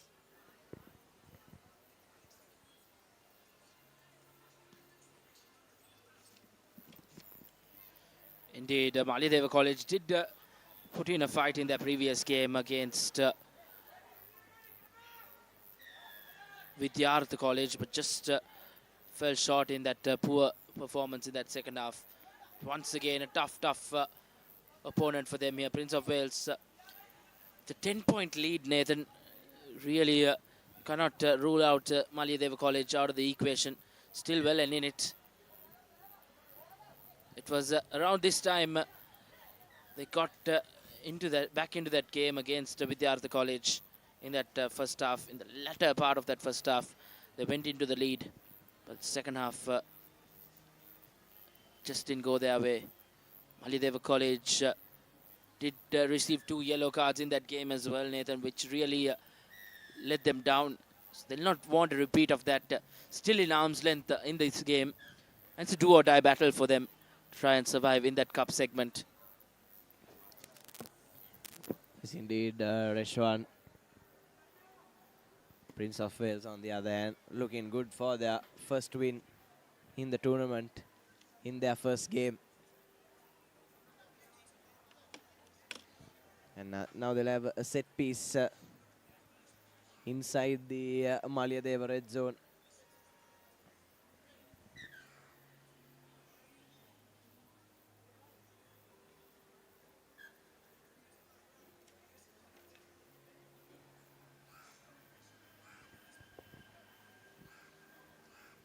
And a brilliant work at line out time to spoil that by Kehan Amar Singh for Maliyadeva. But unfortunately, his teammate loses the ball forward, and it's a net gain at the end of it for Prince of Wales. They have a scrum close to that 5-meter mark. Now will be licking their lips, thinking about getting that third score.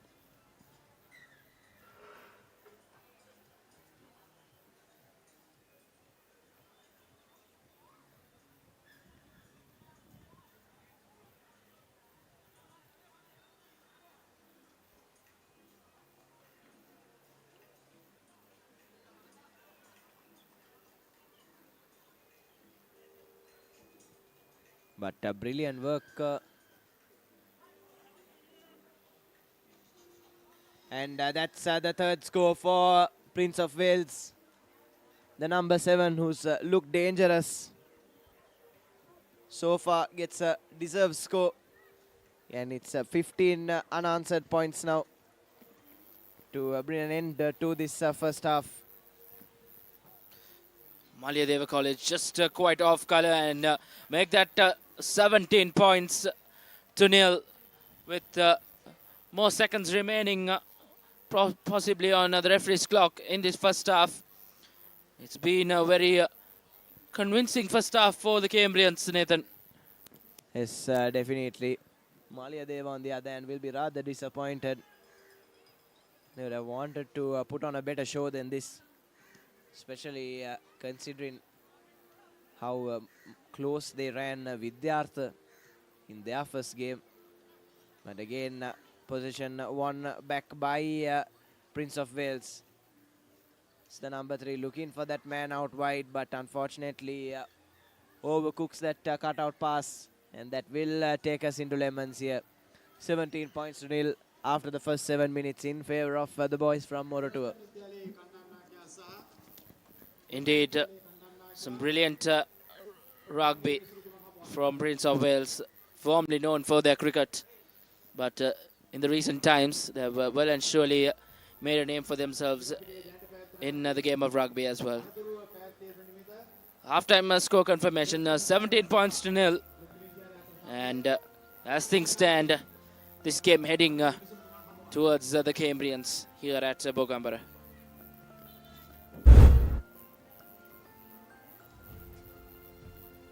Taking a look at some of the highlights. That was a lovely move by the Cambrians, and again, lovely hands and a brace for that man in the number 27 jumper, and then winning that penalty, quick tap taken, and the number 7. It's been very impressive for Prince of Wales so far. Went over, and we find ourselves at 17-0 after the first 7 minutes.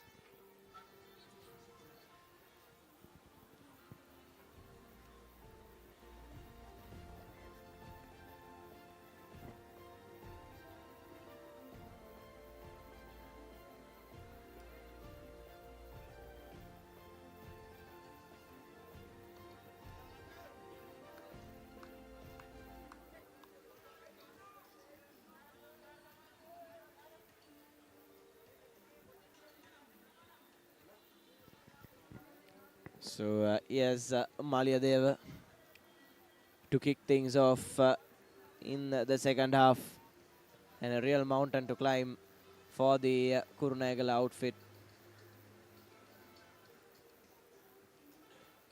But they'll want to run Prince of Wales as close as they possibly can. Deep kick and slick move from the number 13. Lovely step, and breaks that first line of defense, and it's Prince of Wales that have started this second half off on the front foot, created that extra number out wide, and gets the offload in, but that's picked off by the Malyadeva player. Scrappy stuff here at the moment, and it's Prince of Wales that win the ball back yet again, and now have entered the Malyadeva territory. Yes, that number 23 again, nippy player, very tough character to deal with, draws the penalty as well for his team.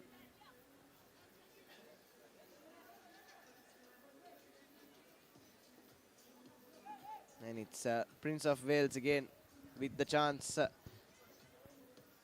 to pick up right where they left off in that first half. Opt in for touch, and we'll have a line out just outside the 22 of Malyadeva College. Malyadeva College will have to show some urgency. Time well and surely running against them. Prince of Wales with a 17-point lead. Malyadeva College yet to trouble the scorers here, and yet to put some pressure on this Prince of Wales College defense. This will be a massive result for Prince of Wales College to start off their campaign here. Later on in the evening, they'll take on Vidyartha College, who did win quite convincingly thanks to their second half comeback against Malyadeva College.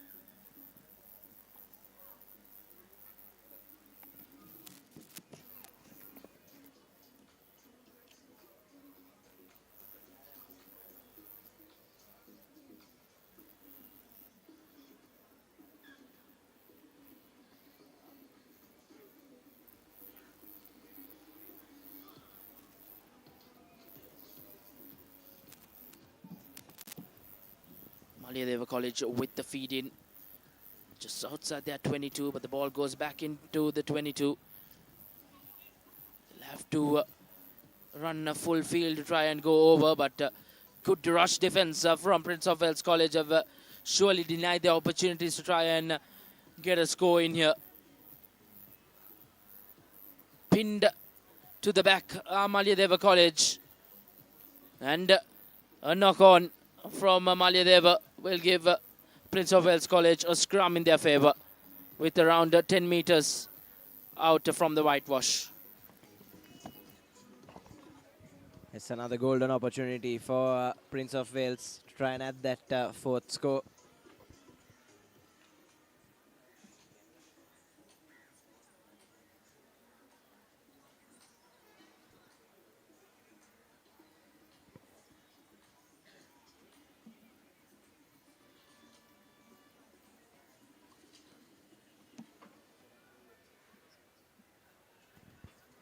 Goes on the blind side, does the number 30. His teammates are there to support him. Number 3 with a strong carry. And now they have the Malyadeva defense stretched. Just need to go through the hands now. Do Prince of Wales. But Malyadeva defense manages to get up in time. That's an admirable effort from them. But it's still Prince of Wales that are toying with them and are lurking around that try line. But brilliant work from the number 6, Mihin Disanayake, holding off his man. But eventually Prince of Wales go over for that fourth score. And it's 22 points to nothing at the moment with about 2.5 minutes left to play. Safe to say that Malyadeva College are down and out here. 22 points to nil with the conversion to follow. 4 unanswered tries in the game by the Cambrians have really put them in the driving seat. And make that 24. It's Prince of Wales College running easy against Malyadeva College Kurunegala. Malyadeva College Kurunegala will face their second defeat in the campaign and putting them out of the contention in the cup segment. It will be Prince of Wales with the restart. And as we head into the final 1.5 minutes, it's been a convincing show by the Cambrians here at Bogambara.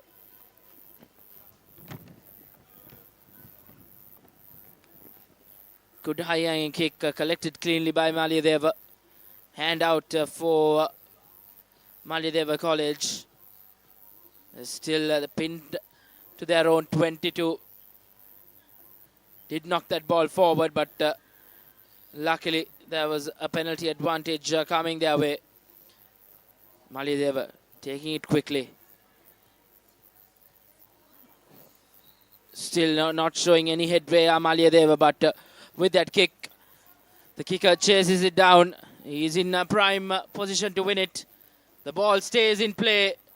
And the man who went over for Malyadeva College in the previous game on a couple of occasions gives their first try, Mihin Disanayake, with the third try for him in the campaign and the first in this game. Yes, might be just a consolation try from Mihin Disanayake, but like you said, Reshwan, he's been mighty impressive in both their games so far. Clearly one of their better players, and hopefully one for the future for Malyadeva. Indeed, some positives for Malyadeva from these two defeats has well and surely been Mihin Disanayake. He had to chase his own kick, and the bounce of the rugby ball did favour him as well. Good collection from Prince of Wales College, who are in a prime position to win the game as our clock strikes the 14th minute.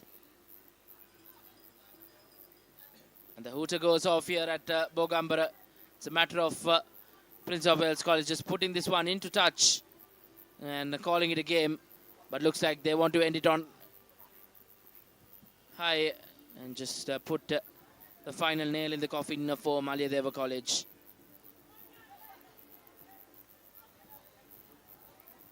Spreading that ball out wide are the Cambrians. Once again, a brilliant run through that defense.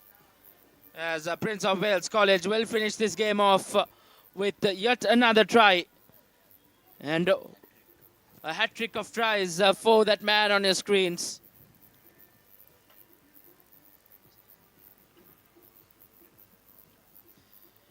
And what a fitting way to end this game for the Cambrians.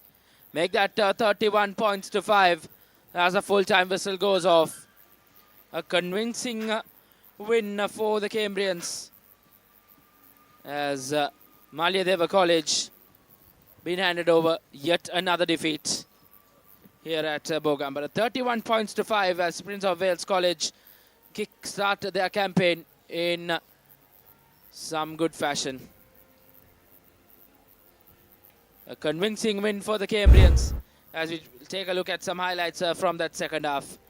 It was a second half with just the 3 tries in it. 2 tries belonging to Prince of Wales College, and that one solitary try from Hindustan Naika from Malyadeva College to just give them that solitary score in the game. Then that speedster went over for a hat-trick of tries in that game. Finished that game with a flourish for the Cambrians. 31 points to 5 victory for Prince of Wales as Thurston College now take on Lumini College. As I welcome Janidu to the combox.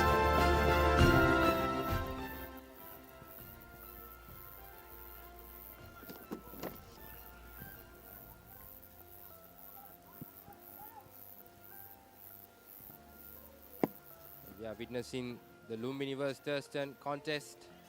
This is under-18 schools rugby 7th tournament. The moment both teams at a score of 0.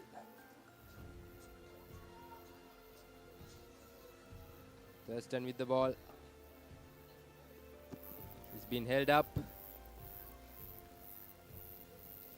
Thurston trying to bring him down, but interesting call by the referee. It's a penalty in favor of Thurston.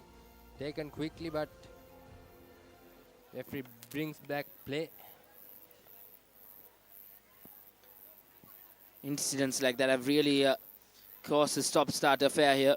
Thurston College playing their first game in the campaign will want to stamp their authority against Lumini College, who had a convincing win over Dharmaraja College here a couple of hours ago. So Thurston College will have an uphill task here, but Thurston College rugby have well and surely been up in the rising in the past couple of months after we saw some convincing wins they had in the Dialogue Schools rugby season as well. Thurston College with the penalty in their favor. Goes through that defense, but just short. As Thurston College now. We look to give it out to their line, but good defense coming in from Lumbini College. Are doing plenty of it in these opening stages. But was it a clear grounding? And the referee just having a word with his assistant. As assistant gives the word go. Thurston College gets up and running in the Elite School Rugby Sevens under-18 here at Bogambara. 5 points to 0. Thurston College.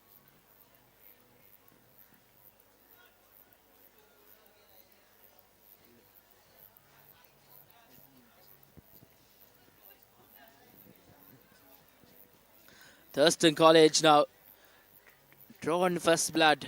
Well and surely Lumbini College will respond and will have to respond well. Thurston College being backed by coach Shamli Navas, who was in charge of the under-20 Sri Lanka rugby team, who recently concluded their Asian Championships in India. Ended as runners-up as Thurston College restart proceedings. Lumini College halfback puts it to boot. It's a foot race. There is an opportunity for Lumbini. Oh, very unfortunate there. Try to collect it. And it's a scrum down in favor of Thurston. That was good thinking by the Lumbini halfback, but they just could not manage to collect that ball. Could have been an easy try. Now ball available for Thurston. Sends it out to Saleh. Very risky pass, and he's been sent out. Line out in favor of Lumbini. In perfect position is Lumbini College to try and go over. They wouldn't have asked for a better position to threaten this Thurston College defense. With this line out, they'll need to get it right against this tall, lanky Thurston College outfit.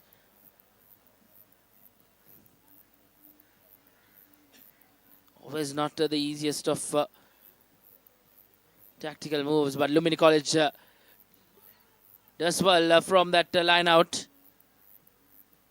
Is now Lumbini looking to respond to the Thurston College's first try in the first few minutes. Penalties are coming Lumbini's way.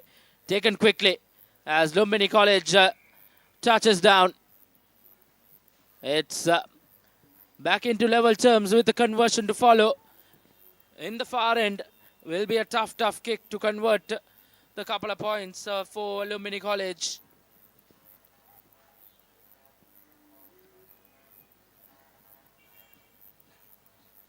Lumbini College with the conversion. Always a tough ask from that angle, as the scores will remain at 5 points all as we head into the final couple of minutes of this first half. We haven't had quite closely contested affairs throughout this day, but this game well and surely will go down to the wire as things stand. Lumbini will restart things. It's a small 10-meter kick. Saleh collects it. And he gets through, looking for that support play. And there's plenty space open. Tries to cut inside, but he slips. And that's good work by Lumbini. Good defensive work.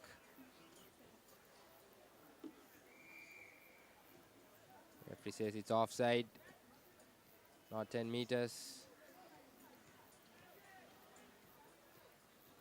Opportunity here for Lumbini. Goes on his own.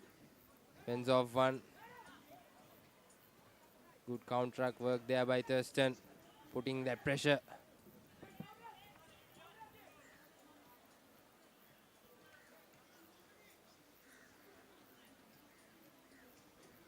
Looking for options.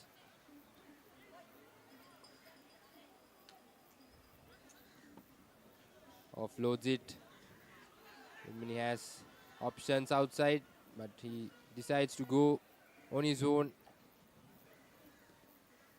Seems like referee is opting for a card. That will be quite the setback for Thurston College here. They'll start that second half with just the 6 men. And against Lumbini College, who absolutely ran riot against Dharmaraja College, will look to capitalize on it now. And a confident-looking Lumbini College outfit opted for a scrum against the 6 men of Thurston College. Can Lumbini College go over and go into the break with the lead? Time will tell us. Feed in good. Gives the ball out.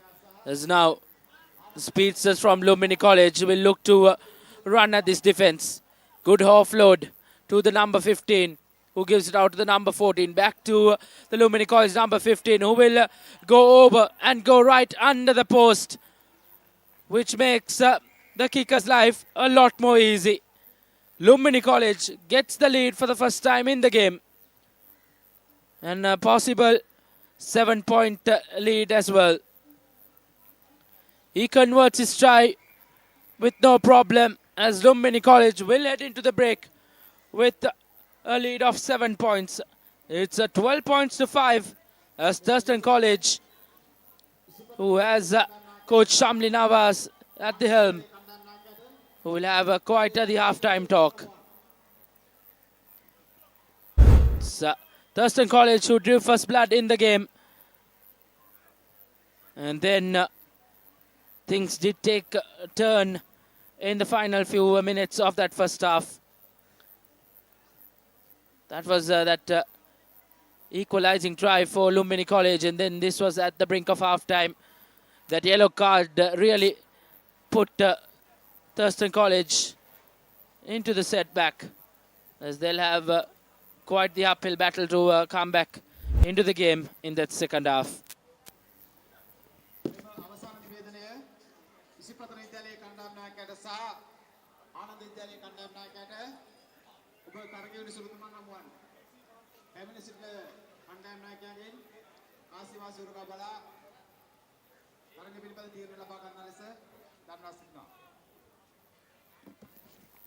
As the players make their way once again, this game has been the most closely contested game throughout this day one of the Elite Schools Under-18 Rugby Sevens here at Bogambara.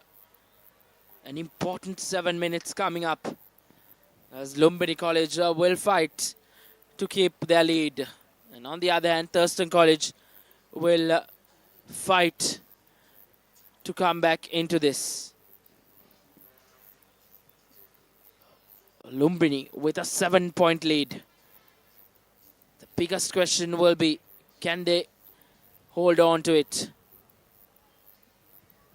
Lumbini College already beaten Dharmaraja College earlier on in the day. This will be their final game on day number 1. Can they finish it off with a flourish? Collection not so clean from Thurston College. And referee says a high shot as Thurston College take it quickly. Currently backpedaling. Gives the ball out wide. This lovely defensive work by Lumbini. So far this has been an interesting clash to witness.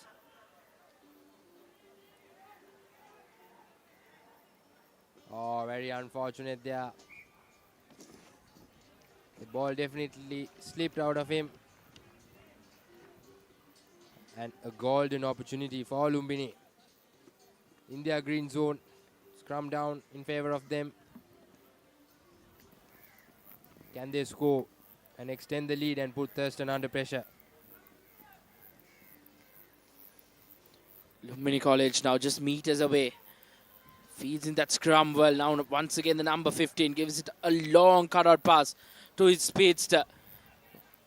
And they once again combine to give Lumbini College yet another try in the game. And possibly making Thurston College's life a lot more difficult here. It's 17 points to 5 with the conversion to follow. Lumbini College in the lead. Well. Lumbini definitely sending a message as well. They've promoted to A division next year. And definitely these young fellows will be a part of it. And so far, it's a massive turnover. 17 points to 5 against Thurston. Around 6 more minutes remaining in this half. Plenty of action.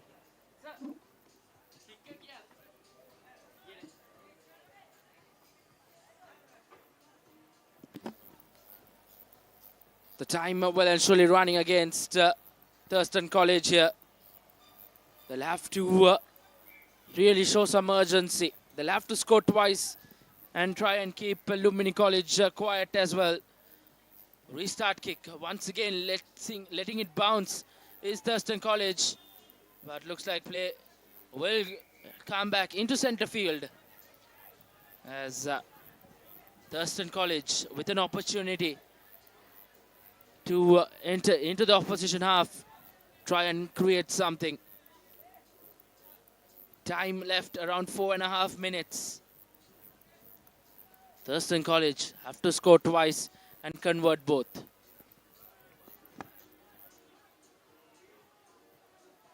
Fancy pass there. And here's ball available for Thurston. Tries to show and go. Fumble again. But fortunate enough, ball available for them and he's through.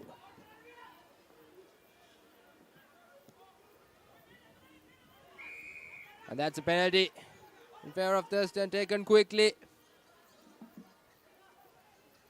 They are a few meters away from the try line. Can he score? Lovely defensive work by Lumini. Referee says offside. Golden opportunity here for Thurston. Can they bounce back?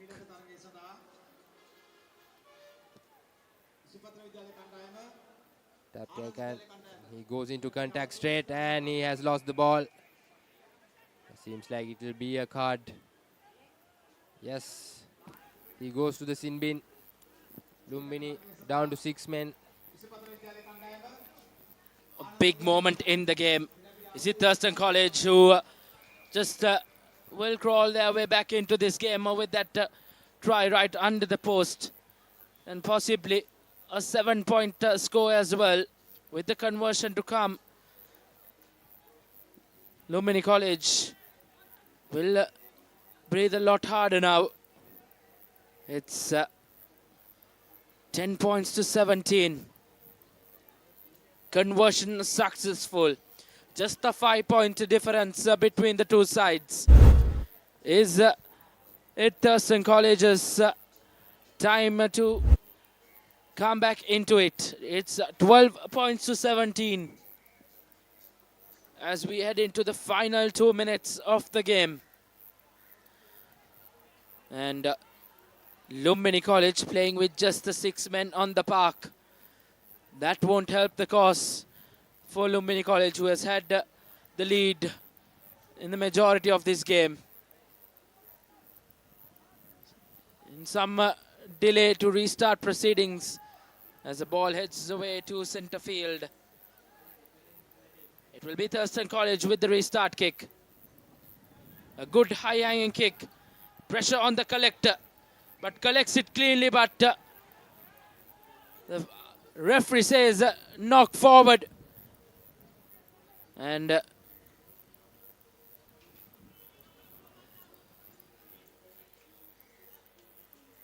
looks like he will have a word with his assistant. A brief chat comes to an end quickly as Lumbini College wins back possession eventually. That was a big moment in the game. That collection was put into a lot of pressure from Thurston College. They did really well as Lumbini College now feeds in the scrum. They'll have to keep hold of position, try and get the ball upfield. But that long cutout pass haven't done any good to Lumbini College. And the play has been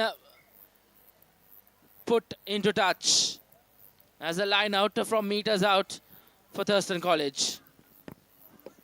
Very crucial moment. This is Reshwan. Unfortunately enough for Lumbini, the player from the sin bin is back. It's a 7 vs 7 contest now, but Thurston in their 5 meter. And it's the last few seconds of the game. Oh, very fortunate there for Lumbini. Line out being not straight. Indeed, Lumbini College supporters can breathe a sigh of relief, but still in their red zone they have a scrum in their favor. Scrums have been quite convincing for Lumbini. Once again they get one in their favor as the number 15 puts this ball upfield as a hooter goes off here a foot race between Lumini College 15 and the ball, but the ball eventually wins and goes into touch. And have Lumini College just done enough to scrape past Thurston College here. It's been a quiet second half performance from Lumini College, Janidu. Yes, good game awareness there as well. Reshwan kicking that ball deep into the corner of Thurston half. And once again, Thurston, yet another unsuccessful line out for them. Indeed, once they go back into the drawing books, Coach Shamli Nawaz will well and surely hand out those important informations that the lineouts did really not favor them. They had a line out meters out, but that line out was not straight. The number 15 doing the right thing, putting that ball into touch. Knew it was time up as Lumini College scraped past Thurston College. 17 points to 12, one of the most closely contested affairs here at Bogambara this on the day one of the Elite Schools Rugby Sevens under 18. 17 points to 12 here as we have more interesting matchups coming your way. Isipatana College taking on Anand College. As the events open up, we have a change in the commentary box.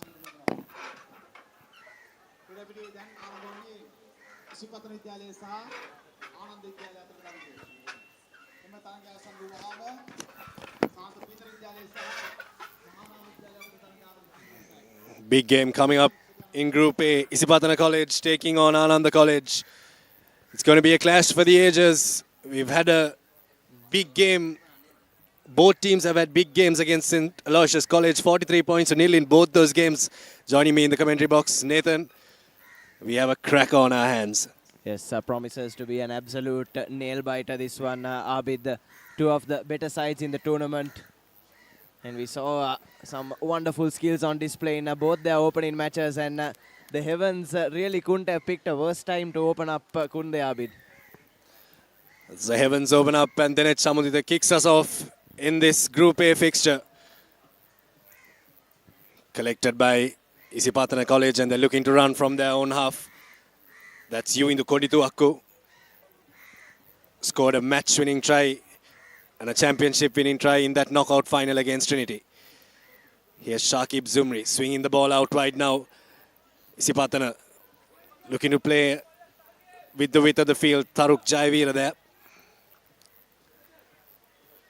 Now swinging the defense. Good work. Once again, Koditu Akku running onto the ball with pace, but well marshalled there in a tag team tackle by Denet Chamudita and Senut Randinu. Vintage Sevens rugby from Isipatana. Now Sanija Jaivira brought to the ground in a desperate tackle by Ananda College. Isipatana do well to recycle. Nimanta Sandeepa looks to get the ball out wide, but the line speed from Denet Chamudita halts him. Momentarily though, Isipatana somehow come away with it. Now the captain, Shakib Zumri. Good work off the ground from Ananda College. Very good passage of play there. Was disciplined in defense and they win back the penalty, Nathan. Yes, definitely, Abid. 1.5 minutes of just consistent pressure coming in from the green machine, but Ananda doing mighty well there to win the ball at the breakdown. And now they get their first chance at possession. Trying a bit of, trying something a bit too fancy there, but still managed to keep the ball. Big hit coming in from Zumri. Ananda now working their way towards the Patana side of the field. Yes, Denet Chamudita. Isipatana though, brilliant cover defense and they return the favor. Win a penalty of their own at the breakdown. And now looking to swing things wide. Here's Sanuj Jaivira. Carries to that 40-meter mark. Quick ball from Isipatana. Gap has opened up on the right-hand side, but Isipatana choosing to keep the ball in traffic, and that ball has been turned over by Ananda College. Yes, Netsara Koditu Akku running after that one. And eventually, ball going out of bounds. But what an interesting first passage of play, Abid. First 2.5 minutes of just high-octane, consistent rugby. And this is the first set piece of the game. Well, that really goes to show how well these two teams have played so far. A couple of penalties given away, but in defense, I thought both teams have been very good. Isipatana College winning the ball back off that ruck, their good ruck pressure. But then the ball squirting out off the ruck and Ananda College pouncing on it. That pass really needed to stick there for Ananda. But first set piece of this game for Isipatana. We'll see what they can do with it. Ball goes out right to Kodituakku. Long cutout ball for Nimanta Sandeepa. Looks to stand Denet Chamudita, but is dragged down in a good tackle. But it's a tackle that he had to release after committing it. Isipatana take it quickly to Tenula Di Costa. Now space opening out wide. Shakib Zumri puts the back of the hand offload to Jaivira. And off the breakdown once again, Ananda College, perfect. Perfect technique. Yes, takes it quickly there, does Netula Vijayawardena.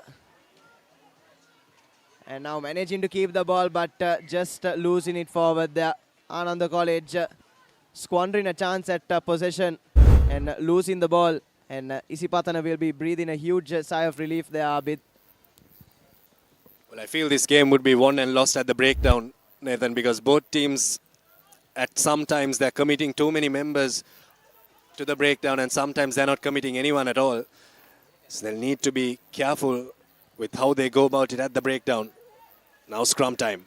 Centre field. Kodituakku to Sandeepa. Steps off his left foot. Has space. Nimanta Sandeepa will cross over and score the first try for Isipatana College. It needed a moment of brilliance and that came through Nimanta Sandeepa. Yes, it was only a matter of time, wasn't it, Abid? Although Ananda have been good defensively, the entire first 5 minutes has been played exclusively inside Ananda's half. And Nimanta Sandeep with a big step off his left foot, spotting the gap. And like you said, this game needed a moment of brilliance to really open it up. And it's Isipatana College that opened the scoring. And the conversion goes a big, so it's 5 points to nil here. So take a look at that replay. Stood up the entire Ananda defense. And Nimanta Sandeep went over for the first score in this all-important game. Well, now I think Ananda needs to really calm things down and try to get onto the right part of the field. It's not going to work through running. At least try to kick the ball into space. They've got a kicker that can do that, Nathan. They've got a couple of players that can break open the defense as well. So they need to really look to get onto the right part of the field. Yes, definitely. Abid Dinesh Chamudita, the highest point scorer of the Dialogue Schools Rugby League, breaching that 120-point mark.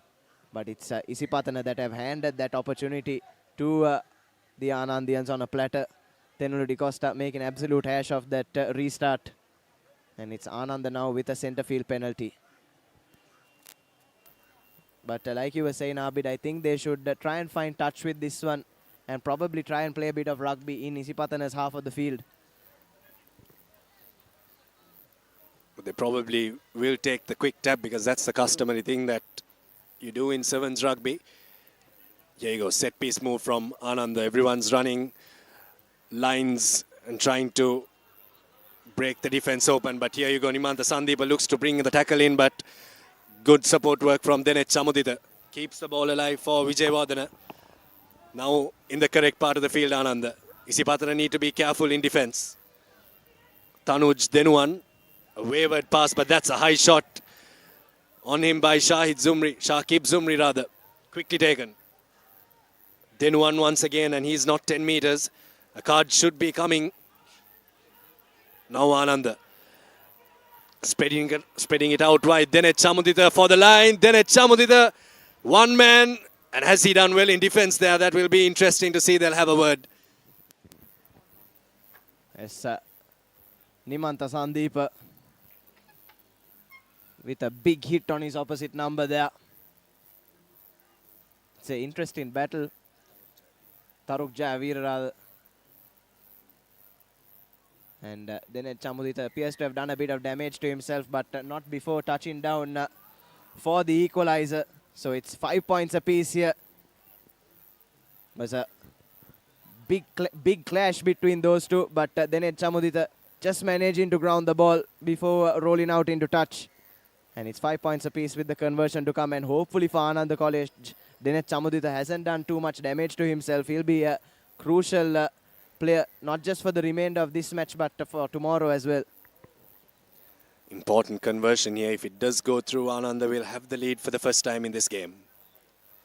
Chamudita's kick has hang time but doesn't go through.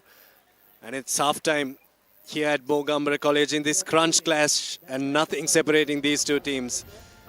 Fantastic first half. Ananda College started off, but it was Isipatana that drew first blood, but Ananda crawling their way back into this game. It's 5 apiece here at half time.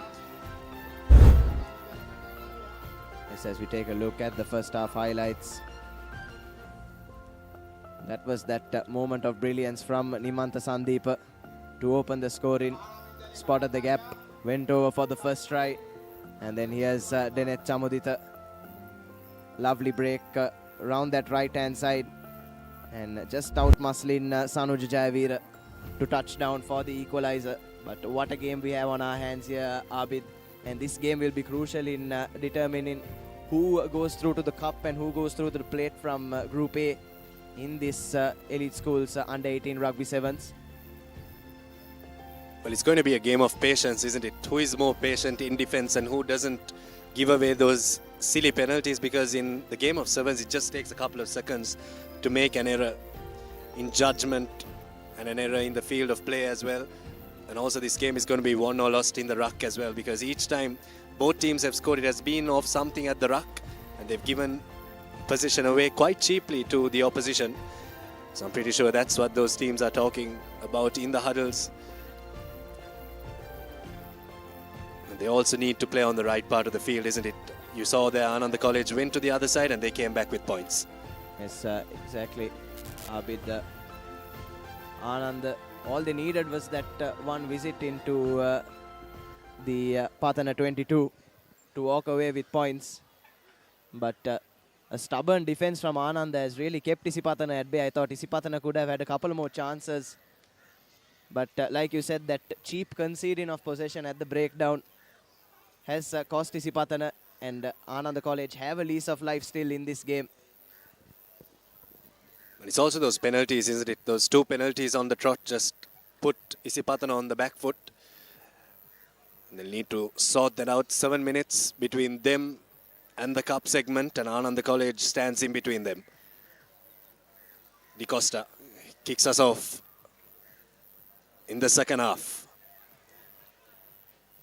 Ananda through Chamudita, who swings the pass out wide to Randinu. Has a man on his outside who runs onto the ball at pace, but is well marshalled there by Tenula Di Costa. Looking to snipe through. Nimat Sandeepa on the ground wins the penalty. Now they're slowing things down and they're playing that game of patience. Yes, exactly what the coach would have ordered of them at that 2-minute half-time break. And yes, Tenula Di Costa though hasn't sent that out into touch. And that has gone out of the dead ball area. And trying to slow the game down a bit. The idea was right, but unfortunately therefore Isipatana's fly half, the execution wasn't on point. And they've handed the possession right back to Ananda College. Those are exactly what you call coach killers. If ever there was one, that was one of the bigger coach killers. You need to find touch. If you are opting to take touch in sevens rugby, which you don't normally, and if you do look to take the option of kicking it out into touch, you need to find touch there.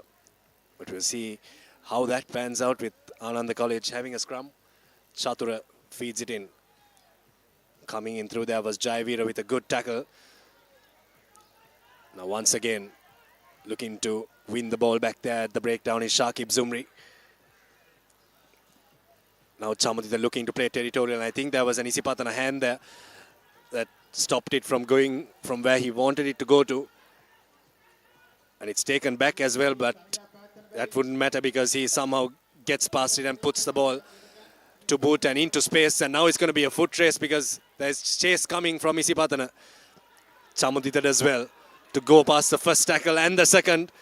Now needs support, needs to link up here. Then at Chamudita does so and finds his number 6 in Denuan. Now patience is the name of the game for Isipatana. Randinu. Good tackle coming in. Came in right from that blind spot there. Taruk Jayavira. Once again, another tackle coming in from Jayavira. He's been very good in defense so far. Won a couple of penalties so far in this game as well. Ananda haven't been able to contain Isipatana's line speed. That has been called offside. Now Chamudita steps in, steps out and shows the hand. Then at Chamudita, he's going to score a try for Ananda College. That will get them the lead for the first time in this game. Yes, so once again, Abid, that reckless conceding of the penalty costing Isipatana there. Their intent was right with the rush defense, but unfortunately just didn't hold off for long enough before committing to the challenge. Conceded the offside penalty, and all Denet Chamudita needed was just that little bit of space out wide on the left. And he scores a carbon copy of his first try to hand Ananda College the lead with a conversion to come as well. And what an upset this is if Ananda are able to hold on. Important conversion from Chamudita. And the flags stay down, so it will remain 10 points to 5. Isipatana are not out of this game yet. They need to cut down on the errors, and this is a really mouth-watering game that we have on our hands. 10 points to 5. Ananda College, 3 minutes left on our clock. Now it's all about game management from Ananda.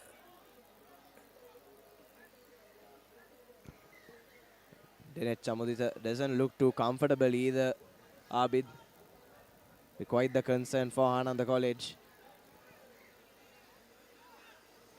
But he just needs to hold on for 3 more minutes for his side to secure them a place in the cup segment. Here's the kickoff collected by Tarut Jayavira. And breaks past the tackle does Nimanta Sandeep. Just switched off for a moment there, the Anandian defense. And here's Yuvindu Koditowakku out to the replacement player. And all it needed was Ananda to switch off for just a second. And it's suddenly Patana on the front foot. Have that extra man out wide. Shakib Zumri shows and goes, but unfortunately doesn't get the offload in. And just loses that ball forward, does Sanuja Jayavira. But he was sold down the river by his captain on that occasion. Needed to give that pass out a bit earlier on the first attempt. Maybe the intent was right from him. If it did stick, he would have been off and over for a try for Isipatana College and maybe even under the sticks. But now, less than 2 minutes left on our clock. Ananda College with an opportunity to get a famous victory. Chamudita might even get a 50-22 here, and he's got a 50-22. It's a question of where that scrum or where that breakdown was, and I think it has bounced and gone into touch. It'll be interesting to have a replay of that. Brilliant from Ananda Starman. Yes, well behind the halfway line. And a huge left-footed punt into that open space.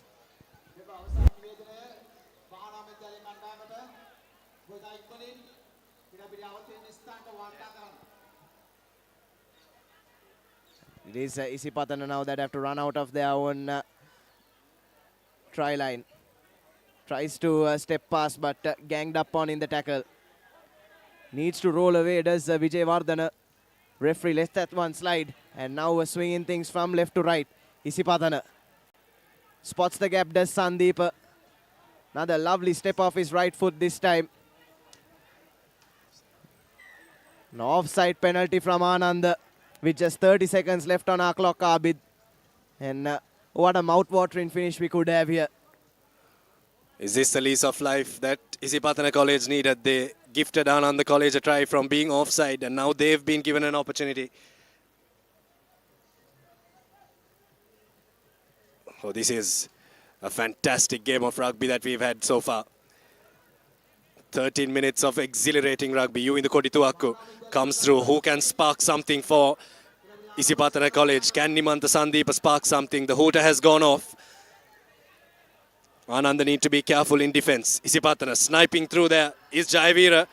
He's been fantastic so far in this game.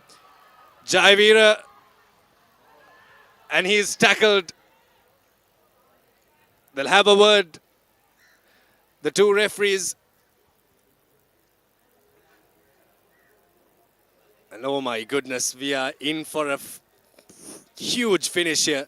And the try has been awarded, is it? Oh, the try has been awarded. And now it's going to come down to the conversion. And there's absolutely nothing separating these two teams, because remember, they both scored 43 points. And this kick will really determine everything. Nimanta Sandeepa. Hooter has gone off. The kick from Sandeepa is off to the right. All squared here at Bogambara. Isipatana College 10, Ananda College 10. Yes, last minute try from Risni Jaffrad.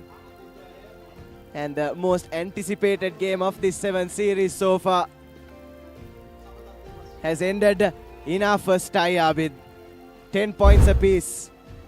So take a look at some of the highlights there from that second half. Denet Chamudita spotted that space. Another moment of individual brilliance from him as he went over for a brace. And here that's Risni Jaffrad for Isipatana College. Completely foxed the Anandian defense, but unfortunately was forced out wide by Tenula Vijayawardena. And a tough angle for Nimanta Sandeepa to convert from, and that game ended 10 apiece. He'll need a moment to cool off from that.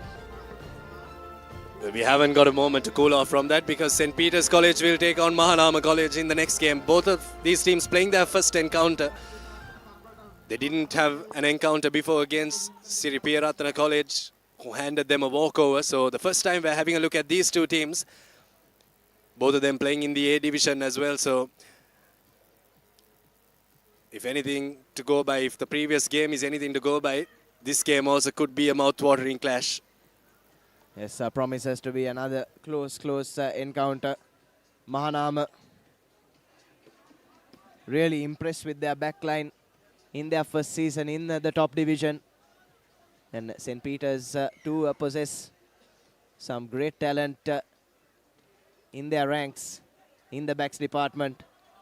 As Mahanama kicked things off, and kickoff has been allowed to go into touch straight away. And it's Mahanama that will start things playing in the right part of the park.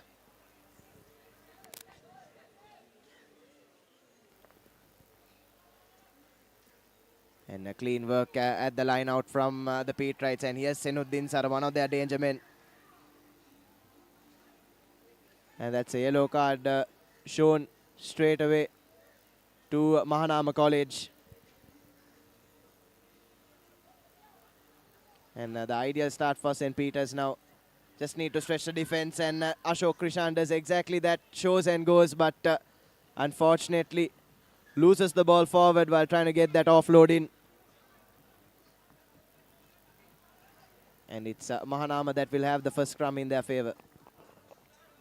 First set piece of the game, ideal opportunity for Mahanama, but they're down a man. They're playing with 6 men. Nihindu to feed the ball into the scrum. First set piece of the game.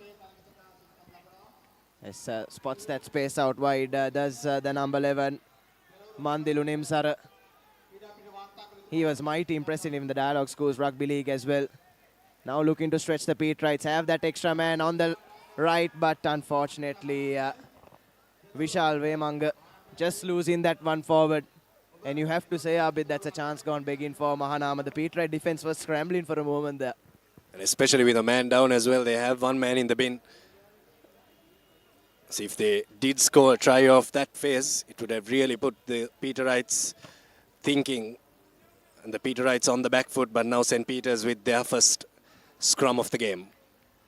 Yes, Senuddin sir, a lovely pass to Netchan Mantushan. Netchan Mantushan needs 3 men to take him down. Support taking a bit too long to arrive, but here's Rajit Jion, shows and goes. And the Mahanama cover defense is up to the task on that occasion, not allowing the Petrites to break through. But they have conceded the penalty. And this is Jamal Wahab. Now to Dinsara. Dinsara to Krishan. Here's Ashara Madugasge. Not allowed any sort of breathing room by Vemanga there. Doing well to contain the Petrites with just 6 men on the park, Mahanama College. But how long more can they do that for? But if St. Peter's keep doing that, I think Mahanama will be happy to defend all day, Abid. Mahanama have done well to defend until the man has come back as well, Nathan.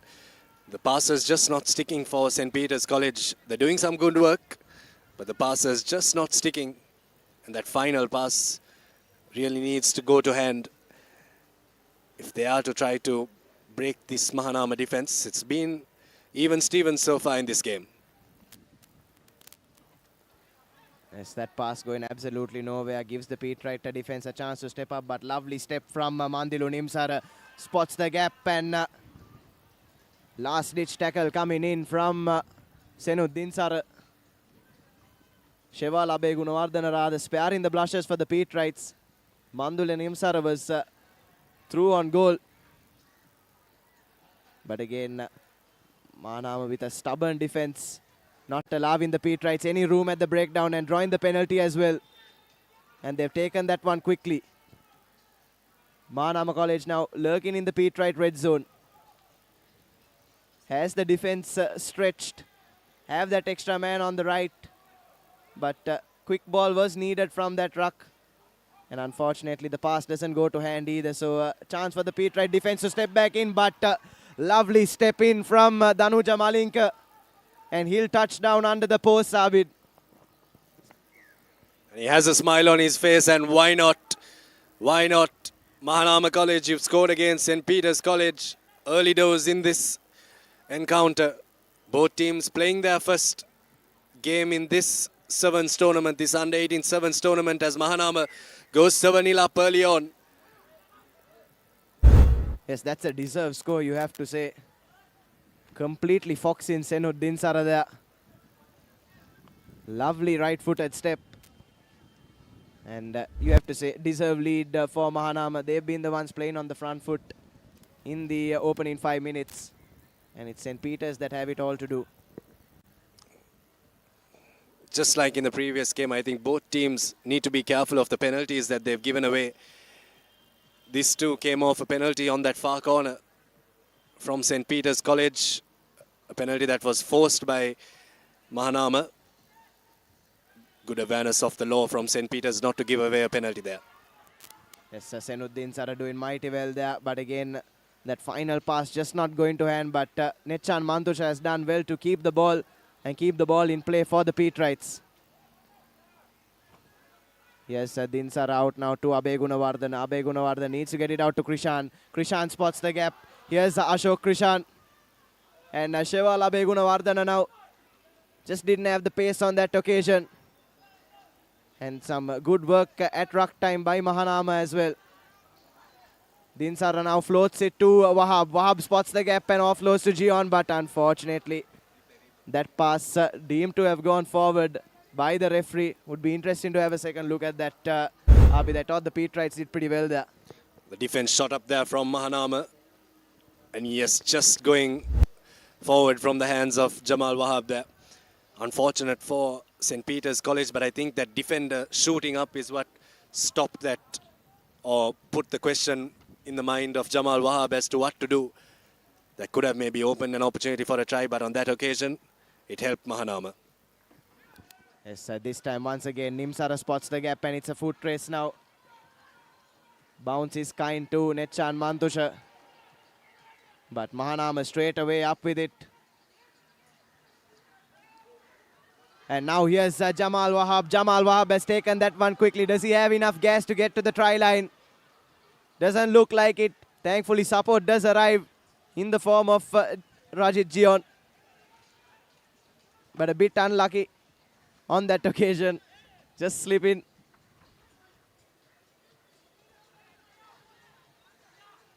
And here's St. Peter's now. First time they've really entered Mahanama's half. Here's Madugaske as the hooter goes off for half-time. Offloads to Dinsara. Dinsara tries to cut back inside and no support for him. Support taking way too long to arrive there. Eventually arriving in the form of Krishan, and here's Wahab now with that extra man out wide. Here's Netchan Mantusha. Netchan Mantusha has spotted the gap, and the Peterites will break their duck in the under-18 Elite School 7s, Abid. Good work from St. Peter's. That's how you play sevens rugby, swinging it from one end to the other.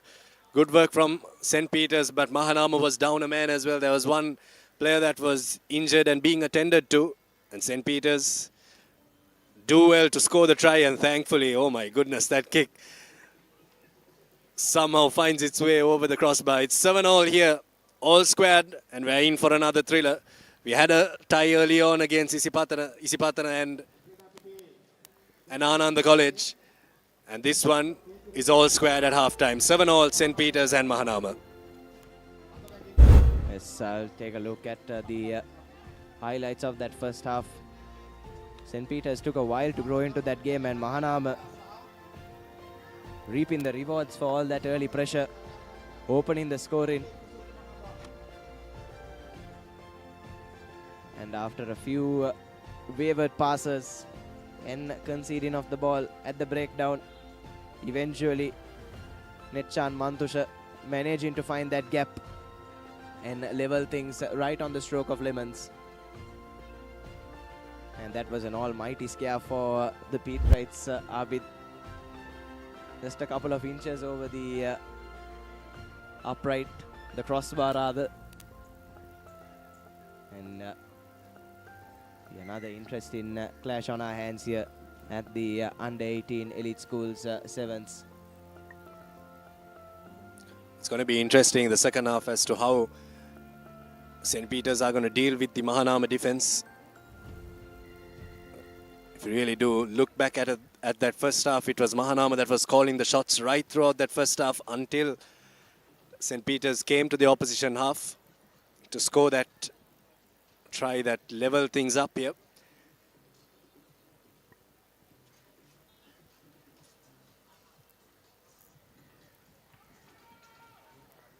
This game will also decide who goes into the cup segment. It's a winner-take-it-all clash. This is the only game that they'll be playing today. And if whoever wins this game will go into the cup segment, and I really do hope we don't have a draw, because I'm pretty sure now the organizers are discussing as to what to do with the draw in the Pool A, because both teams are square on similar points. Here we go, second half action. Krishan kicks things off, pound back there by the Mahanama winger.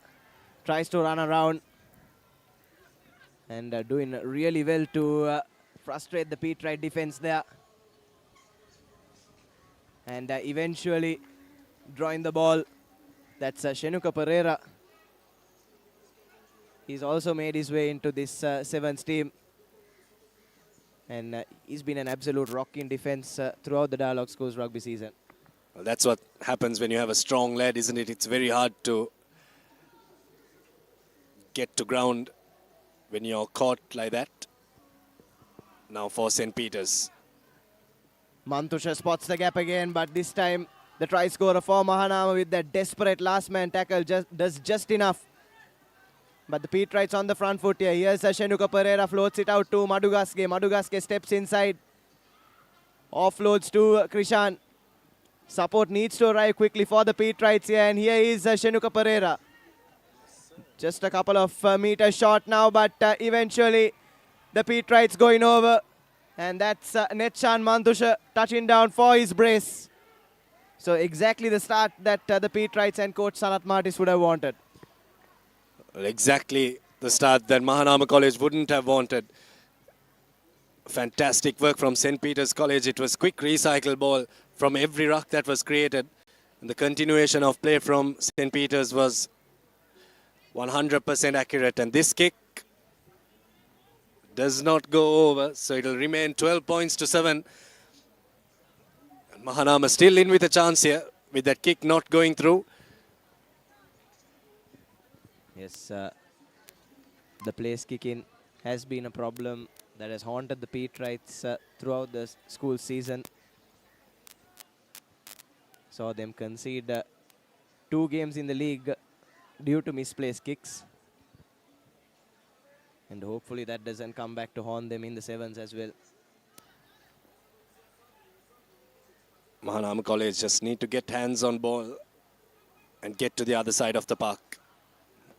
But that's a good restart. It bounces awkwardly. And unfortunately for Mahanama, Vemanga just losing that ball forward, and good continuity by St. Peter's, keeping the ball in play. Here's Krishan now, doesn't get that offload right. And Mantusha is quickly shot up on by the try scorer for Mahanama.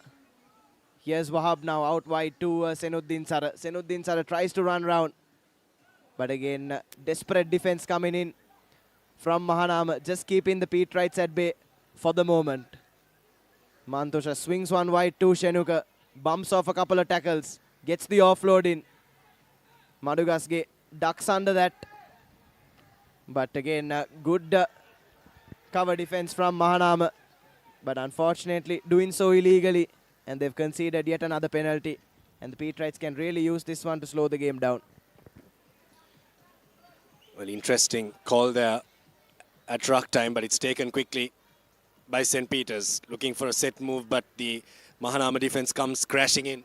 Jamal Wahab steps, still on the move. Wahab, huge contact there.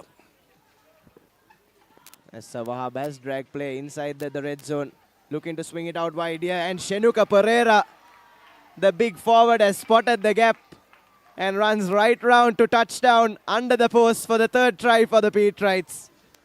And I know all forwards tuned in have a huge smile across their faces, Abid. Well, he really did deserve that.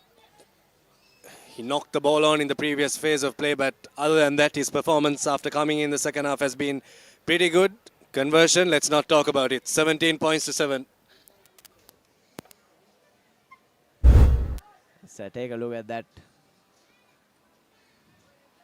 Lovely spotting of the gap from Shenuka Pereira. And he's having an absolute field day out there, you can tell. But it was forward on forward there as well. So Shenuka Pereira winning the battle of the forwards. But St. Peter's College really need to fix their conversions, because going into tomorrow, if they do win this game, they'll be in the cup segment, and the kicking from the other teams has been pretty sound. And the way it's going, St. Peter's might as well just go anywhere on the park, because the kick is definitely not going to go through. If it's scored under the post, if it's not going through, it's not going to go through from the corner. So they really need to fix that. But other than that, they played pretty well in this second half. It's really coming into their own in this second half, and that's a misplaced pass, and quickly rushes onto it. Does the Peterites. But Mana managed to keep the ball, and there's space now for their winger to run into. Beats Mantusha. Here's the number 11 for Mahanama College, Mandilu Nimsar. But Senuddin Sar gets back in time and manages to draw the penalty as well. That's a brilliant defensive effort from the Peterites skipper. And now they've taken this one quickly, have the Peterites. Yes, Shevana Roche. And now they've given away a penalty of their own.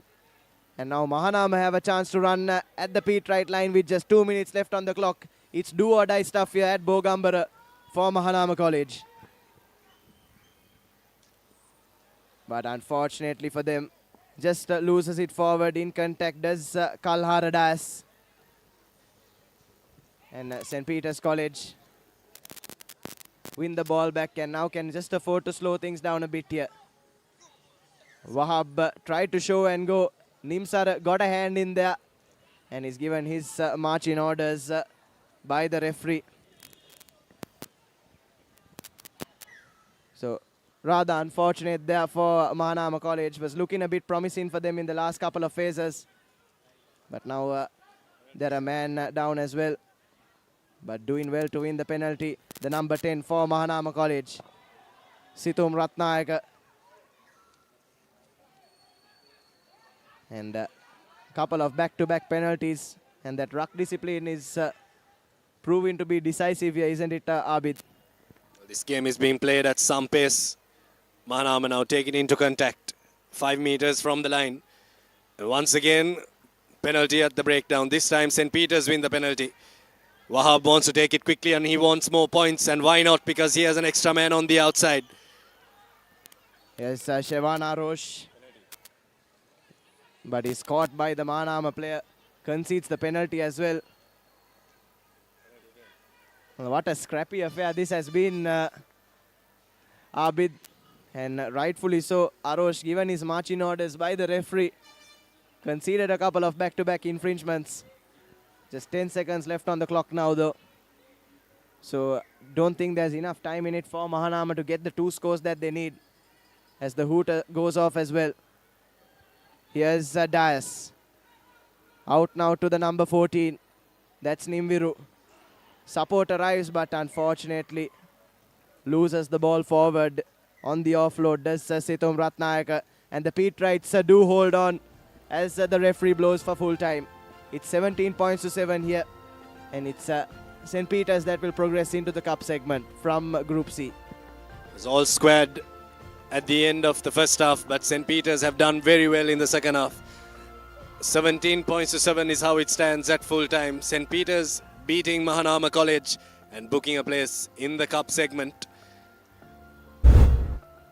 Here's the highlights of the second half. St. Peter's first try coming through Mantusha, scoring under the sticks. No conversion, which will be a point of concern for St. Peter's College, but have a look at that smile on his face. Shenuka Pereira going to score under the sticks as they win their encounter. St. Joseph's College will take on Sri Sumangala College in the next fixture, and that is going to be another mouth-watering one. We'll have a change in voices here in the commentary box.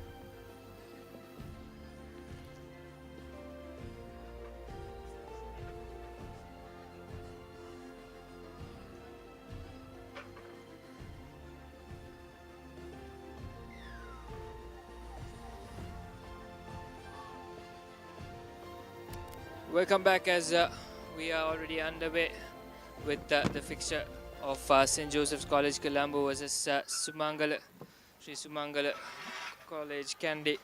Sri Sumangala on the move here. Sri Sumangala number 18 is a man loose. There are men chasing after him. Will he be stopped? He will be, and there's another Sumangala man there, and he will go over the opening few seconds of the game, and Sri Sumangala have already scored, opening their account in fun fashion. That is 5 points to Sri Sumangala right from the word go. That was a very long run from that man, and the referee finally declares the try.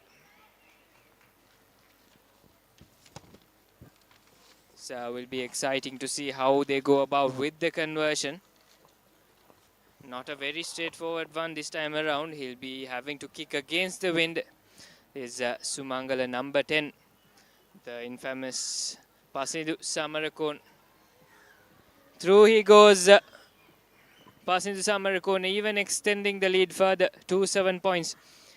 Sri Sumangala, and alongside me is Janidu. What do you think of Sri Sumangala opening their account very early on in the game? Well, yes, definitely a great start for them, especially against St. Joseph's. Everyone's surprised to see that start, but it's not going to be an easy task for St. Joseph's. Sri Sumangala has proven their rugby at this year's Dialogue Rugby Schools League as well. They've shown some great talent and great results. And this is going to be an interesting clash. We can see just 2 minutes already in the clock, and both teams playing with a lot of intent. And ball available for St. Joseph's at the moment.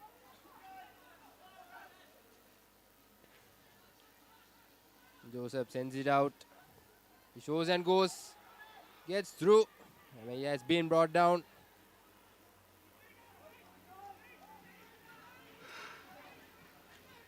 Puts a lead of a grubber kick. It's a foot race actually. That's some good work from Sri Sumangala to be on the safe side, but at the same time it will be a 5-meter scrum for Jose, which will bring Jose an opportunity as well to score.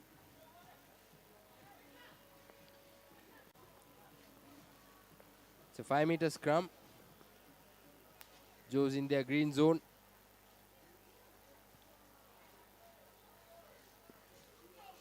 But he had no option as well there. Had to go on to that own try. And here's the scrum.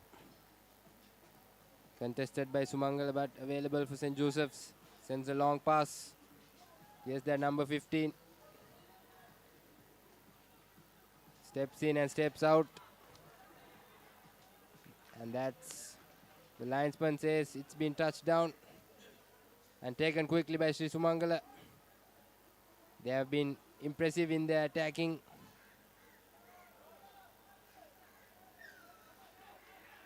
And that's a penalty in favor of St. Joseph's. Holding on, says the referee. Good defensive work there. Quick tap taken. There's plenty of space available for St. Joseph's. And yes, that's the number 15. That's Clive scoring that try for St. Joseph's.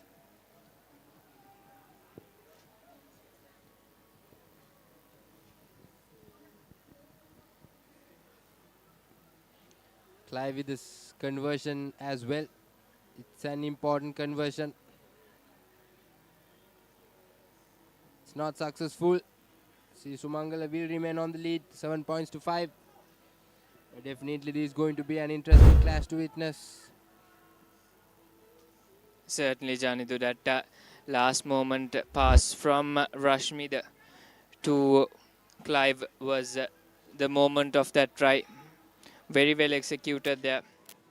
Sri Sumangala, they thought they had possession in the of the ball, but then good work by the Josephian defense to make them hold on to it, and then resulting in that penalty, which they made use of to get that try. And it's a penalty in favor of Sri Sumangala. Very dangerous when they get to attack. Sri Sumangala have certainly shown off their firepower, what they are capable of. That was a knockback.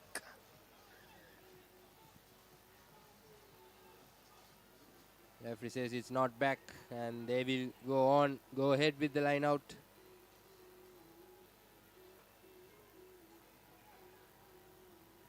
Interesting to see that the ball is available for Sri Sumangala, but contested by Jose. They managed to turn over. Here's yet another opportunity for them. Yes, Clive with the goose step tries to seek through that gap, looking for support. The space available. There you go. Lovely drawn pass. Steps in. And that's a try for St. Joseph's. They score their second try. Good comeback. That will bring them to 10 points, with the conversion is yet to come. Menaka was, that was and a timely try for St. Joseph's College. It's certainly turning out to be a very exciting encounter. Sri Sumangala, they've got the ball here and there in bits and pieces, but hasn't really managed to break out into a good offensive run here, except for the first try that they had in the very few opening seconds of the game. It'll be a tricky one, this conversion. Well, not successful there, as we will move on with St. Joseph's in the lead with 10 points, and Sri Sumangala just following behind with 7.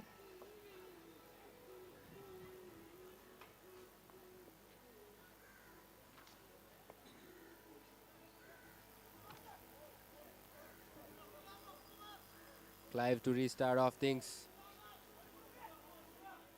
Bit of a miscommunication. But manages to hold on to that ball. And now Sri Sumangala sending it out. The defense rushing, offloads it. And seems like he's isolated, but he's been able to get through. Oh, that's very unfortunate there. Both teams with blue jerseys, Yusuf definitely must have thought that it was his own team member. But costly error there now. St. Joseph's attacking in their green zone. Unfortunate there, he slips off. Looking for support, and it's a penalty. It's a penalty in favor of Sri Sumangala. Holding on, says the referee. Quick tap taken. St. Joseph's defense rushing. Good defensive work, and it's been offloaded, and it seems like he's through. He needs support. He's been isolated. Ball available for Sri Sumangala. Seems like he's having space outside, and seems like he has the gas. Can he make it? Good defensive work, but he had the support coming in. And that's an under the post try for Sri Sumangala. That will bring them to 12 points. Brilliant work. This is a brilliant game, Yusuf.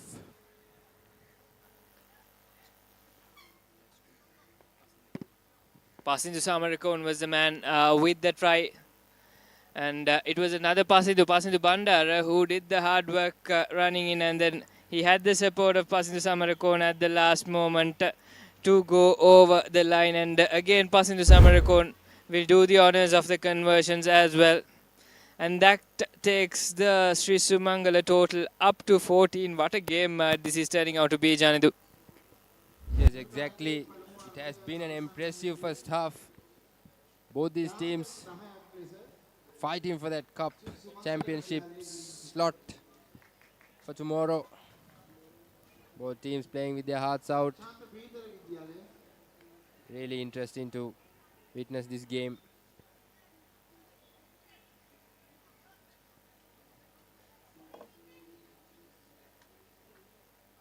Sumangala with the lead, 14 points to 12. Both teams going for lemons the first half.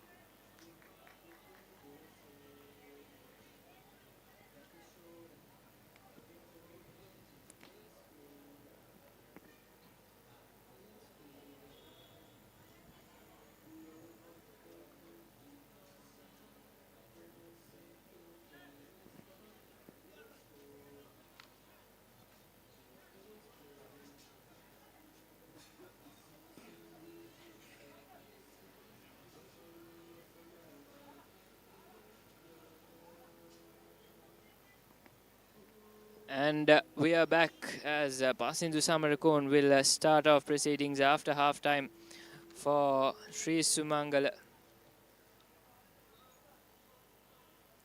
Resumes the time, the referee. A high hanging kick. Clean collection by Josephine, number 8. And off he goes, putting one man down. He himself has been brought down, but referee signals an infringement there.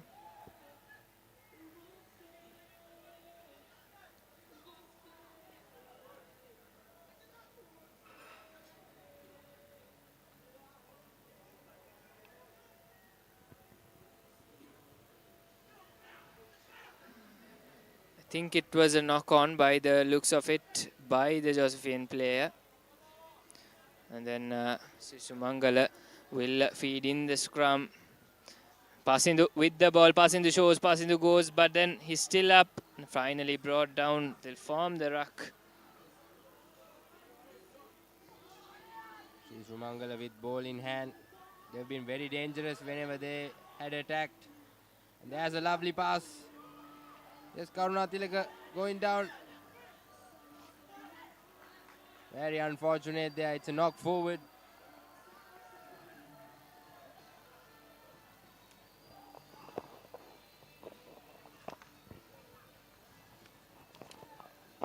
It was a nice little run from Sumangala. But, you know, we've got to get the small things right. And that is what Sumangala needs to do right now. Clive gives it on to the big number 26, who tries to go past those two men but cannot. Joseph will still have the ball. They're trying to break past this defense, but so far the defensive work has been very good from Sumangala. They're not letting Joseph out of that red zone of theirs.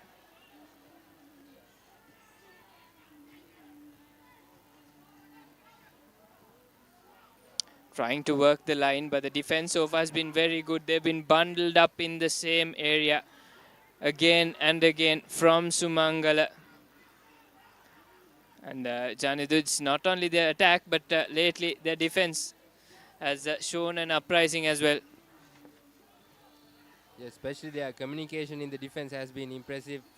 And it's turned over. All available, but very unnecessary there. Shouldn't have done that. Now St. Joseph's with an opportunity to attack the big number 8. Trying to gain some hard yards. And he's been through that blind side.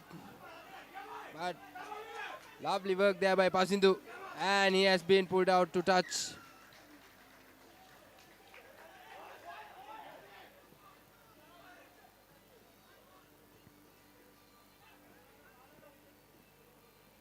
Penalty in favor of St. Joseph's.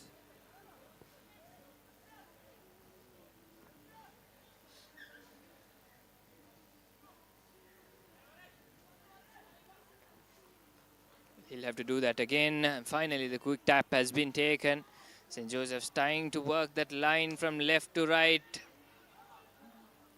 Hardly takes that final offload there. The ball is in possession in the hands of Sumangala right now. Very good work in that during ruck time there. Sumangala. Number 21, Masit Induara. He is through. And will he go all the way? Yes, he will. No one wants to stop him there. Right under the pole. And Sri Sumangala extend their lead. The boys from Kandy are stunning. The boys who've come all the way from Colombo.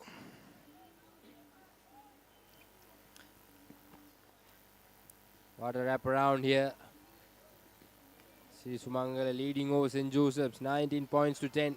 St. Joseph's under pressure and the conversion is successful as well.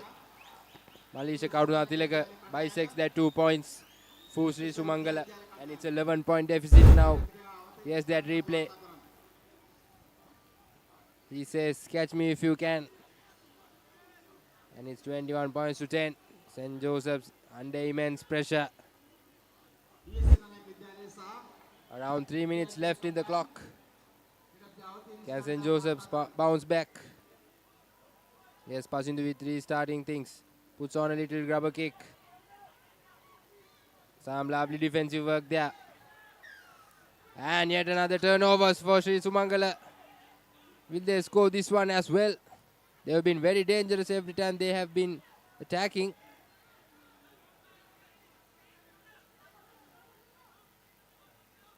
He sends it out. Tries for a little grubber kick, but once again, it's the same. Seems like that's a forward pass to me. Yes, the referee says it. It's a forward pass. Scrum down for St. Joseph's. Small error. He thought it's a penalty. Tried to take that quick tap and attack. It's impressive how Sri Sumangala have gone about with things this game. They've not only outperformed St. Joseph's in the defense, in the attack, but also in the defensive department. They've been very prolific in all areas. So only around less than a minute available of play in the game, according to our clock, and can't be much different from the referees. Sri Sumangala definitely a team to look out for in this under-18 All Island Schools Rugby Sevens tournament. It's on a small grabber kick and it's a foot race and he manages to grab that ball. He just needs that support play. That's very well done by Sri Sumangala. Consistent rugby and even more than that, their fitness. They've been playing with a lot of intent throughout the whole game.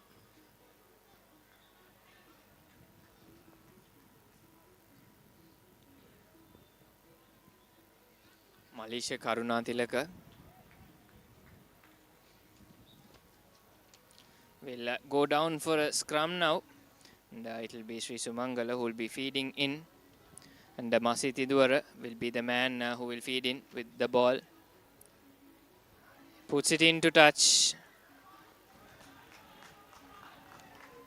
And that seals the deal for Sri Sumangala.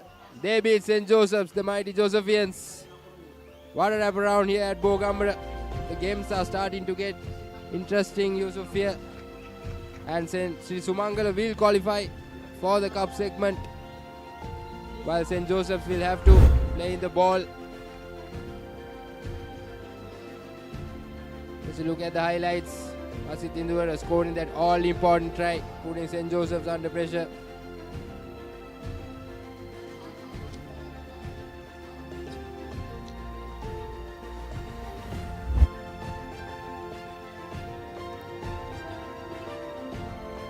Another important clash. Another 2A division prospects. ESNI College taking on Science. Yet another cup decider here. Both teams definitely will play their hearts out. Both teams have showed some promising performances in their games in the morning hours. Let's see who's gonna grab this one home.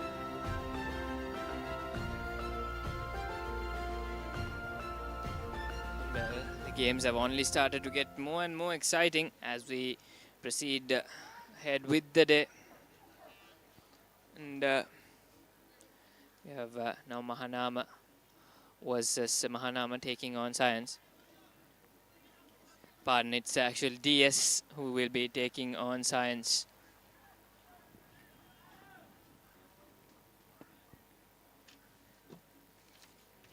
DS to start off things. Tatira Pereira, who has been impressive for DS, will start off with the kickoff. Referee blows the whistle. It's a deep kick, but seems like straight into touch. Free kick for Science. Not the ideal start DS would have expected for. Science gets to attack the first seconds of the game. Goal available for Methika Idirisinghe. Sends it out to Bosit. And goes down to Flo. Long pass. Yes, their star player. Sends it to the corner. And he's been brought down, the number 4 from Science College. A bit of a risky pass, but manages to hold on to it. He cuts in looking for option, sends it out to his big lad. And he's been brought down to the ground. And referee says play on, and DS has managed to turn over the ball.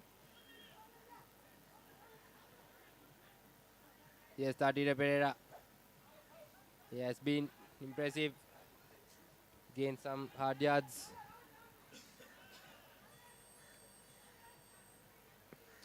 Trying to work the line from left to right. There's space open wide, and that man, number 13, number 3, that is, he will go over. Rusiru Samarasinghe saw the gap there, and straight away didn't hesitate to run through. Picked it beautifully and bisected those two in defense. And successful conversions to add on to that as well. Dissananayake extend the lead 2-7 now, opening their scorecards.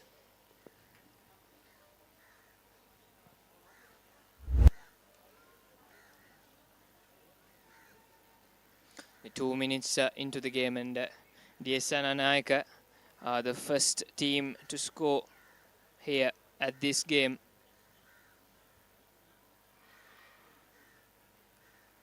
It is Tatira Pereira who will start off restart proceedings here at Bogambara Science College, trying to run through the gaps.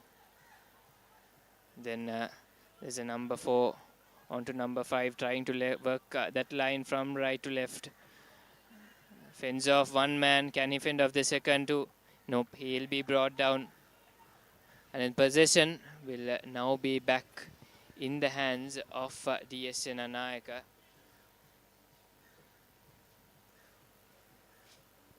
Very interesting call there. Referee says it's a forward pass.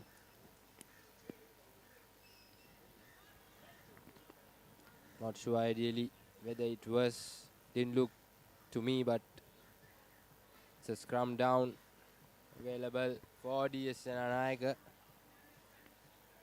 There's Tatira Pereira. Lovely wraparound pass. Running across. He's been through. Some good tackle. Ruck form there. Tatira Pereira sends it out. DS has options. That's some good, lovely defensive work. Saw that man come and rushed in, but that's another try. That was Geethma Dissananayake.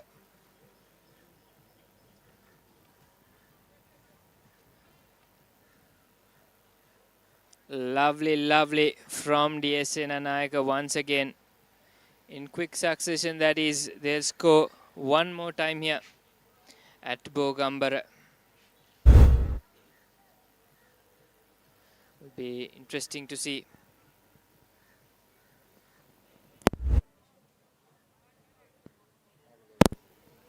It'll be interesting to see how Lihara Vikramasinghe will go about with the conversion. Not an easy one.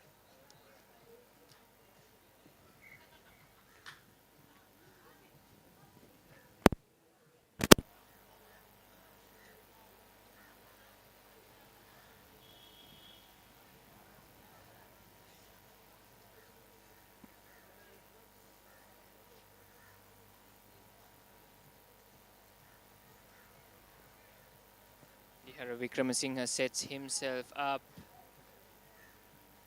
and did not get the direction right on that occasion. Nevertheless, Dissananayake will be a happy camp with 12 points so far.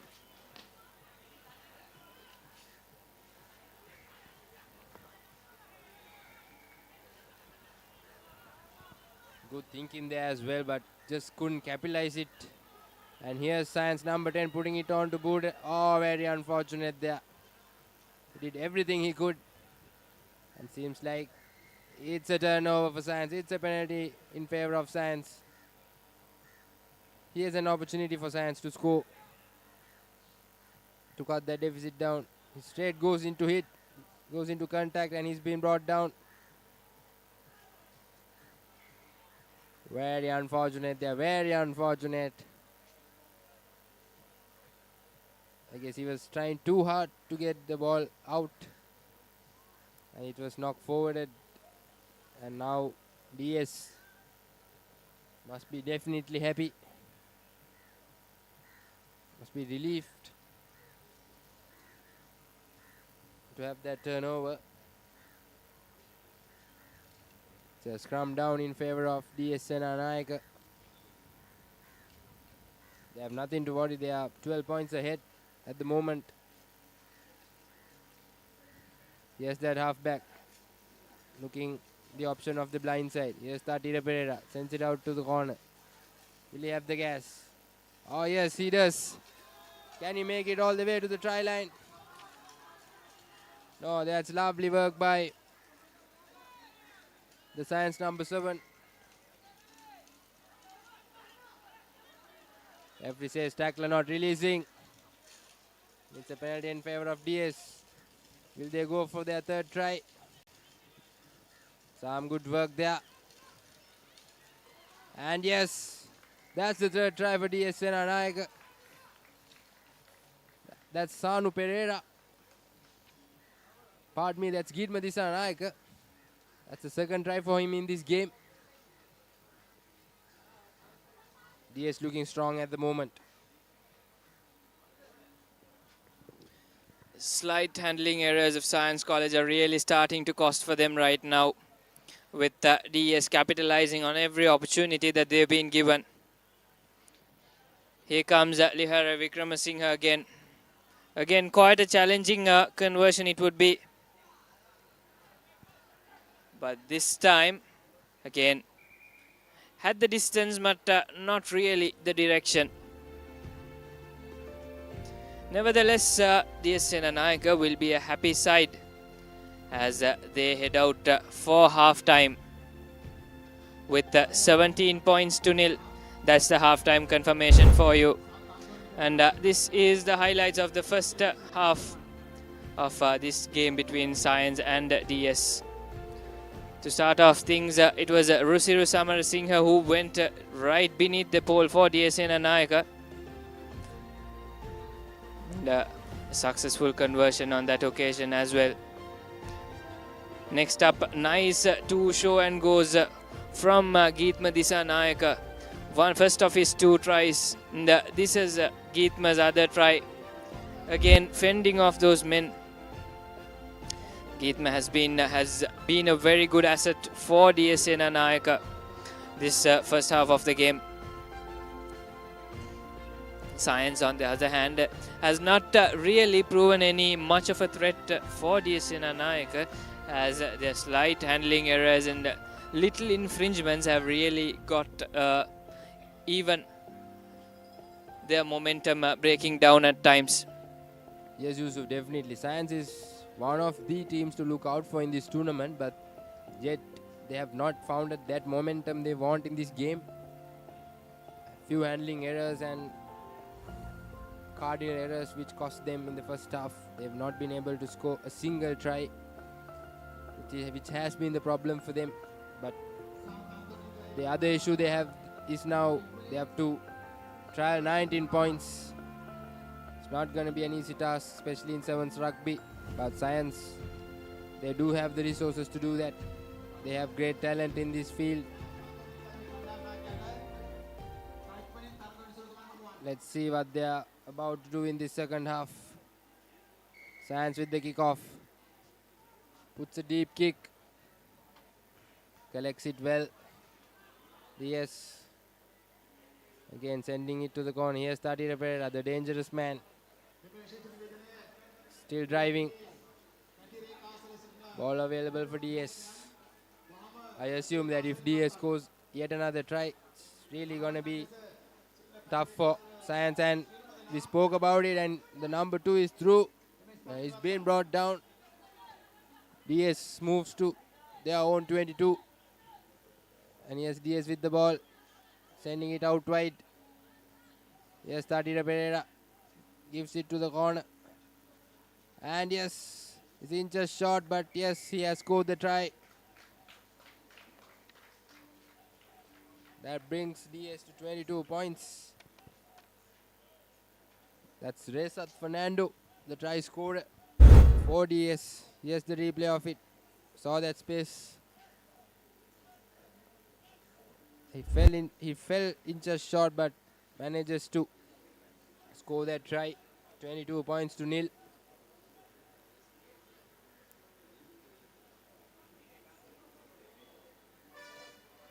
Conversion is not successful. 22 points to nil is the current score. Plenty of action remaining in the second half of this game. But truth to be told, Science under pressure. It's not easy. Trailing 22 points. Well, DS Senanayaka will not be complaining. They are very well ahead in the game with 22 under their belt. As we will restart proceedings after that last try.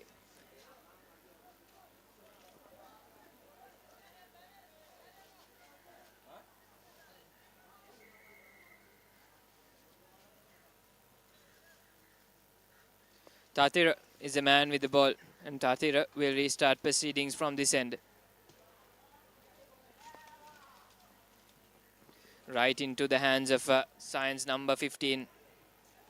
And Akila Rajapaksha is on to the DS player. DS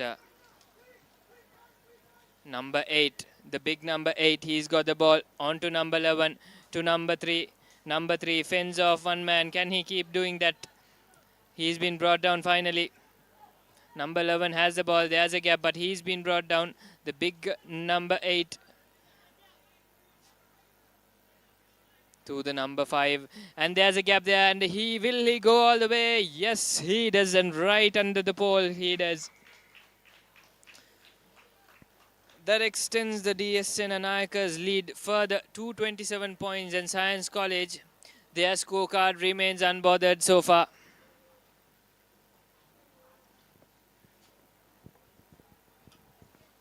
And seems like a Science player is down as well. Seems like it's a shoulder injury. Not good news for Science this game. They're down to 0 points, and also seems like they're down to 1 man.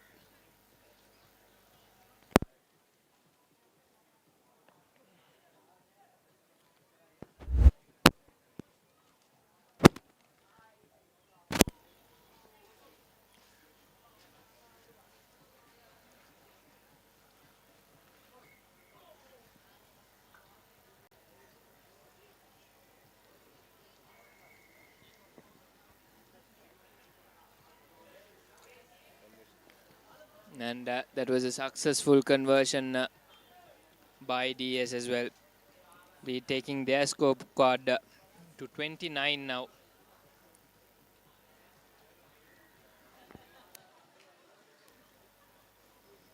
Tatira will again be the man to restart things. Impressive performance by DS. 29 points to nil. Can Science at least look for that whitewash? Here's the dangerous man. Sends it out. Takes a goose step.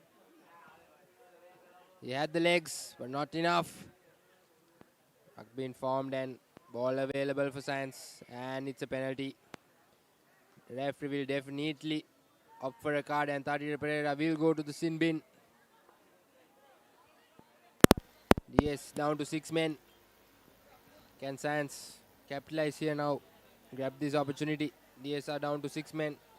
And ball available for Science. It's a penalty in favor of them. Also, it's a key player of DS that has gone to the sin bin. It's a big blow for them. Tatira is a playmaker, someone with really good potential. Now with 1 man less, it'll be interesting how Science can capitalize on this.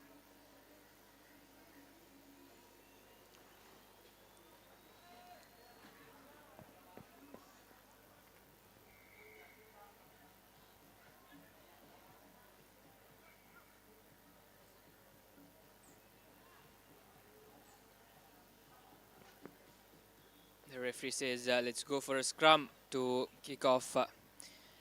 Restart, I'd rather say, things here from Bogambara.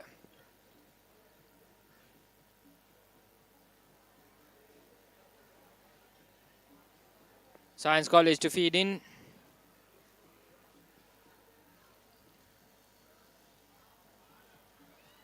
Off goes the man. Sends it out. Long pass, but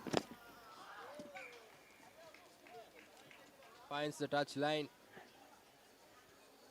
Science has not played up to the expectation in this game.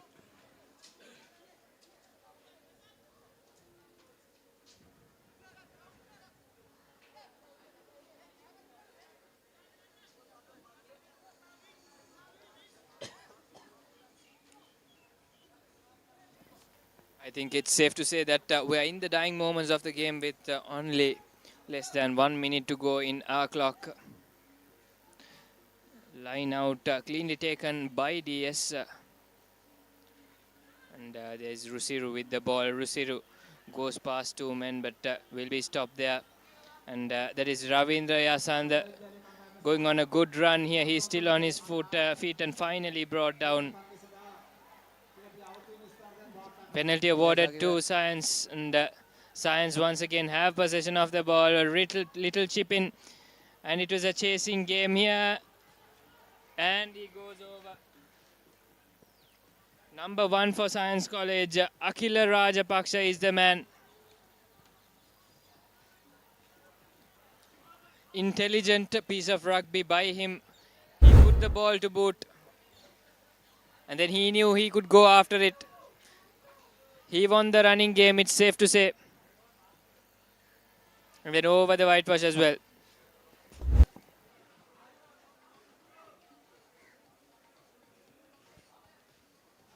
Finally, Science been able to score. It seems like Akira Rajapaksa is down with an injury as well after scoring that try. Definitely had 2 men on top of him while diving to the try. We hope he's okay.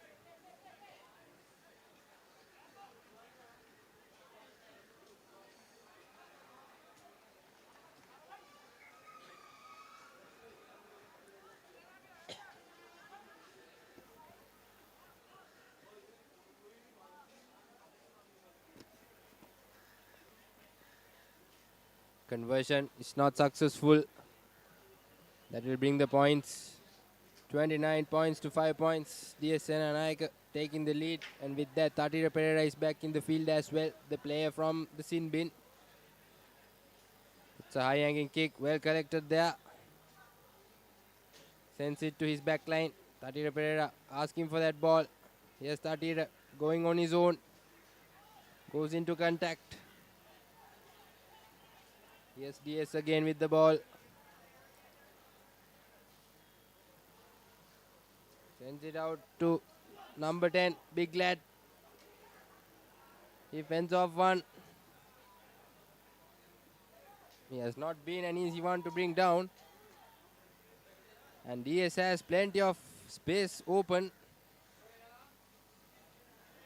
Oh, very big error there. Very cardinal error. Akila Rajapaksa has gotten the ball.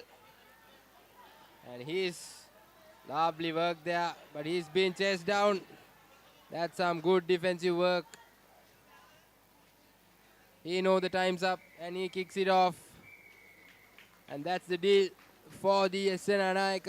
They will qualify for the cup as well. They won both of their games. Impressive performance, 29 points to 5. The SN Naik will go to rest with that victory.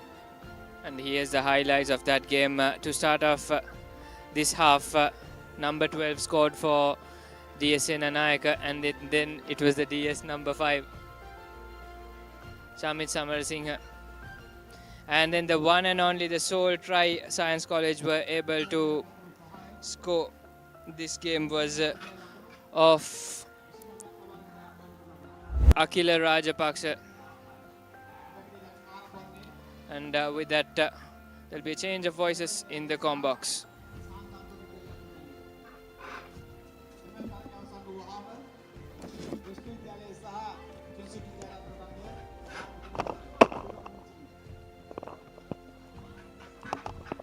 So we move into our next game here as Zaira College take on St. Anthony's College. Both teams had a pretty impressive showing in their first outing, especially Zaira College. Really had a runaway victory. If I memory serves me right, was a unanswered 47 points by Zaira College. And they'll kick things off from right to left of your screen. The collection is good from St. Anthony's, and that big number 1 runs straight into contact. Thought he could have done a bit better to get around the defender there. He was impressive in their last game as well, as was this man, the number 7 for St. Anthony's College. Lovely inside-outside swerve from the number 7 for St. Anthony's. And they will open the scoring. That's Johan Gunawardena for the Antonians. Brilliant rugby. And things go from bad to worse for Zaira. As we find one of their players binned as well, as I welcome Abid back into the comm box with me. Well, not even a minute gone in this game, and St. Anthony's have scored a try. They've run half the length of the field and scored that try through Johan Gunawardena. He was fantastic in the previous game as well. There you go. Step inside, outside, fox the Zahira defense, and then just had too much of pace for the oncoming defender, Farhan Fazlat, to stop him.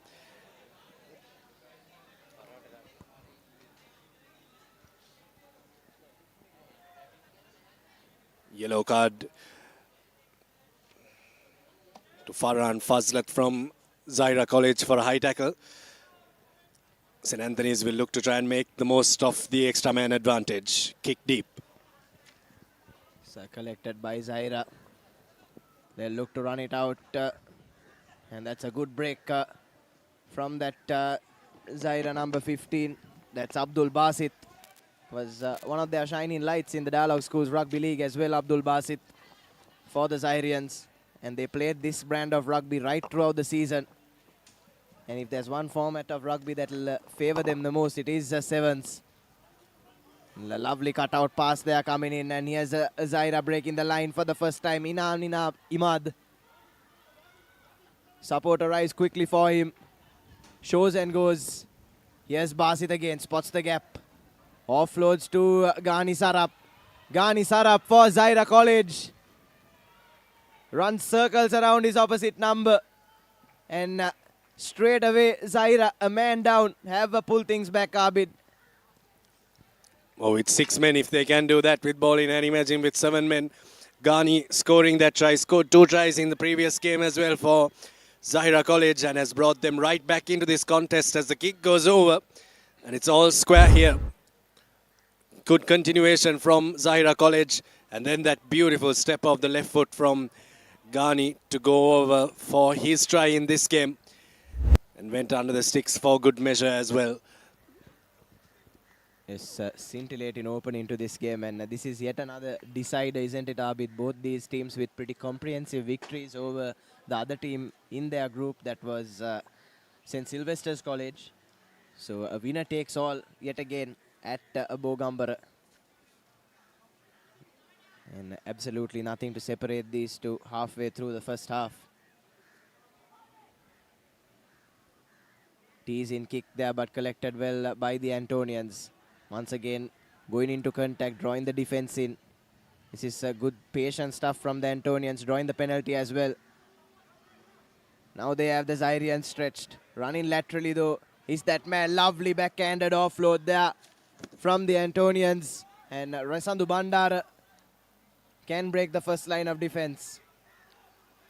But Zaira holding the fourth strong. But for how long can they? Another big carry coming in from Akesh Sampath. The Antonians just playing patiently here. Just continue to swing the ball, waiting for that gap to open up. And here's Bandara again. Zaira doing well not to commit too many bodies into the ruck. We've seen many sides today so far be guilty of that. And for now they're holding strong, but what a lovely step inside from Johan Gunawardena. Once again, the try scorer. Doesn't matter how many bodies you commit to the ruck when you have opposition players that can run like that. And a lovely offload off the floor to Resandu Bandara, and he takes things to the 5 meter.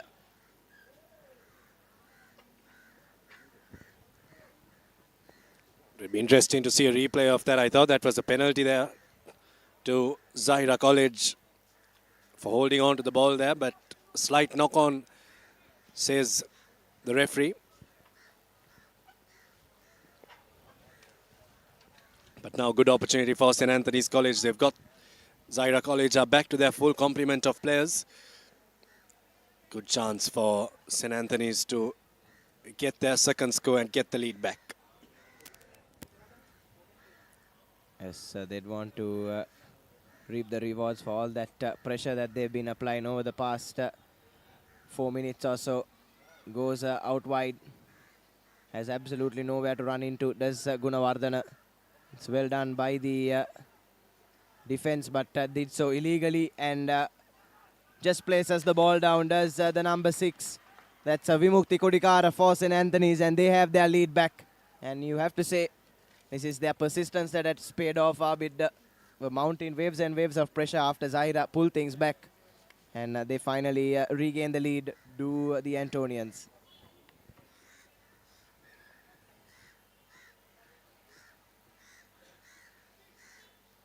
Six minutes gone in this game so far. St. Anthony's have crawled their way back to get the lead after scoring that first strike through Gunawardana.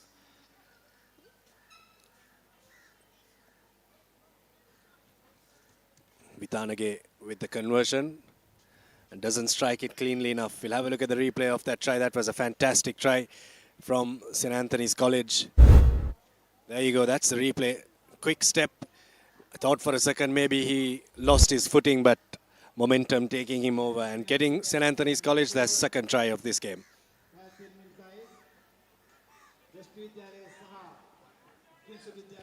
And after this, Abid, what a game we have on our hands. We'll have Wesley College and Kingswood College locking horns, two traditional rivals as well. Both vying for a spot in the Cup Championship. As we're almost at Lemons here. Tease in kick there for Basit, but does well to gather it.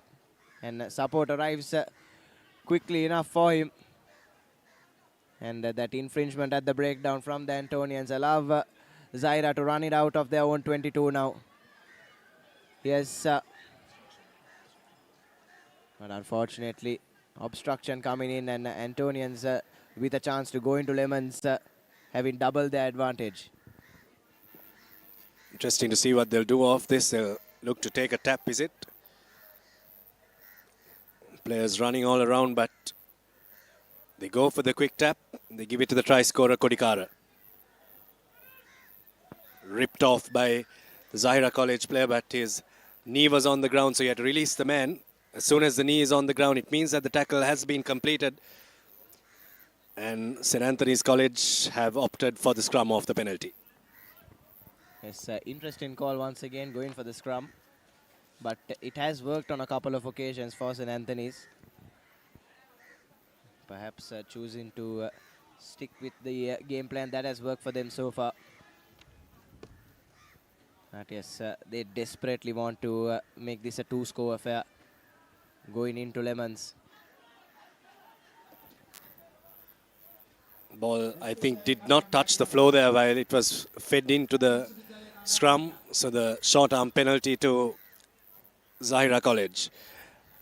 Now swinging it out wide and an inside ball to no one. Cleared up well there by Zaira. In the end by Farhan Fazl, the try scorer. And now looking to run into that open space on the right, but good work at ruck time. No, says referee Atavara.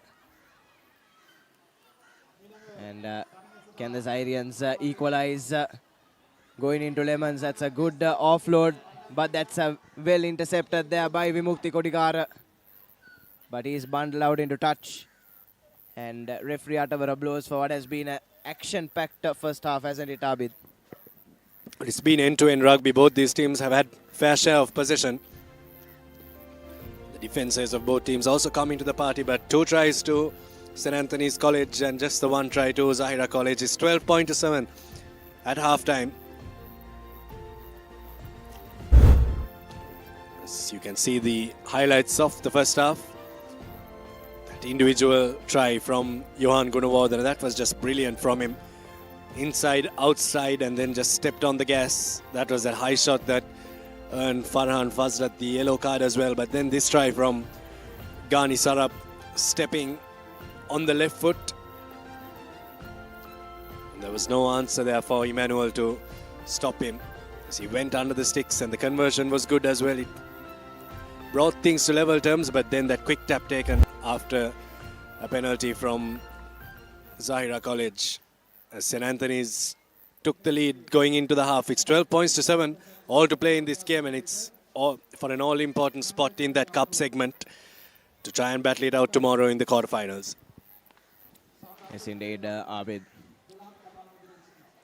Zahira College, for all the promise that they've shown, currently find themselves on the back foot here.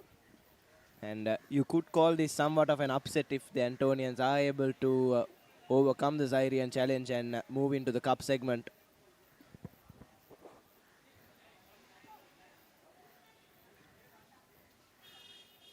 But as things stand, if they are able to hold on, it is St. Anthony's College that will go into the cup segment tomorrow. As Vitanagi kicks us off. Lovely collection from Ghani Serap. Just stop for a moment there. Step past the tackler, and what a run this is from Ghani Serap. And this is exactly the start that Zahira College would have wanted. Straight from kickoff, Ghani Serap has carried his team to the equalizer. And in the process has earned himself his brace as well, Abid. Oh, absolutely against the run-off play right off the kickoff. Collected it cleanly. 12 points all. Conversions are now going to come into play and are going to be more important than ever. Zahira College can get back the lead if this goes through. If it doesn't, it'll be 12 all. But he makes no mistake. The kick is through, 14 points to 12, and we'll have a look at the replay of that try, because that was a replay for the ages. There you go. He collected it off the kickoff and just took a step back for a second, assessed the options, assessed what was in front of him, and he knew that he had the pace and backed himself to go over for another 7-pointer for Zahira College as they take the lead in this game, 14 points to 12. Yes, absolutely brilliant stuff from Zahira College. Like you said, the conversions now coming into the picture. If things stay this way, it'll just be that singular conversion that sees the Antonians bow out.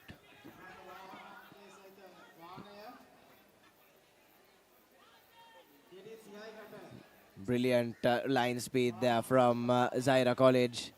Straight away up with the defense and just pushing the Antonians back towards their 5-meter mark. And they'll just want to try and win the penalty from here, but Gunawardana will have something to say about that, won't he, Abid? Twisting and turning and taking play outside of the danger zone for his team. And as the Zairian defense is scrambling, and they are found wanting as well, caught in an offside position. So Gunawardana single-handedly has played his team out of trouble there.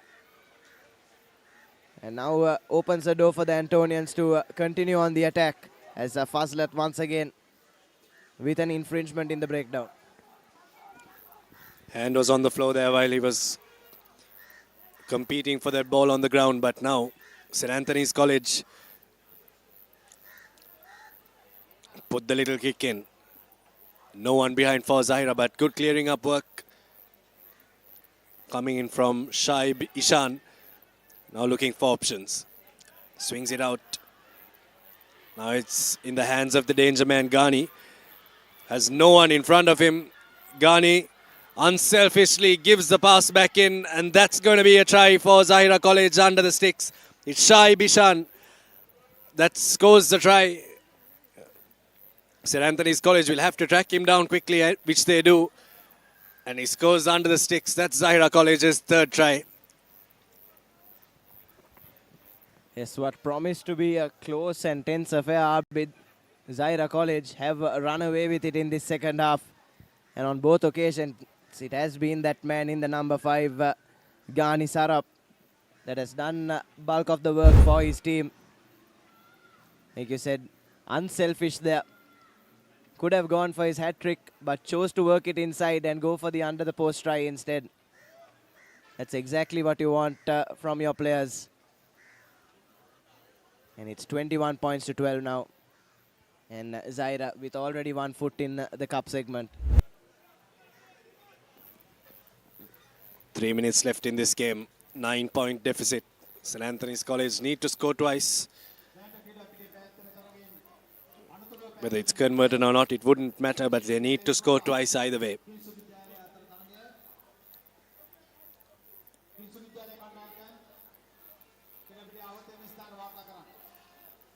Restart from Zaira College, and that's a very good restart in the context of this game, because it really takes time off the clock and has also given them good possession. Yes, Zaira now playing this game exactly where they want to play it. Might not have possession, but if there's one thing that they've done well in this game, Abid, it's confining the Antonians into their own 22, closing the gaps quickly. An astute defense this time as well. The Antonians choosing to go short. The Zairians track them down at lightning pace. And now just trying to create that extra number out wide. Gunawardena can't do it all on his own. He's ganged up on in the tackle. And Kani Sarap has been given his marching orders by referee Atawara. So with 1.5 minutes left to play, if St. Anthony's can do something off this set move here, we'll be in for a nail-biting finish, won't we, Abid? Ghani Sarab's shown the yellow card, but good defense coming in from Zaira College there. They're playing with 6 men, so it will be a tester for them. St. Anthony's need to know where the space is, and the space is out wide so far. Good defense coming in from Zaira College, but St. Anthony's somehow keep it back in the field of play, but I think there was a slight knock-on there. The call comes from the assistant referee that there was a slight knock-on. Yes, but St. Anthony's completely losing the plot there, Abid. Off your camera, they have Gunawardena in acres and acres of space out wide on the right. I don't know what they're thinking, trying to keep the ball central. All they're doing is shaving precious seconds off the clock. And now with just 30 minutes left in 30 seconds rather left in this game. Looks like Zaira all but confirmed to be in the cup segment tomorrow. Zaira still playing with 6 men. Little step there from Basit Abdul. And runs laterally and runs into touch, but the ball is still in the field of play, and this might just work out well for Zaira College. But no, it doesn't. There's a little shoulder there that has come from the Zaira College player that has pushed the St. Anthony's lad. So St. Anthony's have the ball, but can they go 100 meters and score a try? And they'll have to do it all over again as well if they are to win the game. Yes, looks a bit far-fetched for the Antonians. Yes, Joshua Gunawardena now.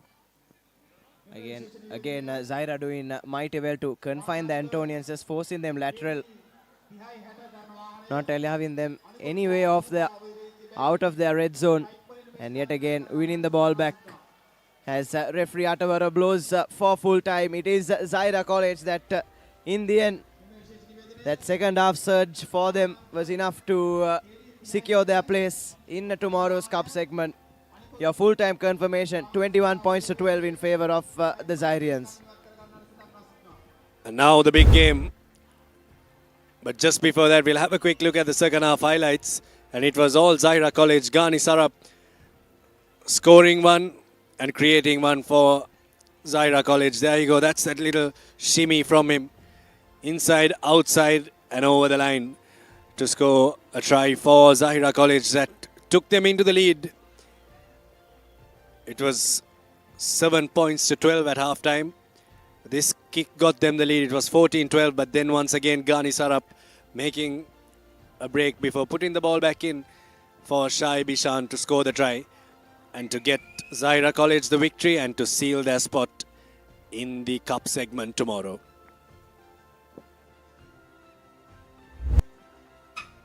Yes, and now we head into another big clash, like you said, Abid. Wesley College taking on Kingswood College, traditional rivals for the Blatzer Trophy. Both these teams in another virtual playoff for that cup segment position. Both coming off victories in their first game.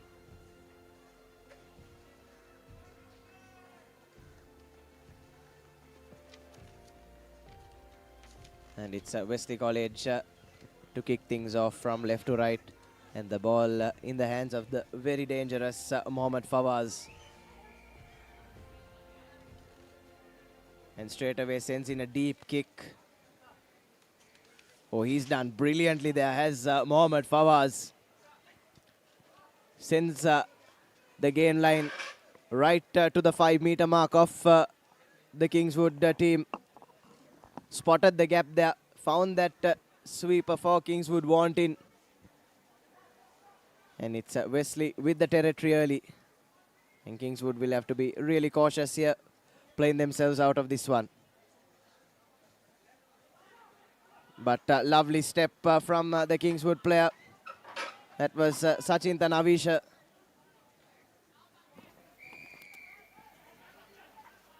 And win the penalty as well. So Kingswood, after conceding the territory early, have played themselves out of trouble. There's a big tussle going on for the ball there, but holding strong is Roja Karavita. And drawing the penalty as well. So back-to-back penalties from Wesley, just allowing Kingswood some breathing room now. As Dulaj Fernando takes that, and it's another penalty from Wesley College, Abid. Well, a string of penalties from the Double Blues against their traditional rivals. They'll need to try to fix that, but Kingswood College now look to take it quickly. It's Dulaj Fernando who takes it. Or little show and go there from Kingswood College.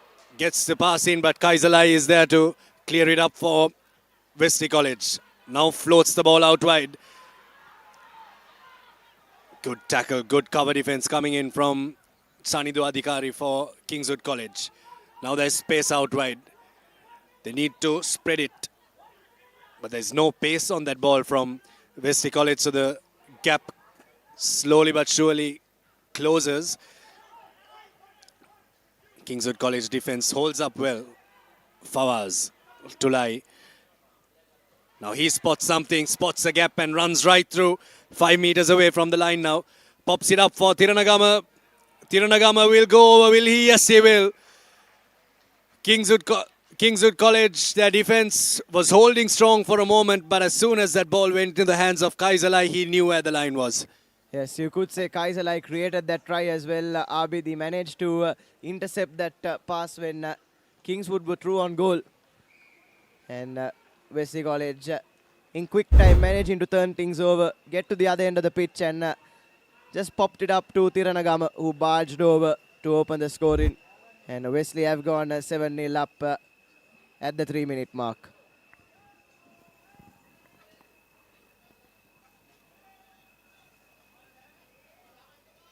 $7-0 now in this crunch encounter.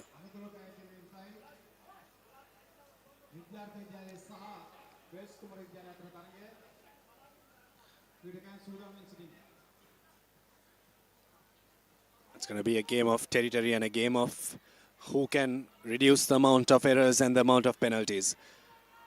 Good kickoff and good pressure coming in from the kickoff as well. It has forced the ball to go into touch and they have the option of the scrum or the line out. It looks like they're going for the scrum, Wesley College.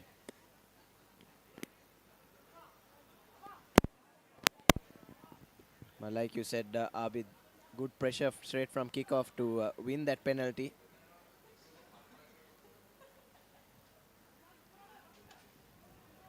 And now floats it up to Fawaz. Trying to stretch the Kingswood defense. Spots the gap, does Wesley College.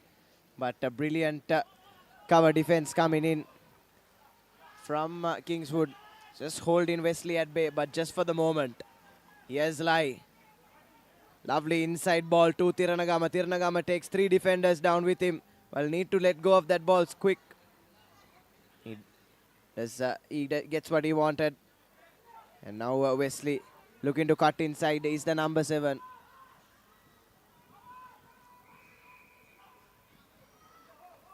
And Wesley with the penalty as well.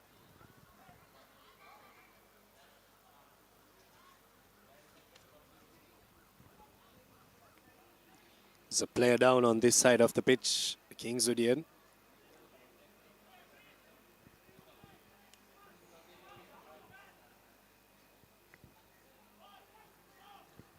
Yes, hopefully it's not too serious, Abid. We've already seen one pretty serious injury today to one of the Sylvester's players.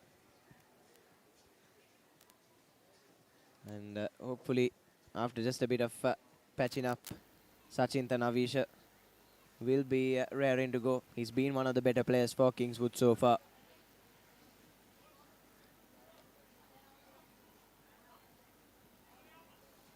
But yes, Kingswood really finding themselves on the back foot at the moment. They would have wanted to run Wesley much closer than they have in these first 5 minutes. And they'll be hoping that will change coming towards the end of this first half. Well, Wesley have had one plan, and that is swing the ball out right. And if it doesn't work, they've gone to Tiranagama to try to suck in the defenders, which they've done pretty well. He scored a try already, and in that phase just before this, the phase before they gave the penalty away, there was a big run from Tiranagama, and they needed about 3 or 4 defenders to bring him down. So as soon as that happens, it sucks the defense in, and they have the option of going out wide. But there you go, big tackle coming in. Oh, it would be fantastic if we could see a replay of that. Tiranagama is shown a yellow card, but it's taken quickly by Kingswood College. Not too sure if that yellow card was necessary. Yes, Abid thought that Tiranagama brought the player down safely there. But referee Tarindu choosing to go to his pocket, and it's Kingswood now playing with the man advantage. But still, Wesley committing players to the breakdown. But unfortunately, had their hands on the floor there. Taken quickly again by Kingswood. Here's Sachin Tanavisha. Takes play into Wesley's territory. And now Karavita with a lovely step. Lovely pass to his number 2. That's Himal Kahevage. But the retreat in Wesley defense is too strong for him. Kingswood just need to play quick ball here, and they do exactly that with Sachin Tanavisha. And Sachin Tanavisha will go over for the first try for Kingswood College. And straight away capitalizing on that numbers advantage, Abid. Oh, good work from Kingswood College. Once again, the continuity of play. Offloads coming in, support lines, fantastic from Kingswood College. 7 points to 5 now, and with the conversion to come, they could be on level terms with Wesley College. Important conversion coming in for Ashik Azmi, and he's hacked it. So it will remain 7 points to 5. But that's that replay of the try. Sachin Tanavisha was being looked at by the doctors, but he's come on to his feet and he scored a try, and he's still down, isn't it? So he has been asked, the referees have asked the Kingswood bench to replace him. So he'll have a replacement coming on, but he scored a try for his team, but that kick really needed to go from Ashik Azmi. Yes, indeed, Abid, from a favorable angle as well. And like we were discussing numerous times earlier today, in these crunch games, the kick-in really does come into the picture. And those 2 points really add up and sometimes can prove to be the deciding factor. But it is Wesley with the narrow advantage in what should be the last play of this first half.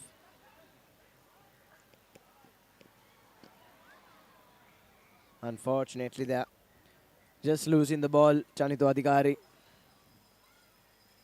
Yes, the hooter goes off as well, and Tiranagama's time on the bench has come to an end. But indeed, Abid coming back to his yellow card. I don't think that was necessary. Can have a closer look at that during halftime, hopefully. It's important that we discuss that as well, because Kingswood College did score a try during that period. Now here is the ball with Mohamed Fawaz. Steps off his right foot and steps past about 3 players. Now once again has options on both sides. A bit of a high shot there. Taken quickly by Fawaz. Runs right through the gap and takes 2 men to bring him down. Big contact there. Wesley keeping the ball alive. Kaiserlei knew that the space was out wide, so somehow wanted to get that ball to the corner. Good ruck work from Kingswood College, and hands in the ruck is the call. Kingswood have won the penalty. What do they do from here? They take the quick tap.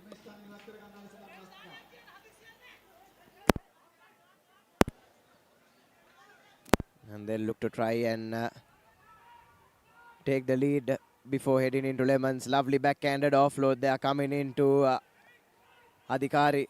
But Wesley have turned things over. And it could be a costly loss for Kingswood, as Wesley have spotted the gap now. And it's Kingswood this time that have conceded the penalty. Taken quickly by the Wesleyites. Running laterally now. Sucking in the defense. Now has nowhere to go. Does the number 15. But there's plenty of space opening out wide on the right. Quick ball is what's needed, but unfortunately Fawaz taking just a bit too long to get there. And a big hit coming in on Tiranagama. Picks it up and does he go over? Yes, he does. Touches down right under the post for Wesley College. And Kingswood College could have just put that last penalty out into touch. Tried to run it, and it has ended up costing them parity as well. Abid, could be a costly error from them.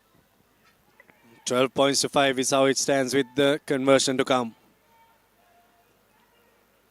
The conversion is good as well, so it's half time here. Wesley College taking on Kingswood College, and it's 14 points to 5 at half time. Wesley have been shown a couple of cards in this half, but they still have been able to try and get back in this game and take the lead.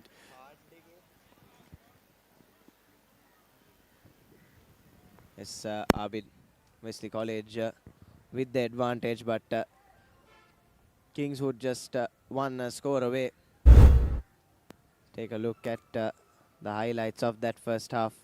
There's Tirnagama crashed over for the try, which was converted by Fawaz, and then some lovely hands from Kingswood as Navisha level things and then turning the ball over from a Kingswood penalty and scoring a try of their own.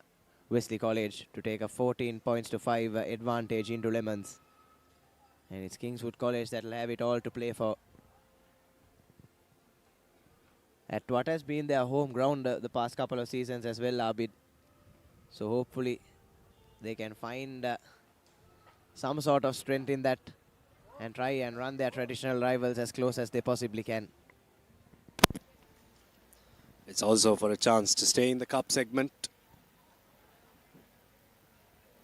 Wesley College have 1 foot in the cup segment as of how it stands right now, but they have to overcome this Kingswood outfit, who at times look menacing with ball in hand, but sometimes they make costly errors, just like that previous one, looking to run it from their own half, even though the hooter had gone. It's touch and go, isn't it, in sevens rugby? It either benefits you or you give away an opportunity for the other team to pounce on it, and Wesley College pounced on that error in the last couple of seconds of that first half. Now second half, kick off from Kingswood, and they go deep. And they go a bit too deep with that kick, and it's gone right out into the dead ball line. So we'll come back to the center of the field for a short arm penalty. Yes, and not an ideal start for Kingswood College. They've been hoping for a much better kickoff than that to try and win the ball. But it's now Wesley that can afford to slow things down. A penalty of their own. Can see in absolutely no hurry is Kaisalai. And this is how Wesley will look to play the rest of this game, isn't it, Abid? It's going to be about game management, but maybe one more try is when they could start to relax a bit. But in the game of sevens, you don't want to relax too much, but they're doing well to stop the defense for a second, and those are momentum killers as well. Now taking the ball into contact after some time. Kaisalai. Fawaz has the ball with him. Now numbers advantage and steps in, out. Now steps past the next tackle as well. Kaisalai ducks past the tackle and puts the ball to the toe, and it's going to be a penalty because there was a little push there coming in from Kaisalai. So now Kingswood with their first chance to run at the Wesley defences this half. And again, just a bit of a juggle there from Navisha. Allows Wesley enough time to reset their defense. And now looping ball out. Have that extra man out wide. They need to find him. Goes for the gap instead. Kingswood need to do a lot better here. And they've ended up conceding the penalty yet again from an attack in a position of promise and taken quickly by Mohammad Fawaz. And he goes over for the third score. And you have to say, Abid, looks like that one really has put this game to bed. Good work there once again from Mohammad Fawaz to get over the line. Getting Kingswood their third try once again. And each time Wesley College have got the ball, they've looked very patient with ball in hand. And once they see the gap, they just pounce on it. And a problem with the Kingswood College defense is that they are holding as well. And when they do hold, it's a bit difficult for their defensive line to stop this Wesley defense because they have a lot of speed and agility.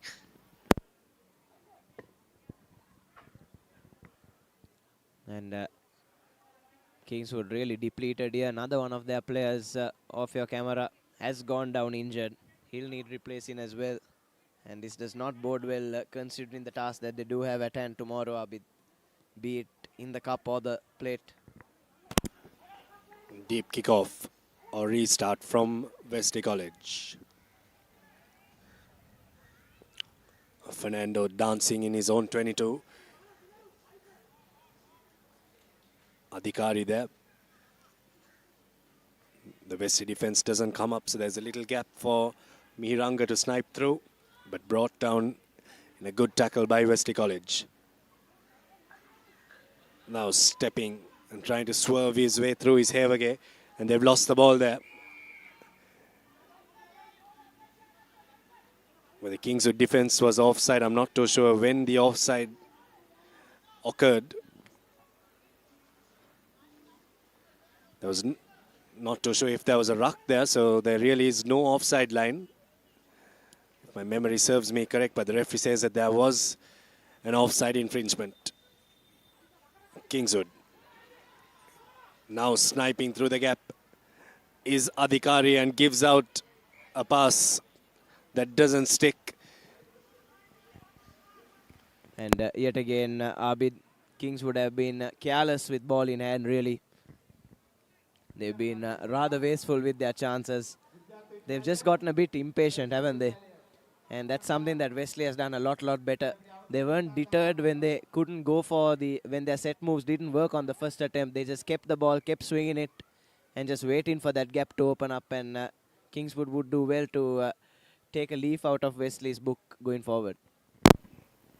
But it's all about management, isn't it? In sevens rugby, managing your players and also managing how you play what's in front of you, which Wesley has done very well so far in this game. 21 points to 5 with a little more than 2 minutes left on our clock.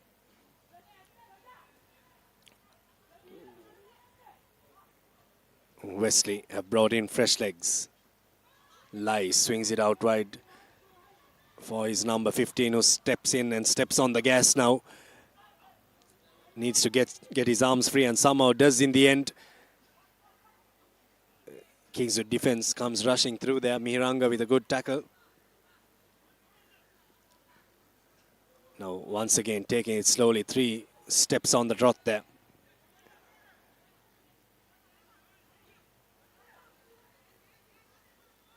Good tackle coming in there, but still slow ball.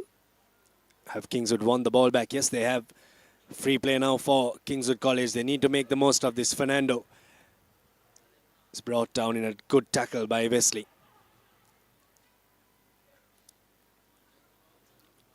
Still keeping the ball alive.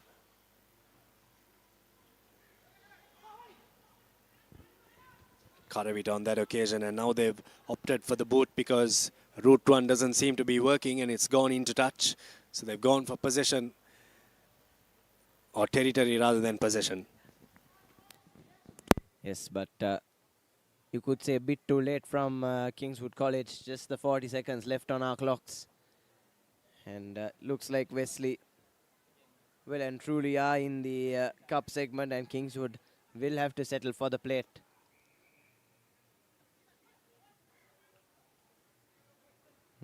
Looking for another consolation score before that.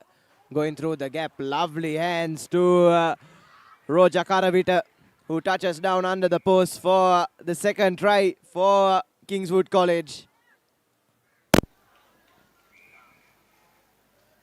And is this too little too late from them, Abid?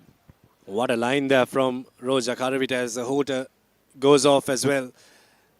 Kick goes through for Kingswood College, but it's a little too late, isn't it, Nathan? They had many opportunities in the first half and in the second half as well. They had a couple of opportunities. They had possession with them, but really couldn't make the inroads.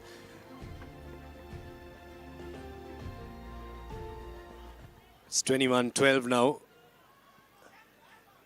One last move to go before Wesley College get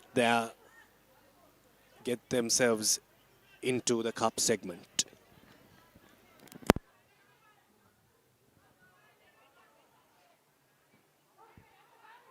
Fawaz thought he could just let that one run out, but eventually gathers, puts it into touch, and it's Wesley that beat their traditional rivals once again, 21 points to 12, and have booked their place in the cup segment quarterfinals tomorrow, Abid. There you have it, your full-time confirmation. 21 points to 12 in favor of Wesley College. And we'll have a change of voice up in the com box.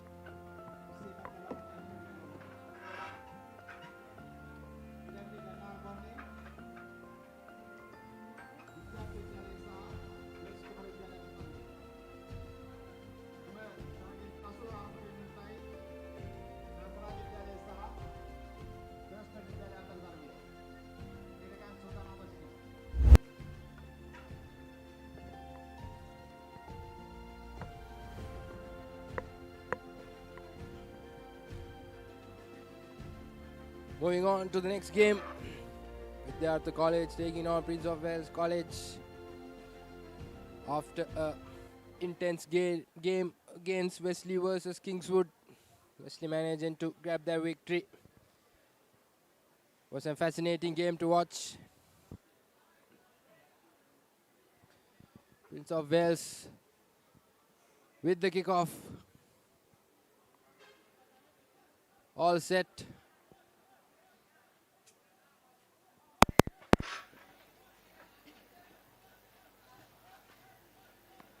The number 3 of Prince of Wales puts on a high 10-meter kick.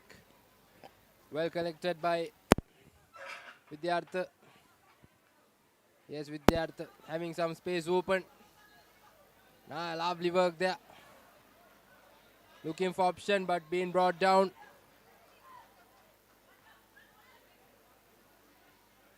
Good counter-ruck work there by the Cambrians. Referee says it's a penalty in favor of Vidyartha. Yes, Vidyartha taking it quickly.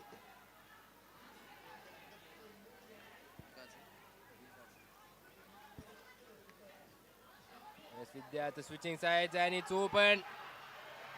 Number 6 for Vidyartha. Opens up the scoring under the post try. Saw that gap. Asked for it and he seeked through. That's the first try for Vidyartha. 5 points to nil with the conversion yet to come.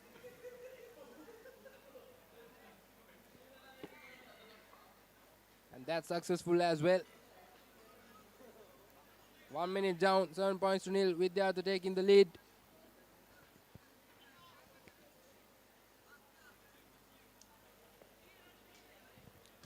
Nice conditions for rugby here at Bogambara.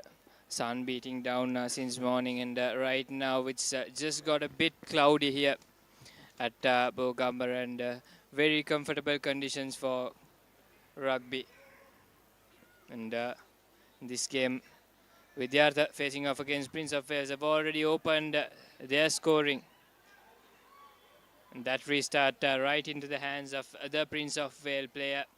They will try to look and work the line from the left to right. The big number 3, Prince of Wales. It's a knock forward by the Cambrians.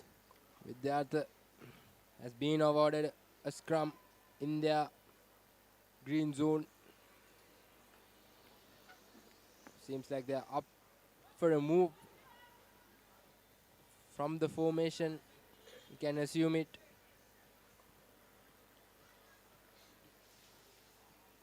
Kind of a clean scrum. Tries to go on his own. He's been brought down. Number 10 sends it out. Loose ball there. Here's the try scorer with some dancing off.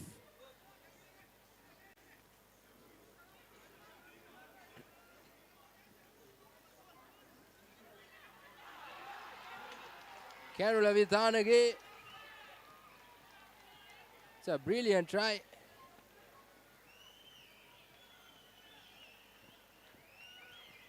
And that is the second one in quick succession for Vidyartha, extending their score to 12 now.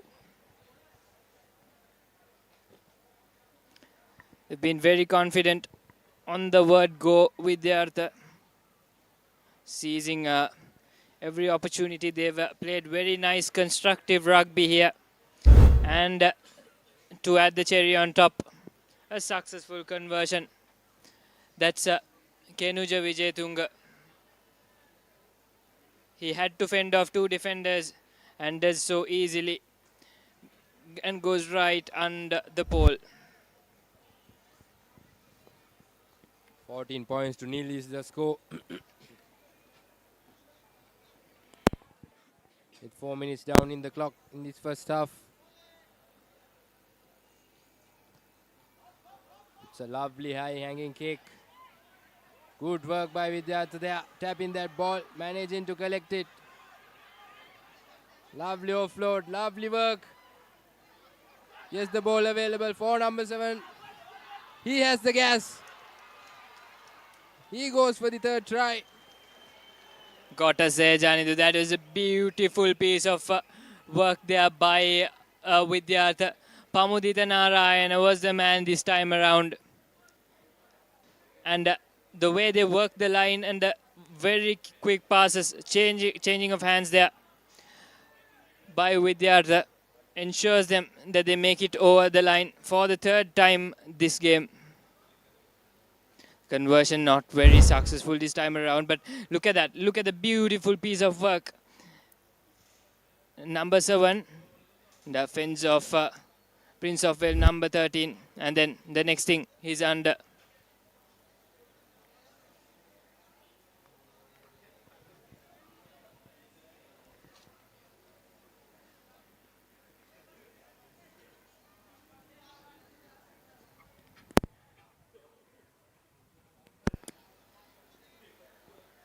There's number 5 to restart things.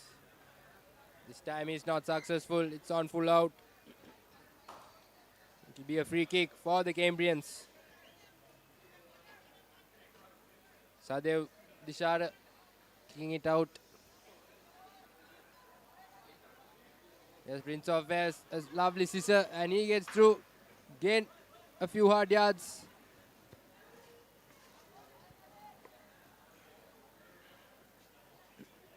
Once again, it's the same man. They are trying to hold him up, and it's a penalty for the Cambrians.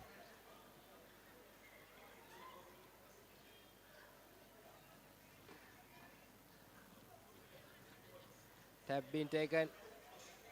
Looking for option, sends it out. That's some good work. Good work from the Vidyartha defense on that end as well.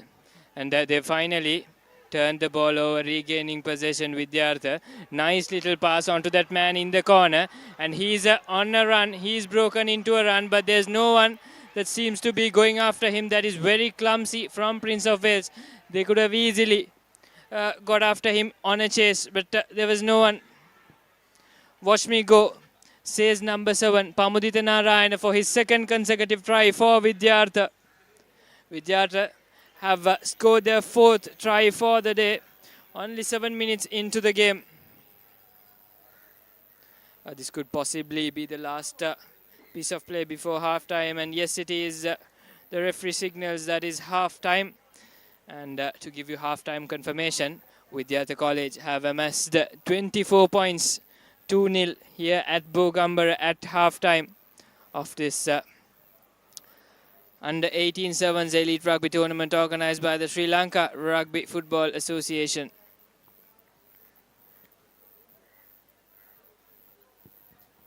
(26-0). If the score in the half-time is the replay of highlights of the first half. That's the number 6 scored in that first try for his team. That was the start Vidyartha was looking for, and ever since then they have been disastrous. Prince of Wales not been able to capitalize on the Vidyartha attacking line. A bit of a banter as well. Yes, that lovely try once again. Overall, good teamwork. That was Narayana going for his second try. Been able to score 2 tries already in the first half. And we are all set for the second half.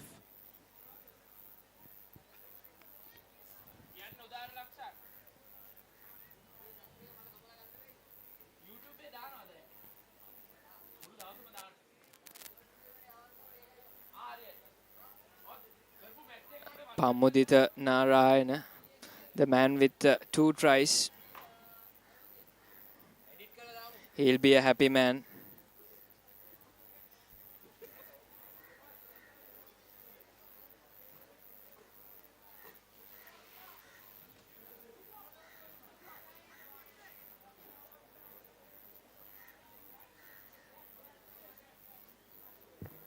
Vidyartha to start the second half.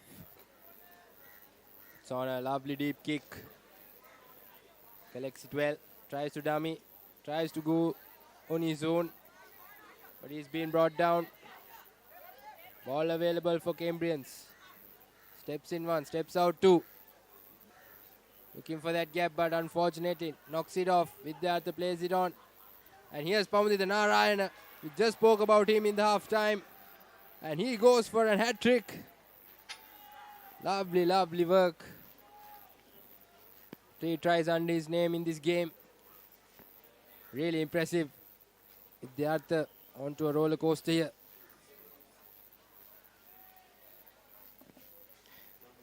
Pamuditha has been an important man for Vidyartha. What a playmaker he has been. And there you go. Pamuditha Narayana. Right under the try. Right under the post. And that extends Vidyartha's lead to 33 points with a successful conversion that followed as well. We're now into the 9th minute of the game according to our clock.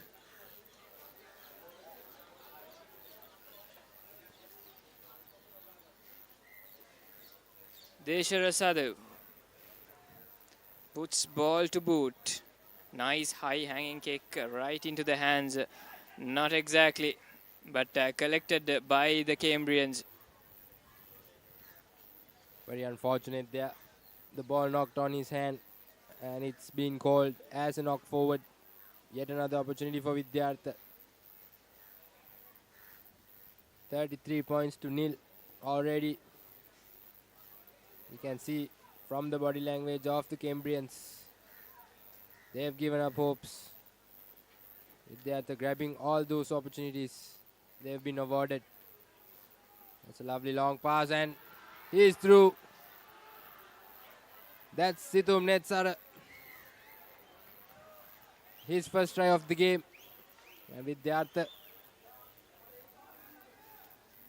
is on a try fest here.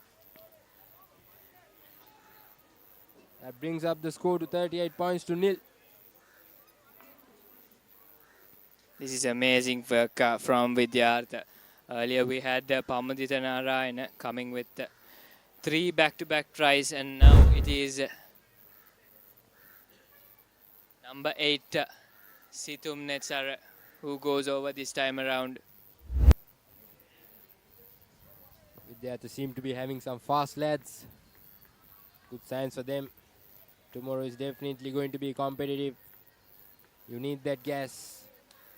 Conversion was not successful. And the score remains 38 points to nil. Sadev Dishar once again puts a good high kick. Collected by number 10 of Cambrians. Steps in 1, steps out 2. Once again a cardinal error. Once again a knock forward. It's too many handling errors from Prince of Wales today, and it has really cost them today. And their play is on the break. It's number 5 for Vidyartha, and he's on his way. And Deshara Sadhu will go all the way and score right under the poles for Vidyartha. Vidyartha right now on a carnage here, scoring back to back. On a scoring fest they are, and nothing stopping them. And every player from Vidyartha are taking part in it, contributing every possible way, and that's a successful conversion to top it off as well. And with that, the Vidyartha score is now on 45. If any team could achieve the 50 mark today, and that would and should be Vidyartha, because they've got well more than 3 minutes available in the game. Yes, Yusuf and Cambrian seem to have given up already, and Vidyartha will definitely capitalize on this opportunity. One more try away from that 50-point mark. Puts on yet another high-hanging kick. Good pressure by the Vidyartha defense. Tries to hold him up. Good work by the Cambrian number 3.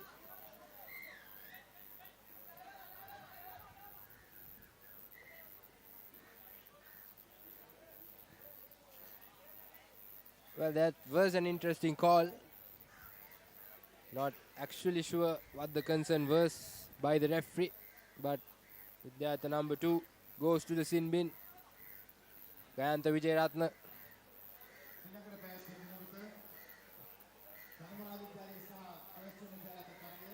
A bit of a fumble by both teams. And referee will award the scrum down to Prince of Wales.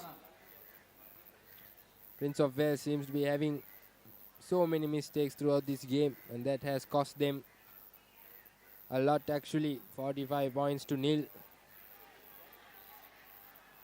You're right on point there, Janidu. The handling errors they've made are just way too many to comprehend actually. Loads of knock forwards right when they were gaining some momentum, and they've really costed them dearly, and Vidyartha have run away with all of the points that could be scored this game. 45 already. We are in the dying moments of the game, and if Vidyartha manage to sneak in one more try, just one more try, they'll be the first team to cross the 50 mark today. And that's the Cambrian big man. He's on his way. Number 3. Can he make it? This will be under right there. He'll go over the whitewash right under the post. Number 3 for Prince of Wales. Prince of Wales manages to score their first try. And the conversion is not successful as well under the post. We can see the disappointment from his face. Yes, they are not happy with their performance. With that try, the score comes to 45 points to 5 points with Vidyartha leading. Well, according to our clock, time's up. Can Vidyartha get to that 50-point mark? No team has been able to achieve that so far today. Can Vidyartha achieve it? Is the question. With few seconds remaining in this game. I think this will be the last piece of action we'll see for the game. Really anticipating would be Vidyartha. They'd be itching to get to that 50 mark. That would be something remarkable they would achieve today if they did so. Number 27, he's on the loose. Can Prince of Wales go over for another? The number 27 does, scoring yet again, back-to-back for Prince of Wales. This is a touch too late, isn't it, Janitu? They should have brought in this performance a lot early in the game. Nevertheless, they've amassed 10 points so far. Yes, definitely, Yusuf, and we did speak about Vidyartha scoring that 50-point mark, but Prince of Wales turning the tables around, scoring their final try in the last few seconds. Referee says that's it. Vidyartha will grab the victory, 45 points to 10 points. And they will go home today with happy faces. Here's the highlights.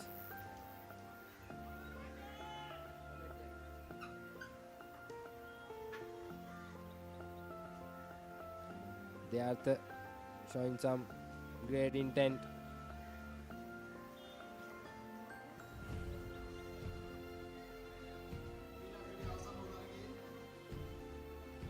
That's the first try that was scored by Prince of Wales. And the final try of the game. Bringing that 10 points to Prince of Wales. If I'm not mistaken, the final game for the day. Dharmaraja College Kandy taking on Thurston College. Thurston looking favourites to this game, but you never know. Tables could turn around. We've seen that today.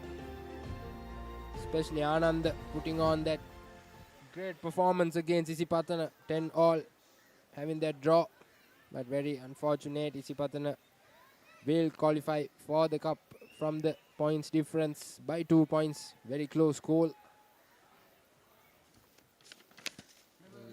Thurston with the kickoff.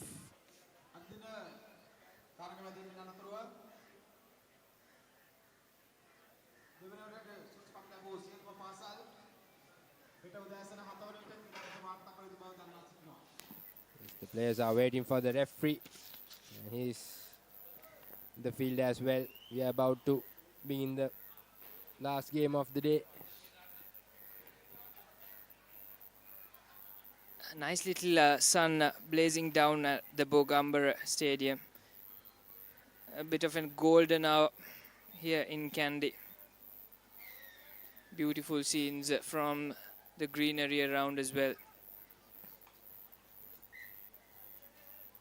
Not the ideal start Thurston would have expected for kickoff. Being kicked to touch. And it's a free kick for Dharmaraj. 50-meter line free kick. Yes, Dharmaraj taking that tap. Sends it out. Sends it to the corner. It's been brought down.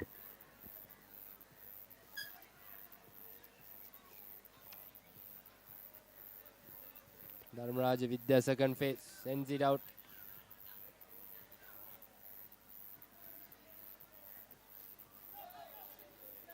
Asindu Disanayaka trying to go in his own. Good counter. Ruck work there by Thurston. Managing to get that turnover.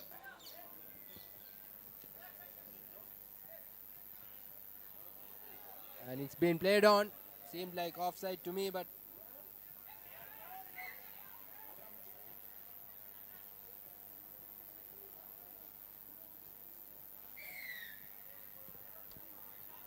offside. Dharmaraja, penalty in favor of Thurston. Quick tap taken. And here's Saleh. Gives it out to his winger. And he has the gas. Yes, he will score the first try for Thurston under the post. That will bring Thurston the first 5 points of the game. Nice little work there to the wide corner. That man saw the opportunity and opening and did not fail to grab it. A very unsuccessful conversion there. A regulation kick that was, I would say, then they would be disappointed that they could not make it count. But then that was the replay of how that man went right under the pole.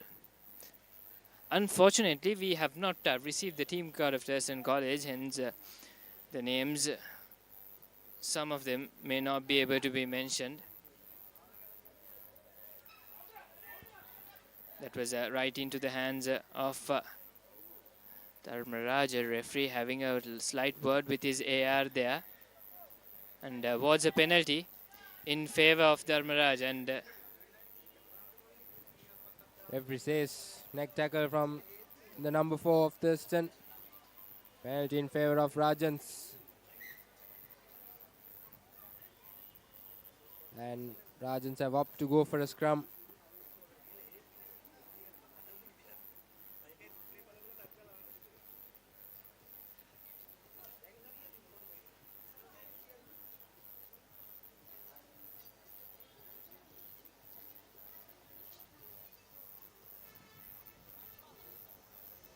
nicely working the line, Dharmaraja, from the right to left, and that man, number 6 if I'm not mistaken, but then luckily I thought they had possession, but not really. Thurston have regained possession of the ball.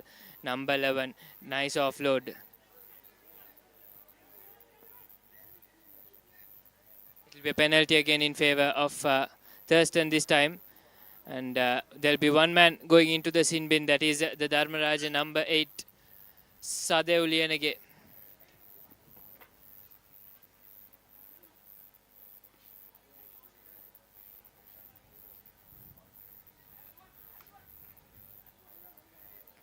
And fairly enough, there'll be a scrum awarded in favor of Thurston College. Feeds in the ball and the same man takes it, and he sees a gap there. Can he go through it? An unnecessary pass, I would say that was. He could have ran with it. And yes, it was a forward pass. Looking for the support man. Trying to send that ball. A single hand wraparound pass. It was not successful. And it's a scrum down in favor of Dharmaraja.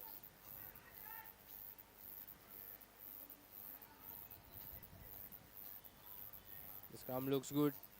And the halfback sends it out. Dharmaraja down to 6 men. Playing with one player in the sin bin. Thurston trying to hold him up.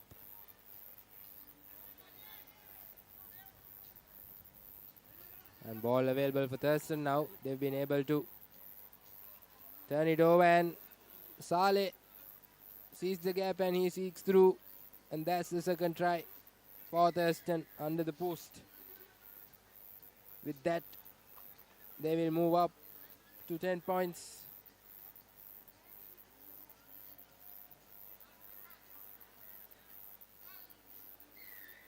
The conversion is successful. 12 points to nil. Here's the replay. Saleh.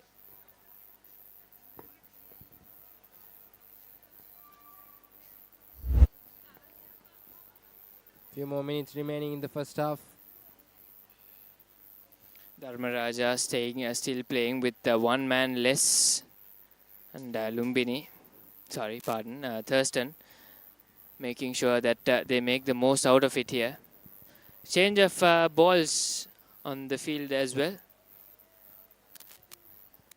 Probably not enough air in the ball, Yusuf. Referee, it's a matter of his concern. It's his decision, and we are all set for the restart after Thurston scoring their second try. Good high hanging kick, well collected. Referee says advantage for Dharmaraja, surely for the neck tackle. Dangerous play.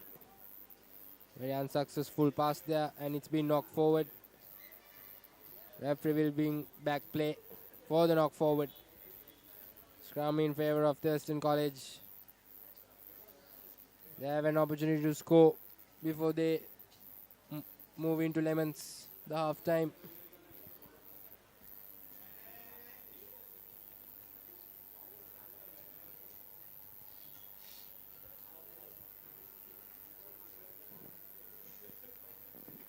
Thurston have proven how strong they are and what they can do.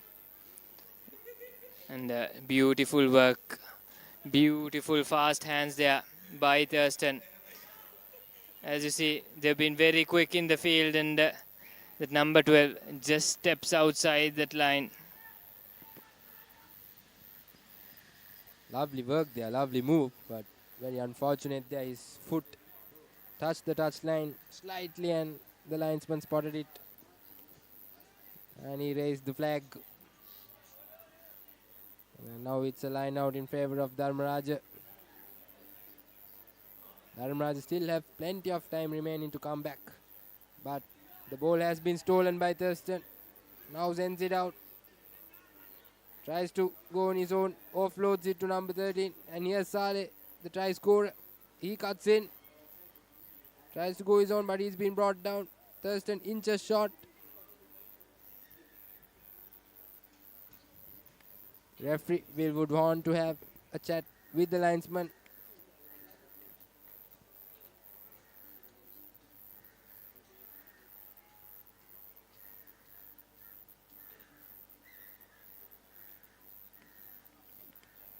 Referee says it's been held up. Good defensive work by Dharmaraja, not letting Thurston score that try. It will be a scrum in favor of Dharmaraja in their red zone. We are almost at the end of the first half. Probably the last bit of play in the first half here, with Dharmaraja facing off Thurston College, and Thurston College right in the forefront now, leading with 12 points.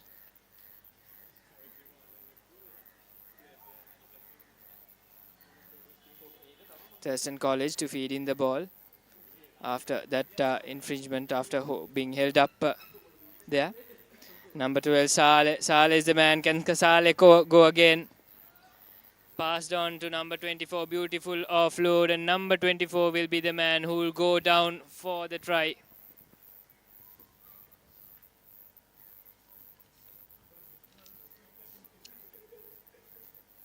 Such an instrumental player Saleh has been for Thurston College.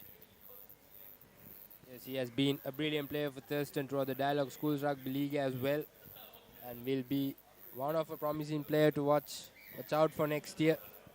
He'll be there in the next season as well.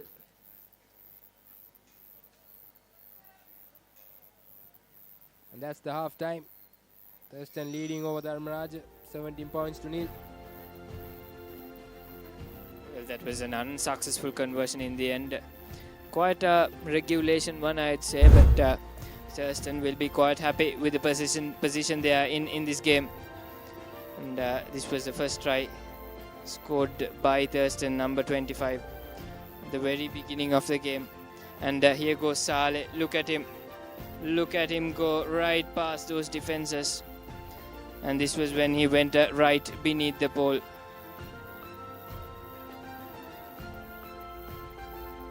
And this is Saleh again, the most recent one.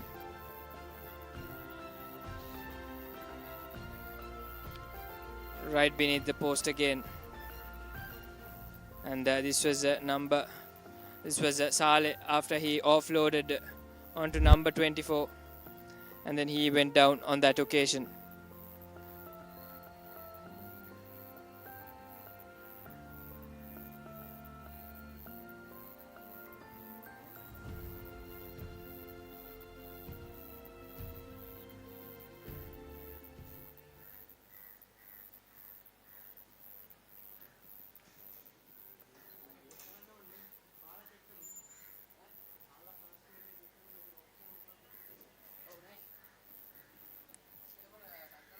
And we are all set to restart proceedings, and to kick off things will be number 8 from Dharmaraja.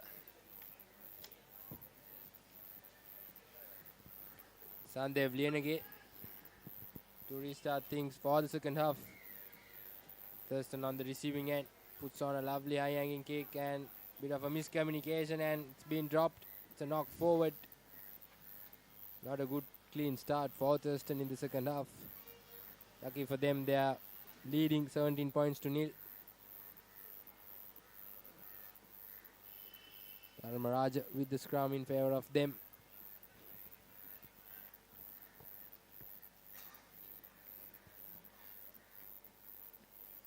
The ball being fed in. Penalty being awarded to Dharmaraja. Quickly taken. Tries to go on his own. Thurston, very unfortunate there, and it's been knocked forward. Yet another scrum for Thurston.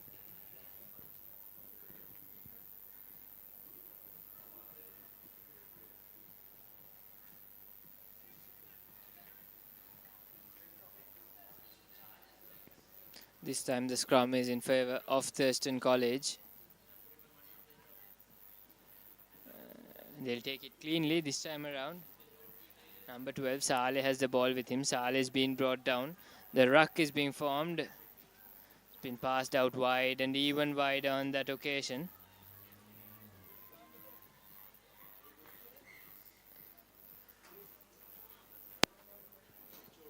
Now forward, says the referee.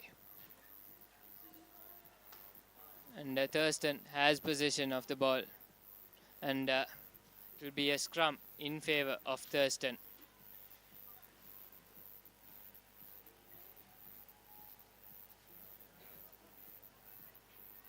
Good pressure there by Dharmaraja, but referee says it's offside. Advantage being played on for Thurston. Very unfortunate. But the referee did play on the advantage. Surprising to see he has awarded the knock forward scrum for Dharmaraja. Interesting calls. It's part of the game.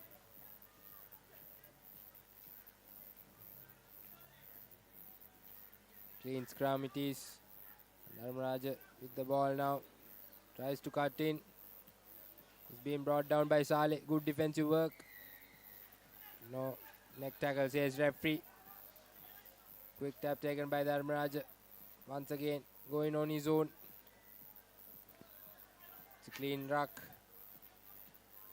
There's ball available for Dharmaraja. Tries to fend off one.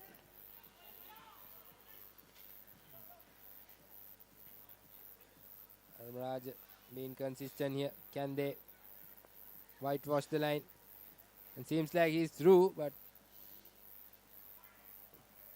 Thurston defender.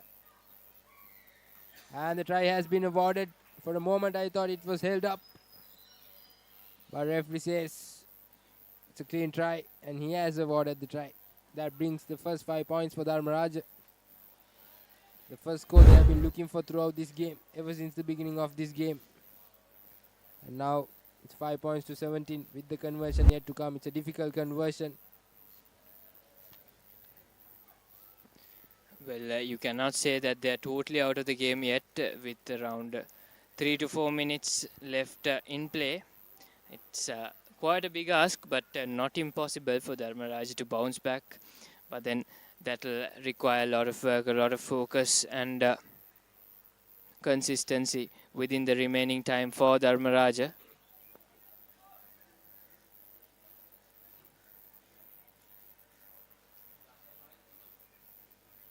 Sandha Uliyanage will start off proceedings again for Dharmaraja. Dharmaraja somehow gained possession of the ball, and there goes that man, still on his feet. But then there was a knock on there. The referee finally realizing it, and it will be a scrum in favor of Thurston College.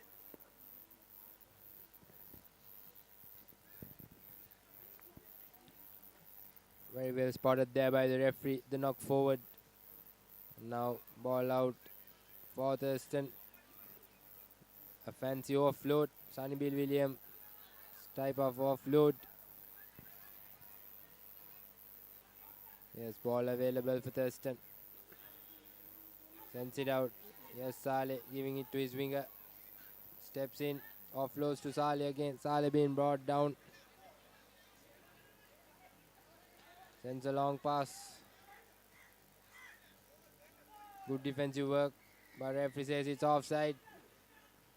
Pardon me, referee says it's high tackle.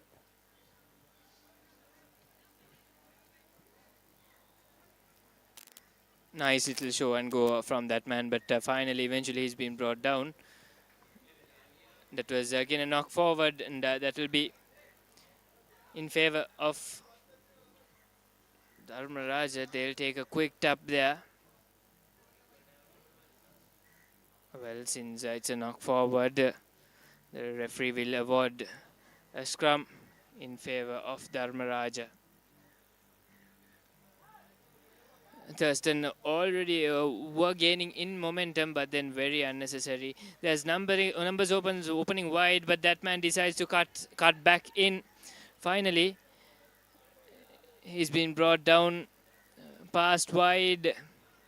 A foot race is on. There's a Dharmaraja player after it. Can he go over? Knock forward, says the referee. He did all the hard work to get towards the ball, but then in the end, a very unfortunate knock forward.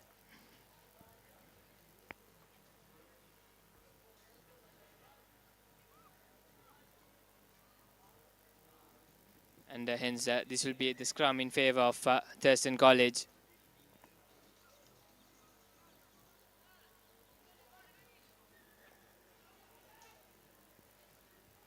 The referee not very happy with the scrum. He'll have a word with the players and let them have a go again. And there goes the feed in. Passed out wide. Saleh tries something different. But that will be kicked out on the full.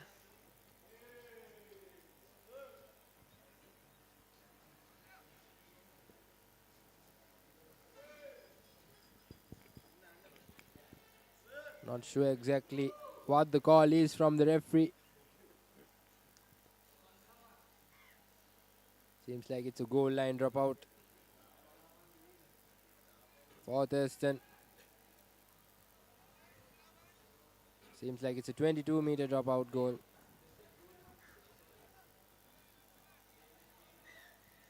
That's a free kick.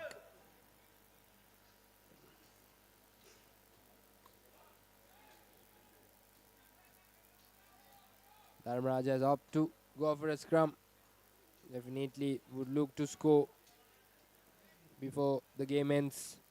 According to our clock, the time's up. Can Dharmaraja whitewash the line? Yes, switching the sides.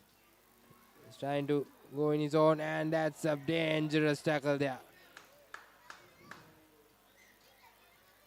Pumping hit. Seems like the Dharmaraja play is down. Not good signs there. He was holding his head, that man. And as you see the occasion, that tackle, very risky. Hit his head hard on the ground. Then good to see him standing up there.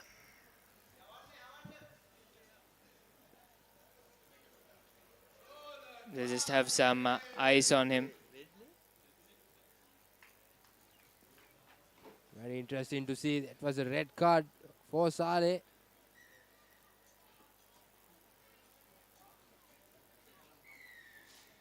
If I'm not mistaken, he won't be able to play 1 or 2 games. All important games tomorrow. The knockout stages will be a very disappointing fact for him and his team. Penalty awarded in favor of Dharmaraj and quickly taken. Steps on 1-1, steps on to 2, and the try has been awarded.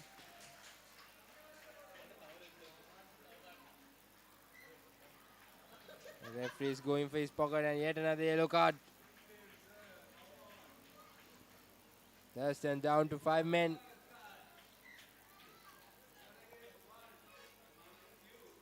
Referee hasn't shied away to pull out his cards from the pockets this game.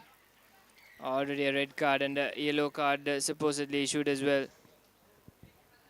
Lucky there for Thurston. The match is over. They managed to grab the victory over Dharmaraj, 17 points to 12 points. And that seals all the games for the first day of this Under-18 Elite Schools Rugby Sevens tournament. Here you go, the highlights of that last bit of play of that last session. And this was the try scored by Dharmaraj right after half-time. And that man, nice little cameo there. And went through a few of the defenses, fended a few, and then finally made it over the line. And that finally concludes proceedings for the day. We'll bring you back tomorrow with the knockout action. See you tomorrow. We are the Dialogue. We are the Papare.com, Sri Lanka's #1 sports channel. See you tomorrow. This is Yusuf Azam signing off.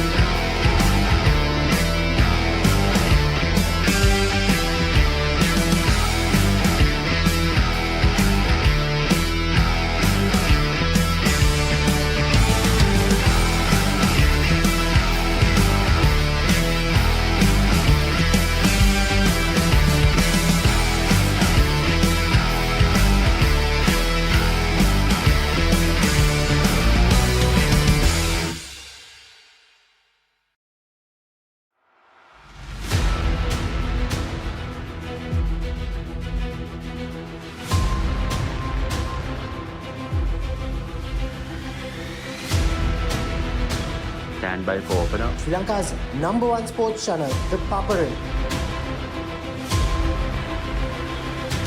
3, 2, 1. roll. ඉතින් ශ්‍රී ලංකාවේ අංකික ක්‍රීඩා නාලිකාව Papare සමග.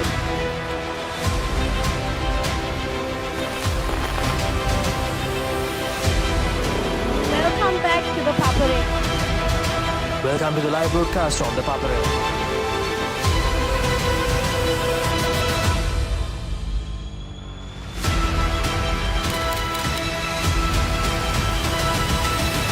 Good luck, guys. Good luck, everyone. The Papare, Sri Lanka's #1 television sports channel.